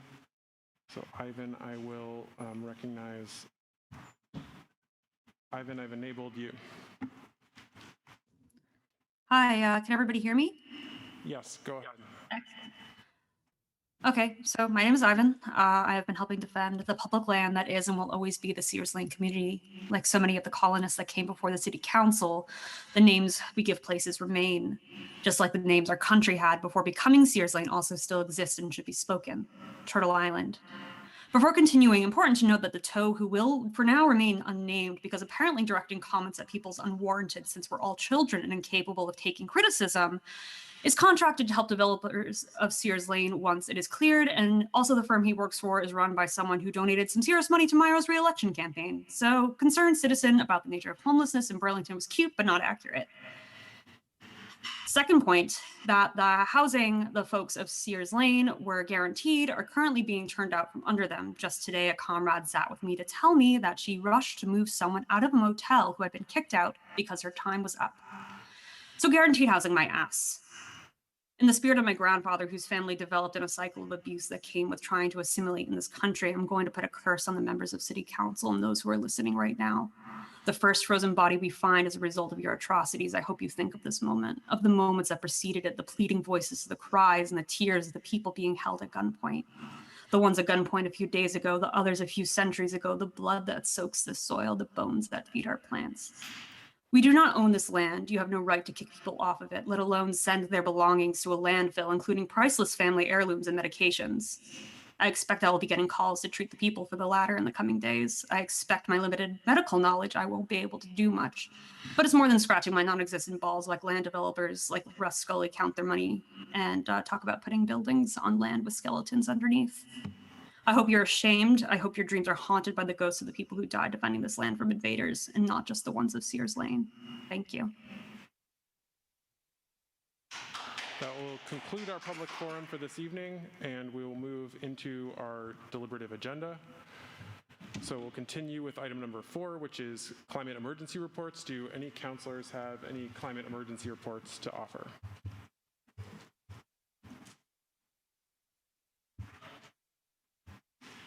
Okay, seeing none, we'll go to the next item, which is the consent agenda. May I please have a motion on the consent agenda, Councilor Stromberg? I would move to approve the consent agenda. Okay, we have a motion. Is there a second? Seconded by Councilor McGee. Any discussion? Hearing none, we'll go to a vote. All those in favor, please say aye. Aye. Aye. Any opposed? That carries unanimously. It brings us into our deliberative agenda itself, beginning with item number, with 6.01, which is a communication regarding Burlington and Winooski City Councils regarding pupil weighting factors report. Councilor Shannon. Thank you, Thank you, President Tracy. I move to endorse and adopt this letter and authorize the City Council President and Mayor to sign the letter on the behalf of the City Council and the administration of the City of Burlington. Ask for the floor back after a second. Okay, we have a motion. Is there a second? Seconded by Councilor Hightower. You have the floor, Councilor Shannon. Thank you, President Tracy. I hope that Councilor Barlow will speak after me, because he actually has more history with this than I do, going back to his days on the school board. But just to summarize an issue that has come before us before, we have learned through a 2019 report that the legislature commissioned that the city of Burlington, as well as the city of Winooski, and many other communities throughout Vermont have been shortchanged on education funding through the education funding mechanism called per pupil spending. And that per pupil spending was established 20 years ago with Act 60 through no particular scientific method. And for that reason, they had asked for, they had commissioned this report to come up with a more scientific way of determining what per pupil spending should be and how to categorize different types of students and different situations. So after the report was submitted, it went to the legislature. The problems were identified, but of course, these are difficult political decisions to make. I'm sure that there is not a community in this state that feels like it's overfunded, but in order for some of us to be underfunded, that would be the corollary. So it's difficult for the legislatures. Nonetheless, to achieve equity, which the legislators are committed to, the new weights, the scientific weights, must be implemented. And to that end, they last year established a task force to figure out how the weights would be implemented. Unfortunately, that's not really what has happened in the task force. There's much debate about the weights and a lot of conversation about alternatives to the weights. So with this letter, what we're really asking is, again, for our legislators and for the legislature leadership to give us what we need to achieve equity that we all agree on. And that is to implement the weights that were derived scientifically by unbiased researchers who really have done something that politicians can't do. So I am asking again for this council's support in signing on to this letter, along with the city of Winooski, who already has passed and endorsed this letter. Thank you. Thank you, Councilor Shannon. I have Councilor Barlow. Sure. Thank you, President Tracy. Yeah, when I was on the school board, we recognized that many of the supports and services we need to educate our English language learners cost a lot more than what was accounted for in the equalized pupil formula. So we had advocated even back in 2015, 2016 that this be addressed in a typical mechanism in the legislature. If they don't want to decide on something, is to send it to a study committee, which they eventually did. And the study committee came up with recommendations in the pupil weighting factors report of 2019. I was off the board then. And although I won't pretend to understand all of the recommendations, I have spoken with at least 3 of the current school board members who all say that the recommendations by this report, the recommendations in this report, are the best ways to ensure that we have the resources that we need to educate our English language learners. So I agree with Councilor Shannon that we should ask our legislative delegation to sort of refocus the solution on the recommendations in the report and not to allow the implementation task force to sort of find a political decision that might be more convenient than what the research has yielded. So I will support this as well. Thank you. Anyone else? Councilor Carpenter. I am obviously going to support this, and this is just sort of an editorial comment. I was having a conversation today with the legislator. And she reminded me the political issue is if they give more to Burlington, they might have to take away from another town. And we both agreed that was the wrong way to be looking at it. You may be able to hold some towns harmless, but to not give to us and the other dozen or more towns that are affected by the weighting study is not the way to look at it. So I'm offering that as a comment. Thank you. Anyone else? Okay. Seeing and hearing none, we'll go to a vote. All those in favor of endorsing and adopting this letter and then authorizing the council president and mayor to sign the letter on behalf of the city council and the administration of Burlington, please say aye. Aye. Aye. Any opposed? Hearing none, that carries unanimously. Item 6.02 was removed from the agenda. So we will go to item 6.03, a resolution regarding a charter change on sex workers. Councilor Freeman. Yep, I'd like to move to waive the reading and adopt the resolution, and I would take the floor back after a second. We have a motion from Councilor Freeman. Is there a second? Seconded by Councilor McGee. Go ahead, Councilor Freeman.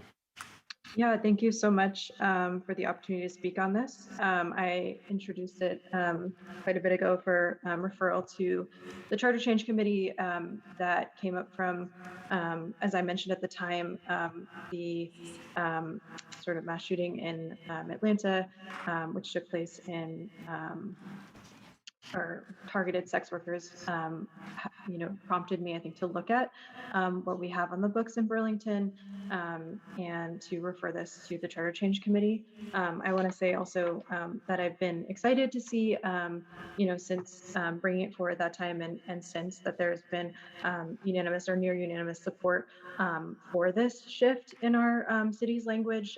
That's been really exciting to see. And I also want to thank everyone who's come tonight to speak about firsthand experience, either as a sex worker, but also other topics like sexual violence, trafficking, and domestic violence. These are issues that I think are so often created in a culture of silence and are pushed to the shadows. And speaking about that issue, regardless of what anyone is advocating for on a policy level, is I think really important. And so I just wanted to thank folks for coming and speaking towards their experience. I did want to address some of the testimony that we heard about trafficking. I want to say, of course, adamantly, I oppose trafficking. I support policies and things that we can do, cultural shifts, and sort of all the myriad of ways that we can address trafficking.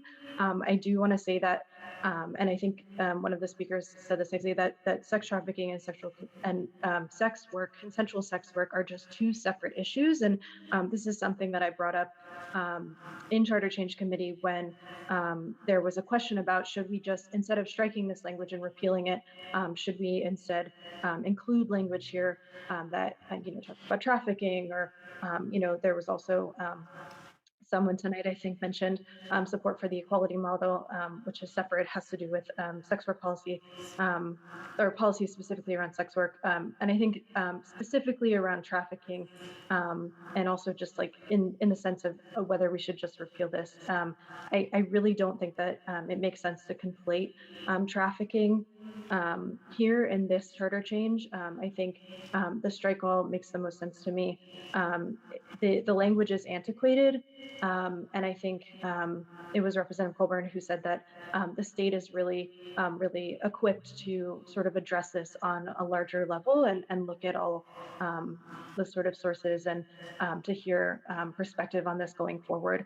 I do also want to note that one of the, because it was a majority, or there was a large amount of folks who came from the National Center of Sexual Exploitation to speak against this, I did want to note that when I looked into the organization, I did find that their president, Patrick Truman, was the former director of government affairs for the American Family Association. This association is a Southern Poverty Law Center hate group. Because of its anti-LGBT stance, it's considered a far-right conservative group. And I think that I just wanted to note that while I do understand concerns about trafficking, that if and the former title of that this group, the National Center of Sexual Exploitation, is morality in media, and I think that though I do want to see, anti-trafficking work in the state and nationally, of course, and everywhere, that using that as an argument when it is so much more, it's a much more successful argument, in my opinion, than saying we don't believe in the morality of sex work, or we don't believe in the morality of folks who do sex work. And so I do feel like, to me, that was a red flag, sort of when I looked up the background of that group. And I think that they have many of the speakers that spoke were affiliated with that group. And I just wanted to make note of that so folks were aware. Lastly, I think that, as we've discussed, this does not in any way formally decriminalize sex work. We still have state statute. I do think that if the state addresses this and were to decriminalize, which I've spoken that I personally support decriminalization, to me, like the fact that the World Health Organization, the ACLU, Amnesty International, Human Rights Watch, these really reputable groups that have done a lot of research into why that is such a move for the safety and health of folks who do sex work, and just people in our community overall, is a really good, makes me feel a lot more confident that if that were to happen, that would be that would be a good shift. And it's very far down the road, and I think the state would do a lot of research, and there'd be a lot of opportunity for folks to weigh in on that. But if that were to happen, I do want to note that, as many have said, there are organizations that I think many of us respect and are very renowned that, for ample reason and ample evidence, support that shift. So lastly, just wanted to say that the vote tonight, just to reiterate for folks, does not actually decriminalize sex work. It takes this archaic, antiquated and outdated language that is frankly quite offensive off of our books.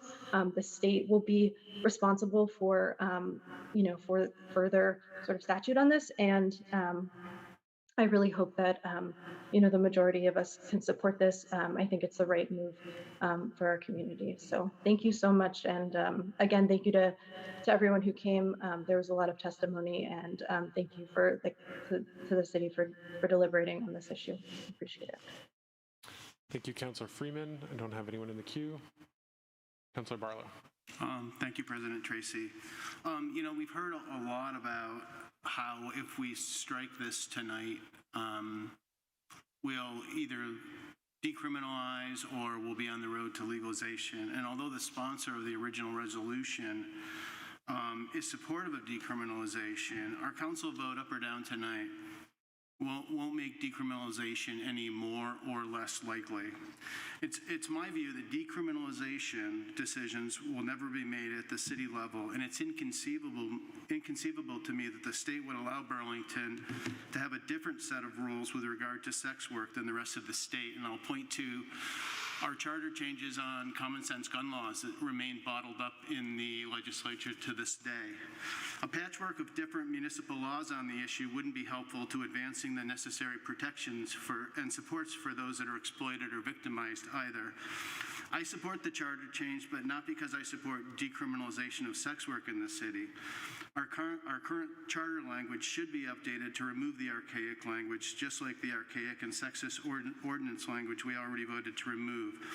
The strike all being recommended would simply remove language whose intent is consistent with current Vermont law in VSA 13, section 2632, that has the same prohibitions on sex work. Many communities who do not have municipal charters rely on this state law, and once we remove it, we will as well. Thank you.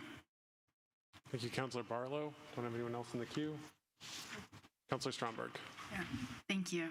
I just want to thank everybody who spoke and told very personal stories this evening. I think that takes a lot of bravery, and I just really appreciate that. I'm proudly going to support this tonight. One, because it simply is, to me, just a change of language. And the current language is honestly just severely disgusting and sexist, and I can't believe it's still in there, honestly. So I think that that's a very obvious, overdue thing. And yeah, we are not decriminalizing sex work here tonight, and in some ways I'm kind of sad that that's not true, but also definitely think that this is the step in the right direction, and it's getting us talking about this very important thing that is prominent in our community. We just don't talk about it with each other very often. So I am just going to leave it there. Thank you. Thank you. Don't have anyone else in the queue. Ready to vote on this? Councilor McGee. Thank you. I just want to echo what Councilor Stromberg just said, thanking everyone who spoke tonight, and also saying that the importance of our vote here tonight isn't the act of decriminalizing sex work. It's the fact that we're having this conversation in a public space in a way that removes stigma and moves us in a direction of pursuing harm reduction in our city policy and advocating for that on a state level and a federal level. The more that we continue to have these conversations about policies that have criminalized poverty and other crimes that are antiquated, the more that we can continue to advocate for these changes on a larger scale. We can acknowledge that our system here in Vermont doesn't allow us to make these changes on a municipal level very easily, but just the fact that we're having this conversation is important. So I just wanted to make that statement. Thank you. Thank you, Councilor McGee. Anyone else? Okay, seeing none, we're ready to do a vote. All those in favor, please say aye. Aye. Aye. Any opposed? That carries unanimously. Completes our deliberative agenda for this evening, bringing us to item number 7, committee reports. Are there any committee chairs wishing to offer a report? Councilor Hightower. Just want to let folks know that the Joint Committee of the Public Safety Committee and the Police Commission has officially closed our business, and everything going forward will be handled by the Public Safety Committee in conjunction with 2 liaisons from the Police Commission and 1 from the Fire Board. Thank you, Councilor Hightower. Any other committee chairs? Councilor Paul. Speaking of the Public Safety Committee, we will be meeting on Wednesday, December 15th, a couple of days, and I believe that's at 5:30, and will be, if it isn't on the city calendar, I think it was posted to the city calendar today. We'll be talking about the CNA report, moving forward with those recommendations, and a couple of other items, and that's it. Thanks. Thank you. Any other committee chairs? Councilor Shannon. Thank you, President Tracy. Your PAC committee painstakingly reviewed many qualified applicants for the dog task force, and sadly couldn't appoint all of them because they were really an excellent group that stepped forward. But the dog task force was appointed and is now working on organizing their first meeting. I don't think I've heard when that's going to be, but it is in the process. Thank you. Thank you, Councilor Shannon. Councilor Hanson. The Transportation, Energy, and Utilities Committee normally meets on the 4th Tuesday, but we won't have the staff support available for Tuesday the 28th, so we're going to reschedule our December meeting. We're looking at early January, and I'll update folks when we have a date for that. Thanks. Thank you. Any other committee chairs? Councilor Carpenter. Just to tell you that CDNR is meeting this week, and we have several agenda items, including some concerns about state support for some addiction programs that we need to get updated on, and just preemptively let the committee know, and I talked to Director Pine about maybe using our January meeting for the hearing for the homeless money that we just talked about today at Finance Committee. So There's a lot of interest in how those might roll out, and that might be a good time to do it. Thank you, Councilor Carpenter. Anyone else, any other committee chairs? Okay, seeing none, we'll go to City Council General Affairs. Anyone want to offer anything regarding City Council General Affairs? Councilor Hightower. Just want to... Stop. Let Councilor Hightower speak, please. Councilor Hightower. Yeah, just want to speak to the Sears Lane situation. I wasn't here the week that we decided not to vote on that again, but as someone who has been houseless twice in her previous history, I just think it's so incredibly stressful to be in that situation and to put people into, not only have people in that situation, but then increase their trauma with uncertainty in terms of what their future holds, increase their trauma in terms of evictions or removing them with like in very traumatic situations. I think we made the wrong decision. I hope that I hope that we, at least as a city council, can do more to move forward to make sure that the way that we do this going forward looks very different or radically different. Please allow Councilor Hightower to speak. And yeah, so I hope that we can at least move. If we can't enact anything as a city council in terms of when we get to this point doing it differently, then I hope we can at least set a different agenda going forward. I also think that despite, we're saying we're going to do all of these things going forward with supporting the houseless community, I think it's not great to first remove people and then say that we'll do something. That sounds like the wrong order to me, and I'm very disappointed in us as a body and as a city that this continues to be how we decide to handle our neighbors being houseless. Please allow the council. Please allow the council to continue. Does anyone else have any? Does anyone else have any general affairs? Councilor Stromberg. Yes, thank you. I swear there's going to be a point to this, but it is a general affair. So when I was younger and skateboarding in my house and I broke a vase or something like that, I would get yelled at and my mom or my dad would be like, oh my gosh, like, why did you do that? Why were you so careless? And I'm like, well, it's just a vase. You can go buy another one. And they're like, no, like, there's meaning to that vase, wherever they got it, if it was a grandmother that passed it down or whatever. And so as a young person, I learned early on that you can't place value on things that are other people's, and you don't get to decide what's valuable to other people. And so to kind of hear that things were being tracked down 2 hour plus away at the Coventry landfill, and just kind of reliving what we already went through and redoing this conversation, getting the calls that I already got, getting the messages I already got about this is just very disappointing. One of the main talking points last time when we were all here, except for you, was that we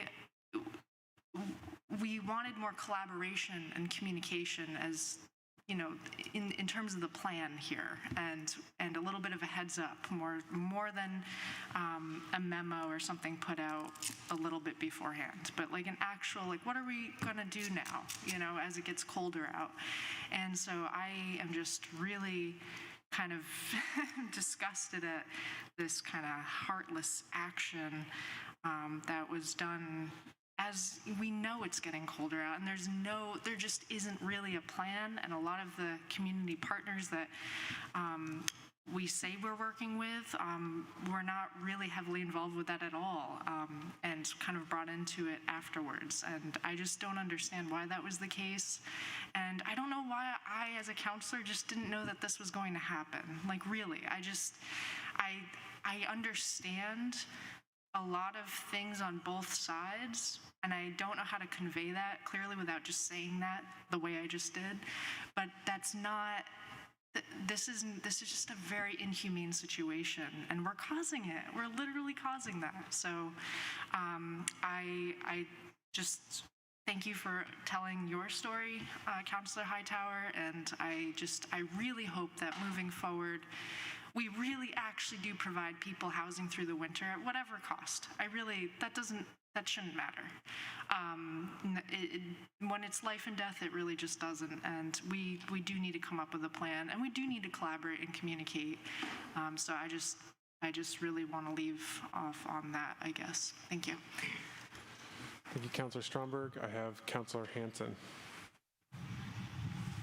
Thanks. I also wanted to speak on what happened on Friday, which I think is really appalling, and we should all be ashamed that this happened in our community, which is the city,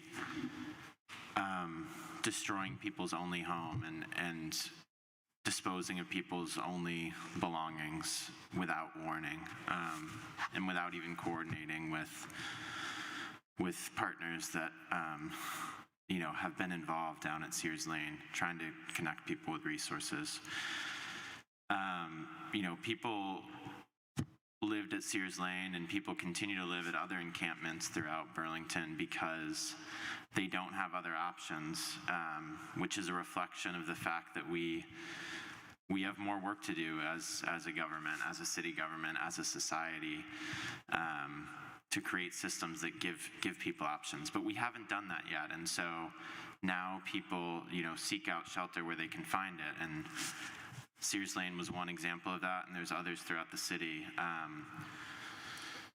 So now I think we have to continue that work and provide those options, but also we have to ensure housing specifically for the people that the city displaced on Friday. And we need to hear from the administration how these people are being supported and how they're being housed, because the city just removed the only shelter that they have on Friday.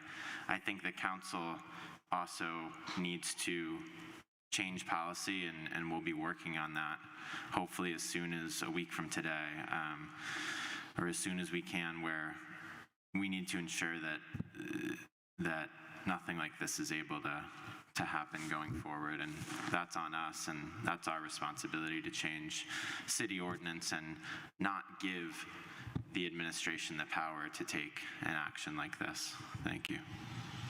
Thank you, Councilor Hanson. I have Councilor McGee. Thank you, President Tracy. A week ago, I was invited to a meeting to get an update on the actions the city is planning to take to support houseless folks in our community in the pretty near future and in the longer term. I've said since I got elected to this body that I would show up for a conversation as long as a table was offered for it, and that I'd keep an open mind. And I did that. It was offered last Monday. And I left that meeting feeling optimistic that we were moving in the right direction after weeks of pretty egregious actions taken against our houseless neighbors here in Burlington, particularly at Sears Lane. And Friday morning, I woke up to several messages from residents that were living in Sears Lane, from folks that had moved into Sears Lane after we had kicked most of the people out of there, after we had offered housing to relocate folks. And I went down there and I watched as the police department and Public Works took violent action to destroy the only shelter that at least 8 people that we know of, had on 2 of the coldest nights that we have seen this winter. And so that shows to me that this city hasn't learned any lessons from the conversations that we've had over the last 4 weeks. That we aren't serious about pursuing harm reduction or trauma-informed practice when it comes to addressing houselessness or the mental health crisis or the substance use crisis, that we continue to rely on state violence through the police department as a Band-Aid of a solution to the many crises that we face in our community. For years, we've over-resourced our police department in hopes that we might solve society's problems for decades. And that hasn't happened. And we continue to under-resource mental health care, access to treatment for substance use. I'm hopeful that we're going to have a positive conversation next week about safe use sites. I'm hopeful that we're going to be able to make progress in many of these areas.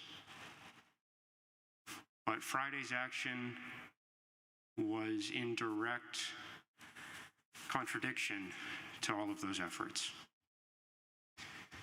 And I'm pretty ashamed to be a member of this body that has failed to take action to protect the most vulnerable members of our community. So I just hope that we can learn some kind of lesson out of these meetings. And I will continue to show up as long as there is a table for us to have a conversation at. And I will continue to push this city to pursue harm reduction and trauma-informed practice when we're having conversations about these crises that we face. And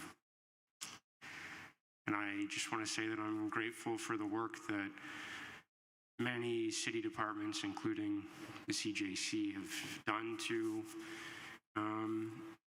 make progress in a system that hasn't prioritized this change. So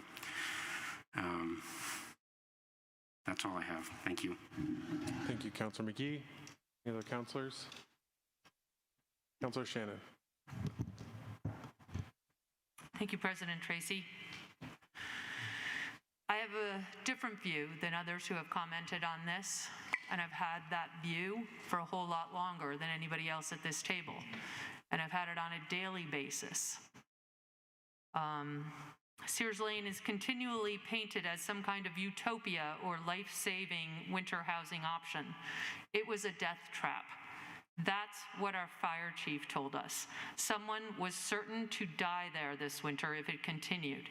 It wasn't safe for first responders to go in. Thankfully, the mayor assured that everyone living there was offered safe housing before shutting it down. I want to again bring focus to the reality of what was going on at this city-owned site. A hospital worker going to their car had a deadly arrow shot at them. A neighbor found a crossbow arrow in their garage on its way to their backyard. A passerby had a firecracker thrown at them in broad daylight, followed by 3 men laughing at her reaction. Businesses were vandalized regularly. Neighbors were confronted and threatened. To say there were a few bad apples does not properly characterize life there. People were enjoying living above the law and creating a space where law enforcement and social accountability that exists in other living situations around this city, probably your neighborhoods, were impossible. No housing organization was willing to step up and manage this site because that would be impossible. Some say the site should be self-managed. It was self-managed, and it was a disaster.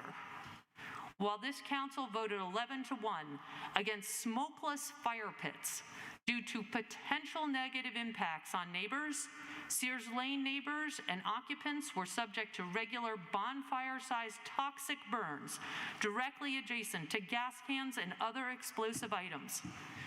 Because it's unsafe for Burlington Fire Department to go into the encampment, these fires saw no enforcement, unlike your neighbor's family campfire. A camper vehicle was blown up.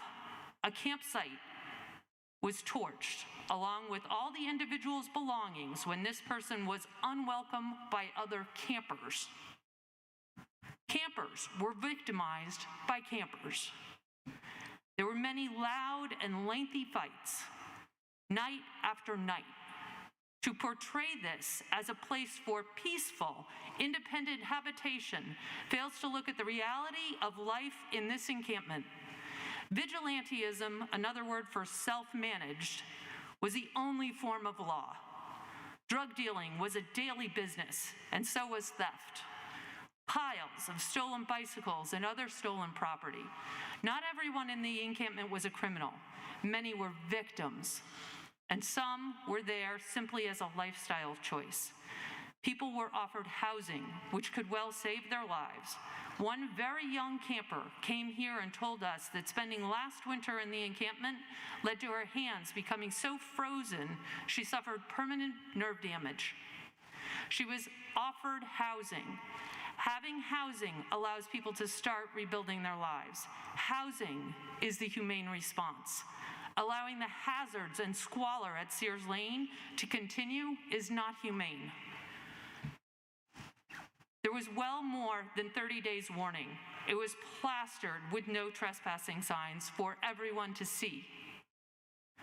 I thank the mayor, the police department, the social workers, and every city worker who have worked diligently with the campers to meet their needs and restored this publicly owned parcel of land, making it safe for neighbors, passersby, and the occupants who are now being housed, thanks to a great deal of hard work.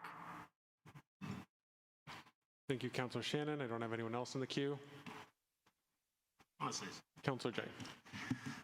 Thank you, President Tracy.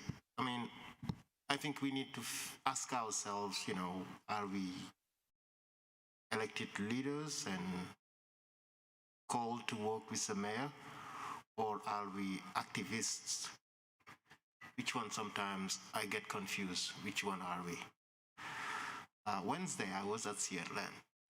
Wednesday evening, night after work, I went and just to assess the situation. And 6 people were there. And when I asked how many, they told me these are the 6 people, but sometimes it fluctuates, sometimes other people come. What we were told in terms of the storage unit, the people who are experiencing homeless express also that this is not enough. This is too small. I'm like, may you guys, all of you have been given housing. Why can't you go take these hotels? Some express that, you know, they got kicked out. Other express because of their belonging, their cats, their animals, they can't be there, right? But I was very honest with them. This cannot continue. I never knew about Sears Lane until August. And when I found out, Max Tracy can attest what I'm saying, people of CDNR, it was clear to me something needed to be done and fast. And we got reassurance that if we do not pay attention, take action, something even tragic will happen at Sears Lane.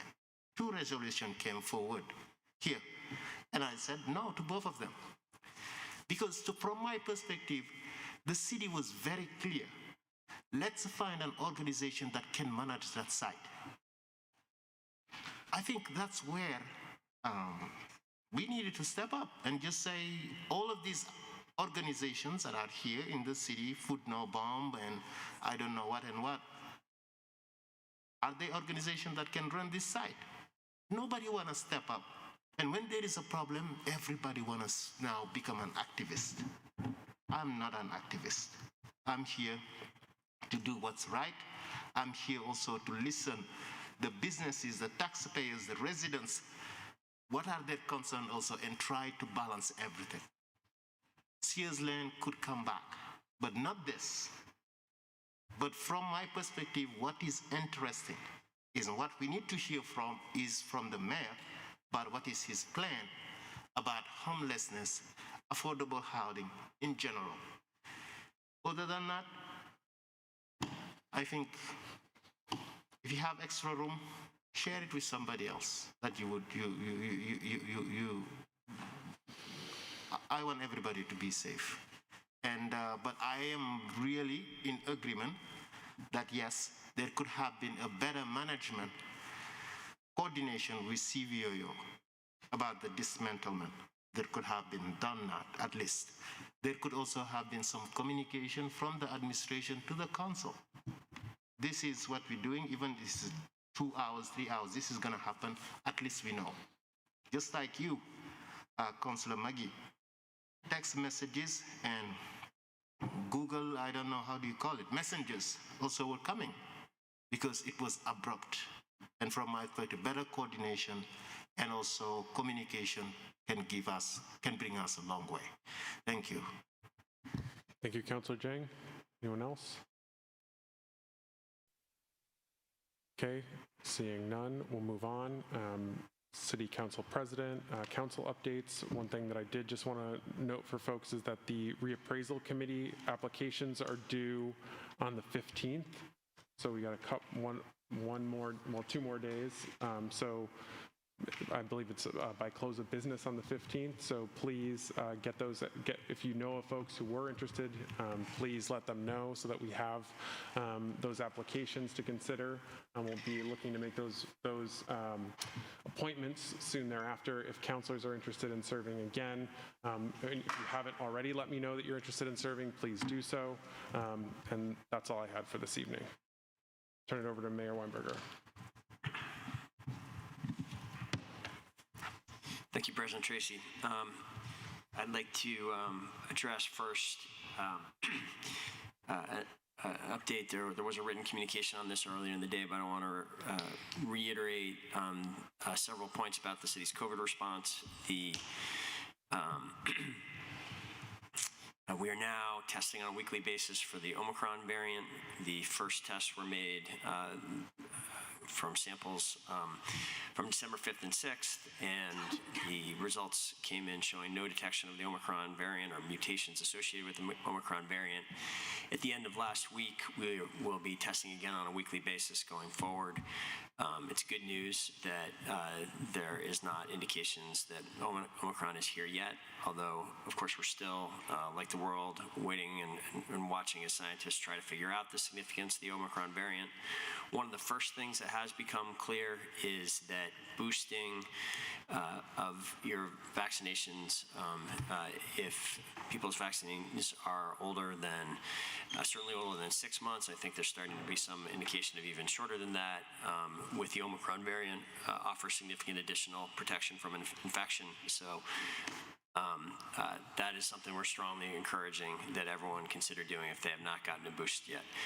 Other precautions to consider as Burlingtonians prepare to enjoy the holidays this year is that, which we do encourage, but we do, as people are enjoying the holidays, encourage people to vaccinate young children if they have not yet, mask when in public, and use testing facilities, both the ongoing free testing facilities on Pine Street and other parts of the city, as well as the increasingly available and effective rapid tests.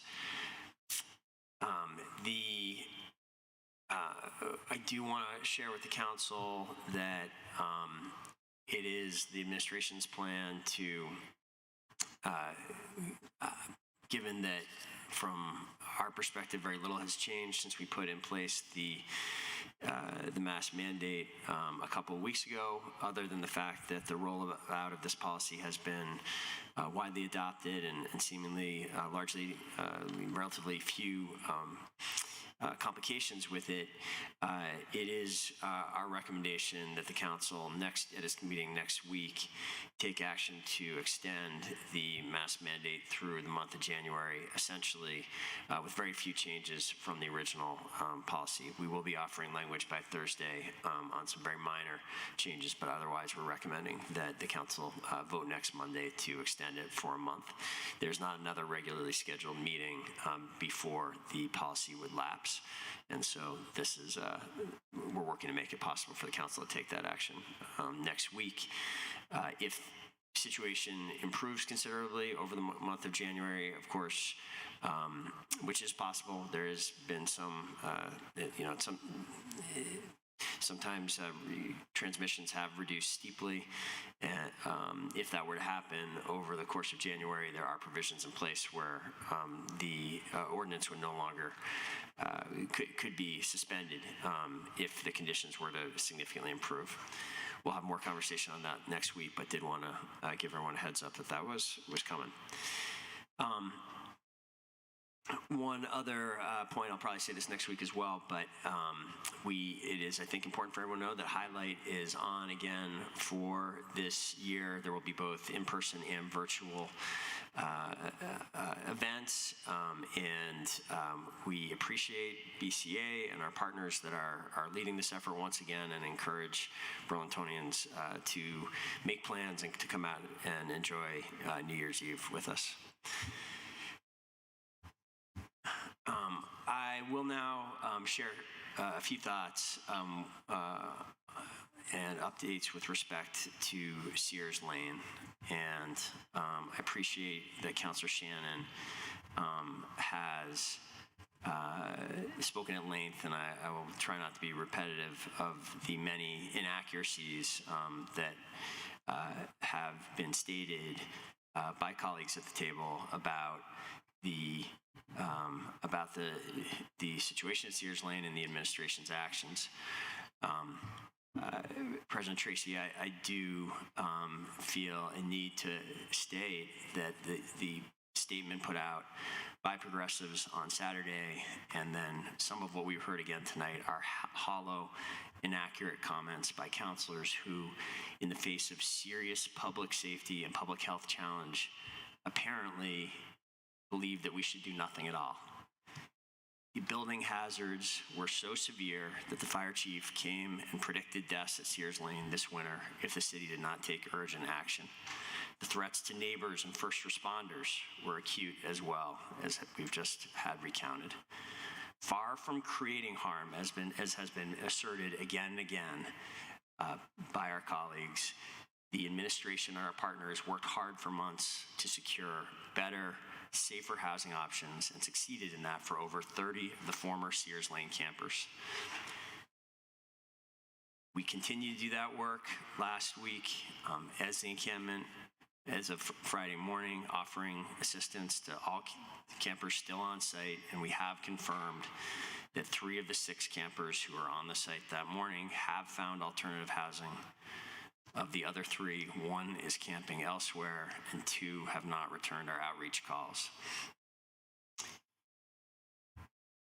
There's no doubt that the actions the administration took also ensured the safety of neighbors and the safety of our first responders who had been threatened in prior responses to medical calls at Sears Lane. In contrast, inaction would have created harm, not prevented it. And President Tracy, inaction, doing nothing, is all the counselors who are attacking the administration now offered as an alternative. Counselors made no alternative proposals in the 2 months since our plan to end the encampment were announced, and made very clear to everyone. And they were also not offered in the year that we worked to try to create a low barrier facility at Sears Lane, or a managed campground at Sears Lane, or in the 2 years since we negotiated a policy regarding sheltering on public lands agreed to by the ACLU. I welcome that now our colleagues want to work on these issues. Now is the time to turn our attention to addressing the systemic issues that cause homelessness in Burlington, and commit ourselves to truly ending chronic homelessness. That is what the administration has long been working on and is intensely working on now. And I hope the council will join us as these efforts to expand investment in chronic homelessness, so that in future our neighbors do not need to resort to unsafe makeshift sheds and tents. Our neighbors deserve better, and we can deliver it. Thank you, President Tracy. Thank you, Mayor. That brings us to the final item of this evening, which is a communication from City Attorney Richardson and a likely executive session as well. City Attorney Richardson.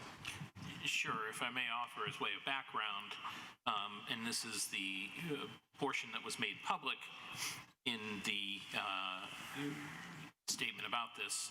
The parameters are that the state of Vermont, through the Attorney General's office, has negotiated as part of a multi-state settlement, a multi-billion-dollar deal with 5 of the companies that were involved in the opioid production and distribution.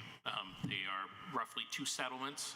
There is a distributor settlement that involves 3 of the distributors, including 2 of the main distributors here in Vermont, and then a settlement with 2 of the manufacturers, Johnson & Johnson and Janssen. This is a complicated settlement, both of them.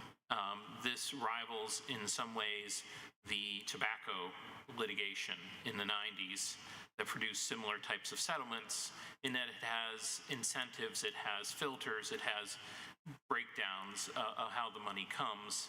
I offered this as an executive session in part to give you some of my legal advice as to the nature of it, some of the speculation as to what I think the city is likely to receive from these settlements. But ultimately, the question before the city council is, will the city join these 2 settlements? So the way in which it works is the state of Vermont has settled as part of a number of states that have settled in this multi-district litigation. The state of Vermont was a party, but as part of the settlement agreement, all of the major subdivisions of the state, and I'll get into how those are defined in a little bit, are in fact made potential parties to this, and in fact incentives as to how much money is to be paid depends on how many of these subdivisions sign on to this. And Burlington plays a particularly important role in this, in that we are, the only city in Vermont above 30,000, which is one of the triggers for at least one of the settlements for whether or not they meet their bonus goals. And so for right now, I'm just strictly off of the draft executive summary that the Attorney General has passed around. What has happened is it's a the distributors have settled for $21 billion nationally. Don't think about that, because Vermont will never see any of that money except for about 1%, a little less. We get more out of Johnson & Johnson, the $5 billion settlement, and our share is much higher. Because of the smaller overall settlement, it looks very much like the other pieces of the settlement. These are payments that are going to be made over the course of 18 years in the circumstances of the distributor. They're going to be made over a period of 10 years in regards to Johnson & Johnson, the Janssen settlement. Out of those settlements, out of that money, that pot of money that comes to Vermont, it's then broken down into 3 different pots. There's 15% of it goes to subdivisions, which means municipalities. 15% of it goes to the state, and 70% of it goes to an abatement fund. So anything that goes to the subdivisions, we're assigned a percentage of that, which is roughly 10%, which is far above any other municipality in Vermont, but it is not going to make for a very large pot of money on our part. We're probably talking about $65,000 per year for the city of Burlington, combined with both agreements. So as you can see, most of the money is actually going to go to this abatement fund, which will be available to both cities and states, or towns and states. And actually that 70% is likely to grow, because my understanding is that the Attorney General is trying to convince the counties, because we have this this situation, unlike most states where county government is actually, a service provider. Here in Vermont, they generally do not tend to provide as many social services as, say, anything west of the Ohio River will, and certainly far west. Like in Washington State, for example, county government is really the building block of local government, and that's where a lot of the power sits. So in our case, the assigned population centers of counties will probably go into the 70%. That's going to be determined by a committee that is being formed right now at the state level between the governor's office and the legislature. They're trying to negotiate what that's going to look like.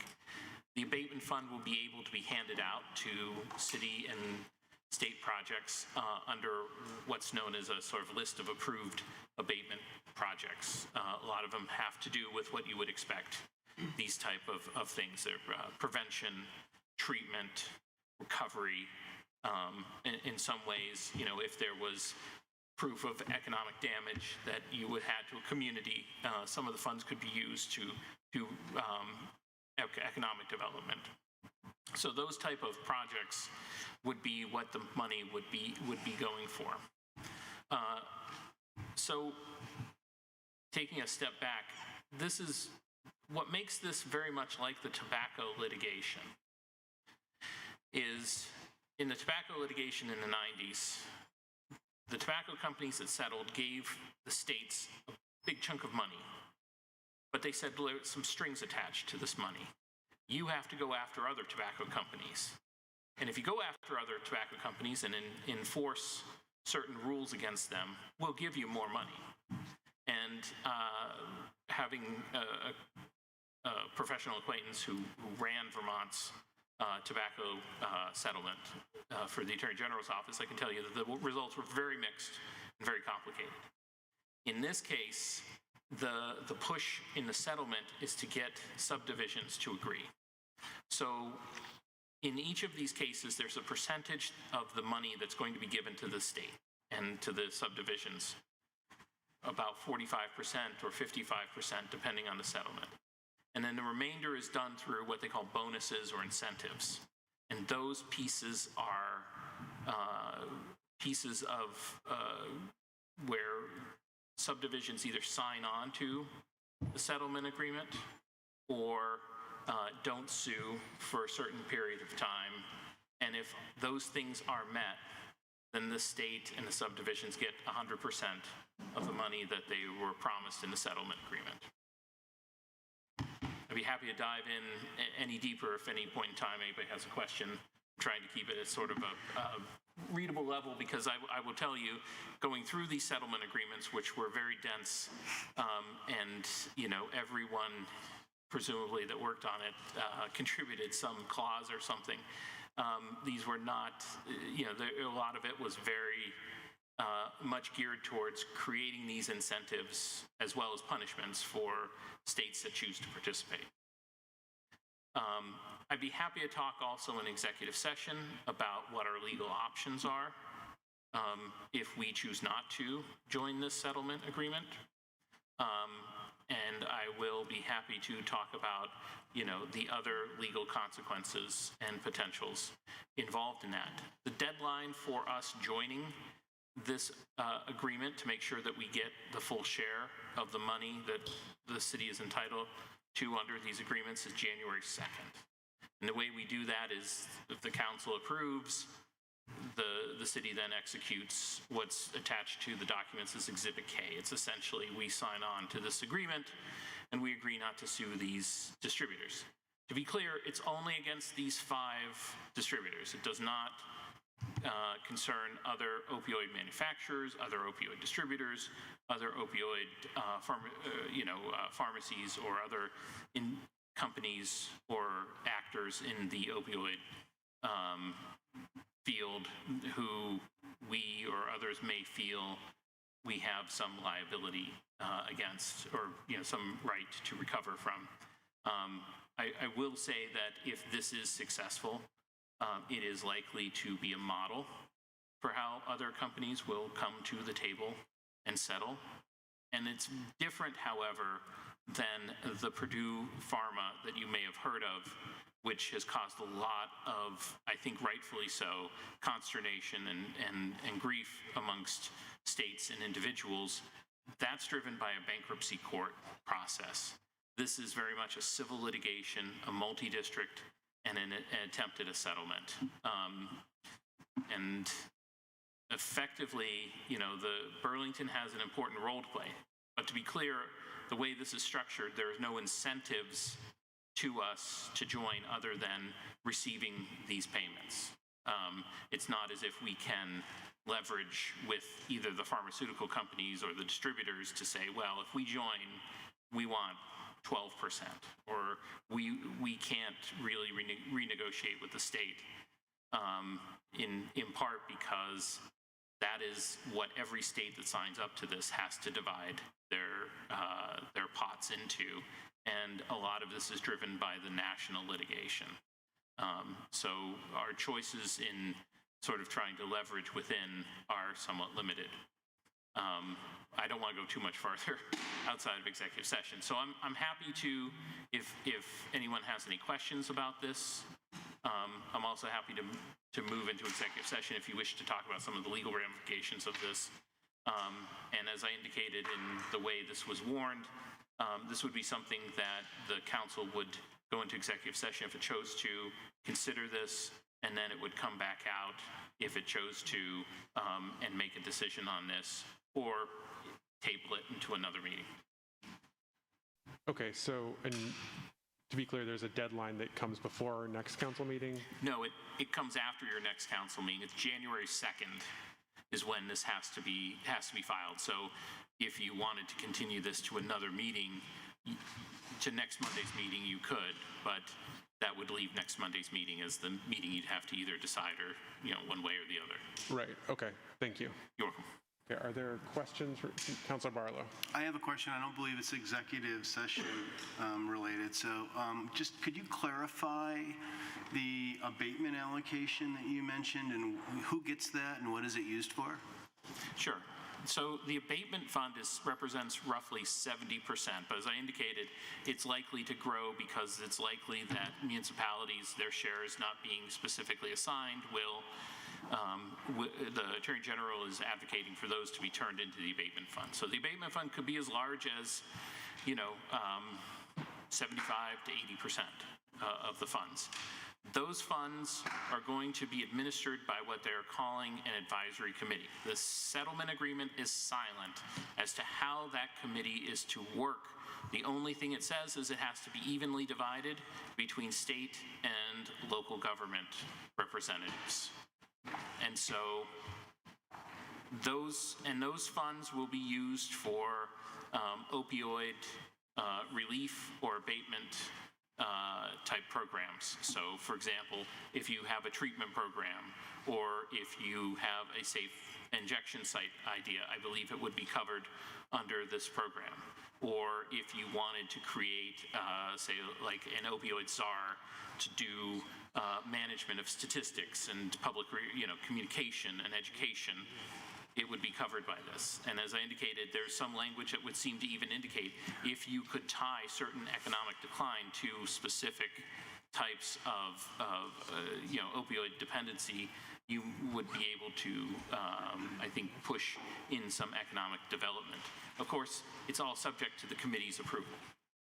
And you're competing, and I guess I'll add, and this is just one observation, and part of this agreement is that it puts the states at odds with its subdivisions. We're all competing for the same pot of money.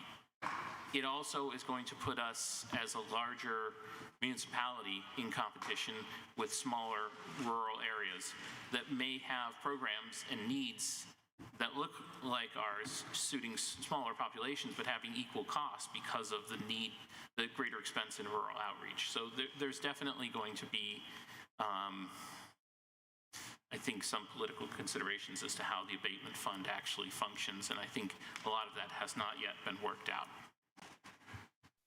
Councilor Barlow, you all set? Yeah, Councilor Jang. I was just wondering if you can maybe remind us, based on the details you provided, if we go to executive session, what are we going to talk about? Well, what I would talk about is, I think, the legal ramifications if you choose not to sign up for the settlement agreement. What are our options? And I will just, I think it's fair to say in public session that there are certain pieces, you can look to other communities that have opted not to. The state of Washington, for example, has opted not to join in this settlement agreement, but has taken these individuals to court. So did the state of Oklahoma, Unfortunately, they were just reversed by the Oklahoma Supreme Court, at least on the Johnson & Johnson. The trial court had awarded the state of Oklahoma something like $465 million. The Oklahoma Supreme Court had reversed it. So, I mean, we can talk about how we fit into some of those pieces. A number of communities in Indiana have also opted out of this agreement, but a number of communities and states have opted in, and what that looks like. Councilor Jang? From my understanding, this has been, from the State Attorney General's office. Yes. Okay. So, okay. Thank you. Let's just go. Okay, Councilor Mason? Thank you. I'm guessing I know the answer to this, but are there examples of municipalities of 40-ish thousand people electing to go at it alone? I mean, your states of Indiana or Oklahoma, Washington are much larger institutions. I have a cost concern about, so I'm wondering if there are other little cities like us that have said we're going to go at it alone. I have not found a little city going it alone under that definition. A great city, but a wonderful city. Yes. Okay, thank you.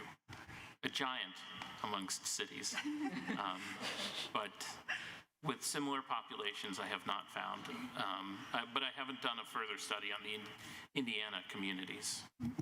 And forgive me if you feel this is encroaching into executive session, but the logical question is one of cost. I mean, without getting it, just this is not executive. Like going at it alone requires an expenditure of funds. I'm just concerned without going into. I mean, I'm not going to ask you to give a number, but based on the anecdotal evidence you've provided, I think it doesn't take a genius to figure out going at it alone is a Herculean task involving material amount of money. So as much as I may get lost in the specific details of what you've presented, as I think anyone would, I'm not sure there's a plan B from a cost efficiency perspective. So I'm happy to go into executive session to learn that, but I'm not sure I necessarily need to, is where I'm going. Okay. I think that's a fair statement that litigation comes with great cost and peril. And uncertainty. And uncertainty. Right. Okay, any further questions before? Okay. So I have a procedural question. Do we have to provide direction, and is the hope or need that do we need to go into executive session in order to provide that? Is that, or are you? No, that's not my understanding, Councilor Mason. That would be to just to get additional information that Attorney Richardson is suggesting to us that would not be advisable to share in open session before taking action. So depending on how councilors feel coming out of executive session, we could take action tonight if we so chose. What I've also heard from City Attorney Richardson is that if folks wanted an additional week to think about it, we could take action at our next city council meeting as well. So we have a couple of different options, or we could take no action at either meeting. And so we have a couple of different options available to us, but we do have the motions laid out for going into executive session to receive that information, as well as the motion for if councilors do decide or would like to come out of executive session and take action this evening, we could also do that.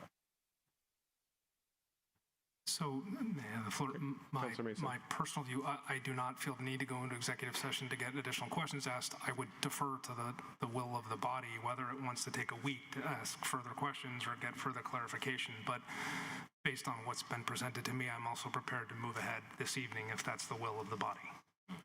Councilor Jang? Yeah, I'm in complete agreement with Councilor Mason. Yes. Which is, okay. Councilor Carpenter? Just from what I'm understanding, we're not going to have a lot of control as one city over the abatement fund, which will have the bulk of the money. That will be some combined advisory group of state and municipal officials. Is that accurate? That is accurate. Yeah. And just, this is more of an observation that, albeit we don't have county government, all of our drug abuse programs are offered on regional bases with designated agencies. And it's just going to seem to me that that's where the action's going to be, and it's going to be the abatement fund funding them. So I obviously want us as a city to get as much money as we can control, but the real action is going to be at the abatement fund level.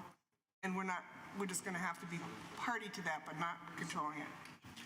I think that's right. I mean, I think regional affiliation is going to be the most potent in wielding influence on how the abatement fund is allocated. So it will certainly encourage. And, you know, part of it is this is the structure. I want it to be very clear with the council, and that's why I offered the executive session as well as the opportunity to consider this, ask questions going beyond simply the, you know, what are our options beyond simply accepting this, because, you know, if you do accept it, you are sort of adhering to the rules of this very specific type of game that they have established. Councilor Carpenter. Councilor Hanson. Great. So I was wondering for the city attorney, so if we go into executive session, is there information that you're planning to provide us, or you're just making yourself available for questions? I do have a little bit of information along the lines of what Councilor Mason was indicating as to your options. If you, and I'm happy to lay out that I've prepared to lay out. Some of it is in the confidential memo that I've prepared. But, you know, I expect it to be a fairly short executive session. Okay. I think we should hear that. So I'm gonna make the motion if I can. Sure, go ahead, Councilor Hanson. I'll move that the council find that premature general public knowledge of information concerning the legal advice of the city attorney in regards to the legal components and ramifications of the Vermont opioid settlements would clearly place the city at a substantial disadvantage. We have a motion on the finding. Is there a second? Second. Seconded by Councilor Stromberg. Any discussion? Seeing none, we'll go to a vote. Will the city clerk please call the roll? Councilor Barlow? Yes. Councilor Carpenter? Yes. Councilor Jang? Yes. Councilor Freeman? Councilor Freeman?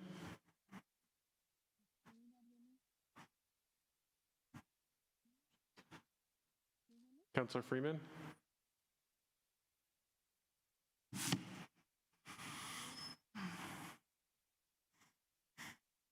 Councilor Freeman?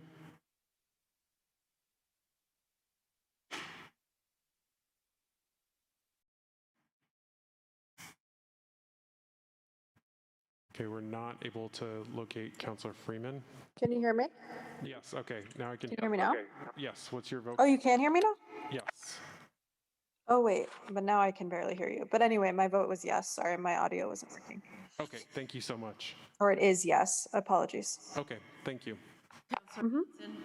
Yes. Councilor Hightower? Yes. Councilor Mason? Sure. Yes. Councilor Paul? Yes. Councilor McGee? Yes. Councilor Shannon? Yes. Councilor Strongberg? Yes. City Council President Tracy? Yes, 12 ayes, 0 nays. that carries.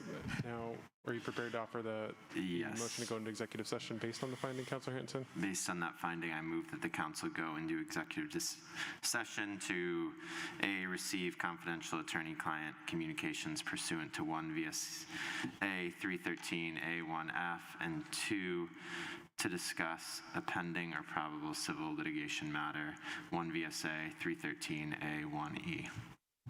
Thank you. And who is included in your motion to go into executive session? City attorney, anyone else?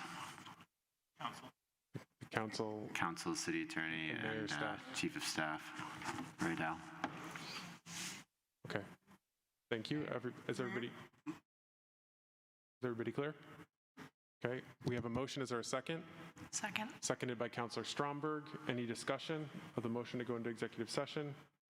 Okay, hearing none. All those in favor, please say aye. Aye. Any opposed? That carries unanimously, and we'll head into executive session. So for folks who are watching at home, please hold tight. We may have, as we heard, we may have action coming out of executive session on this. So we may come back up into this room on what we'll do so that folks can just stay in this room, and so we don't have to have any so that folks can stay in this room. We'll stay on this Zoom. So we'll stay on this Zoom. We'll have Councilor Freeman will send you a new link for the executive session. You'll eventually rejoin this to reconvene this meeting or to reconvene when we come out of executive session. Councilors will go down to the Busher conference room for the executive session itself. And again, Councilor Freeman, just keep an eye on your inbox for a link for the executive session itself. So again, there may be action coming out. We're not sure based on the discussion. So, but we will come back up here to let you know one way or the other and to adjourn this meeting. Thank you.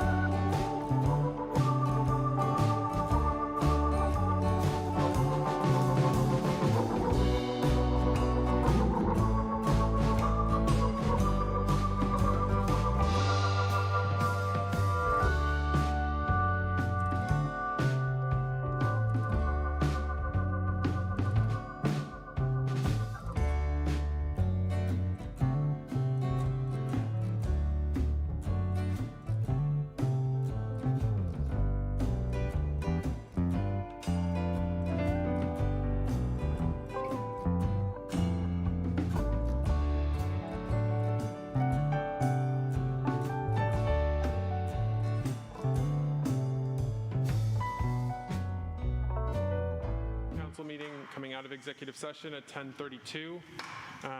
We are in need of I believe, going to be a motion offered. Is someone prepared to offer a motion? Yep. I want to make a motion to the item until our meeting on the 20th. Right? Point of order. Councilor Shannon? Was anything moved to be tabled? The item itself. The item. The consideration of the item itself. I'll second that. So we have a motion and a second from Councilor Ding. Is there further discussion? Councilor Hanson? Just point of order is that do we need to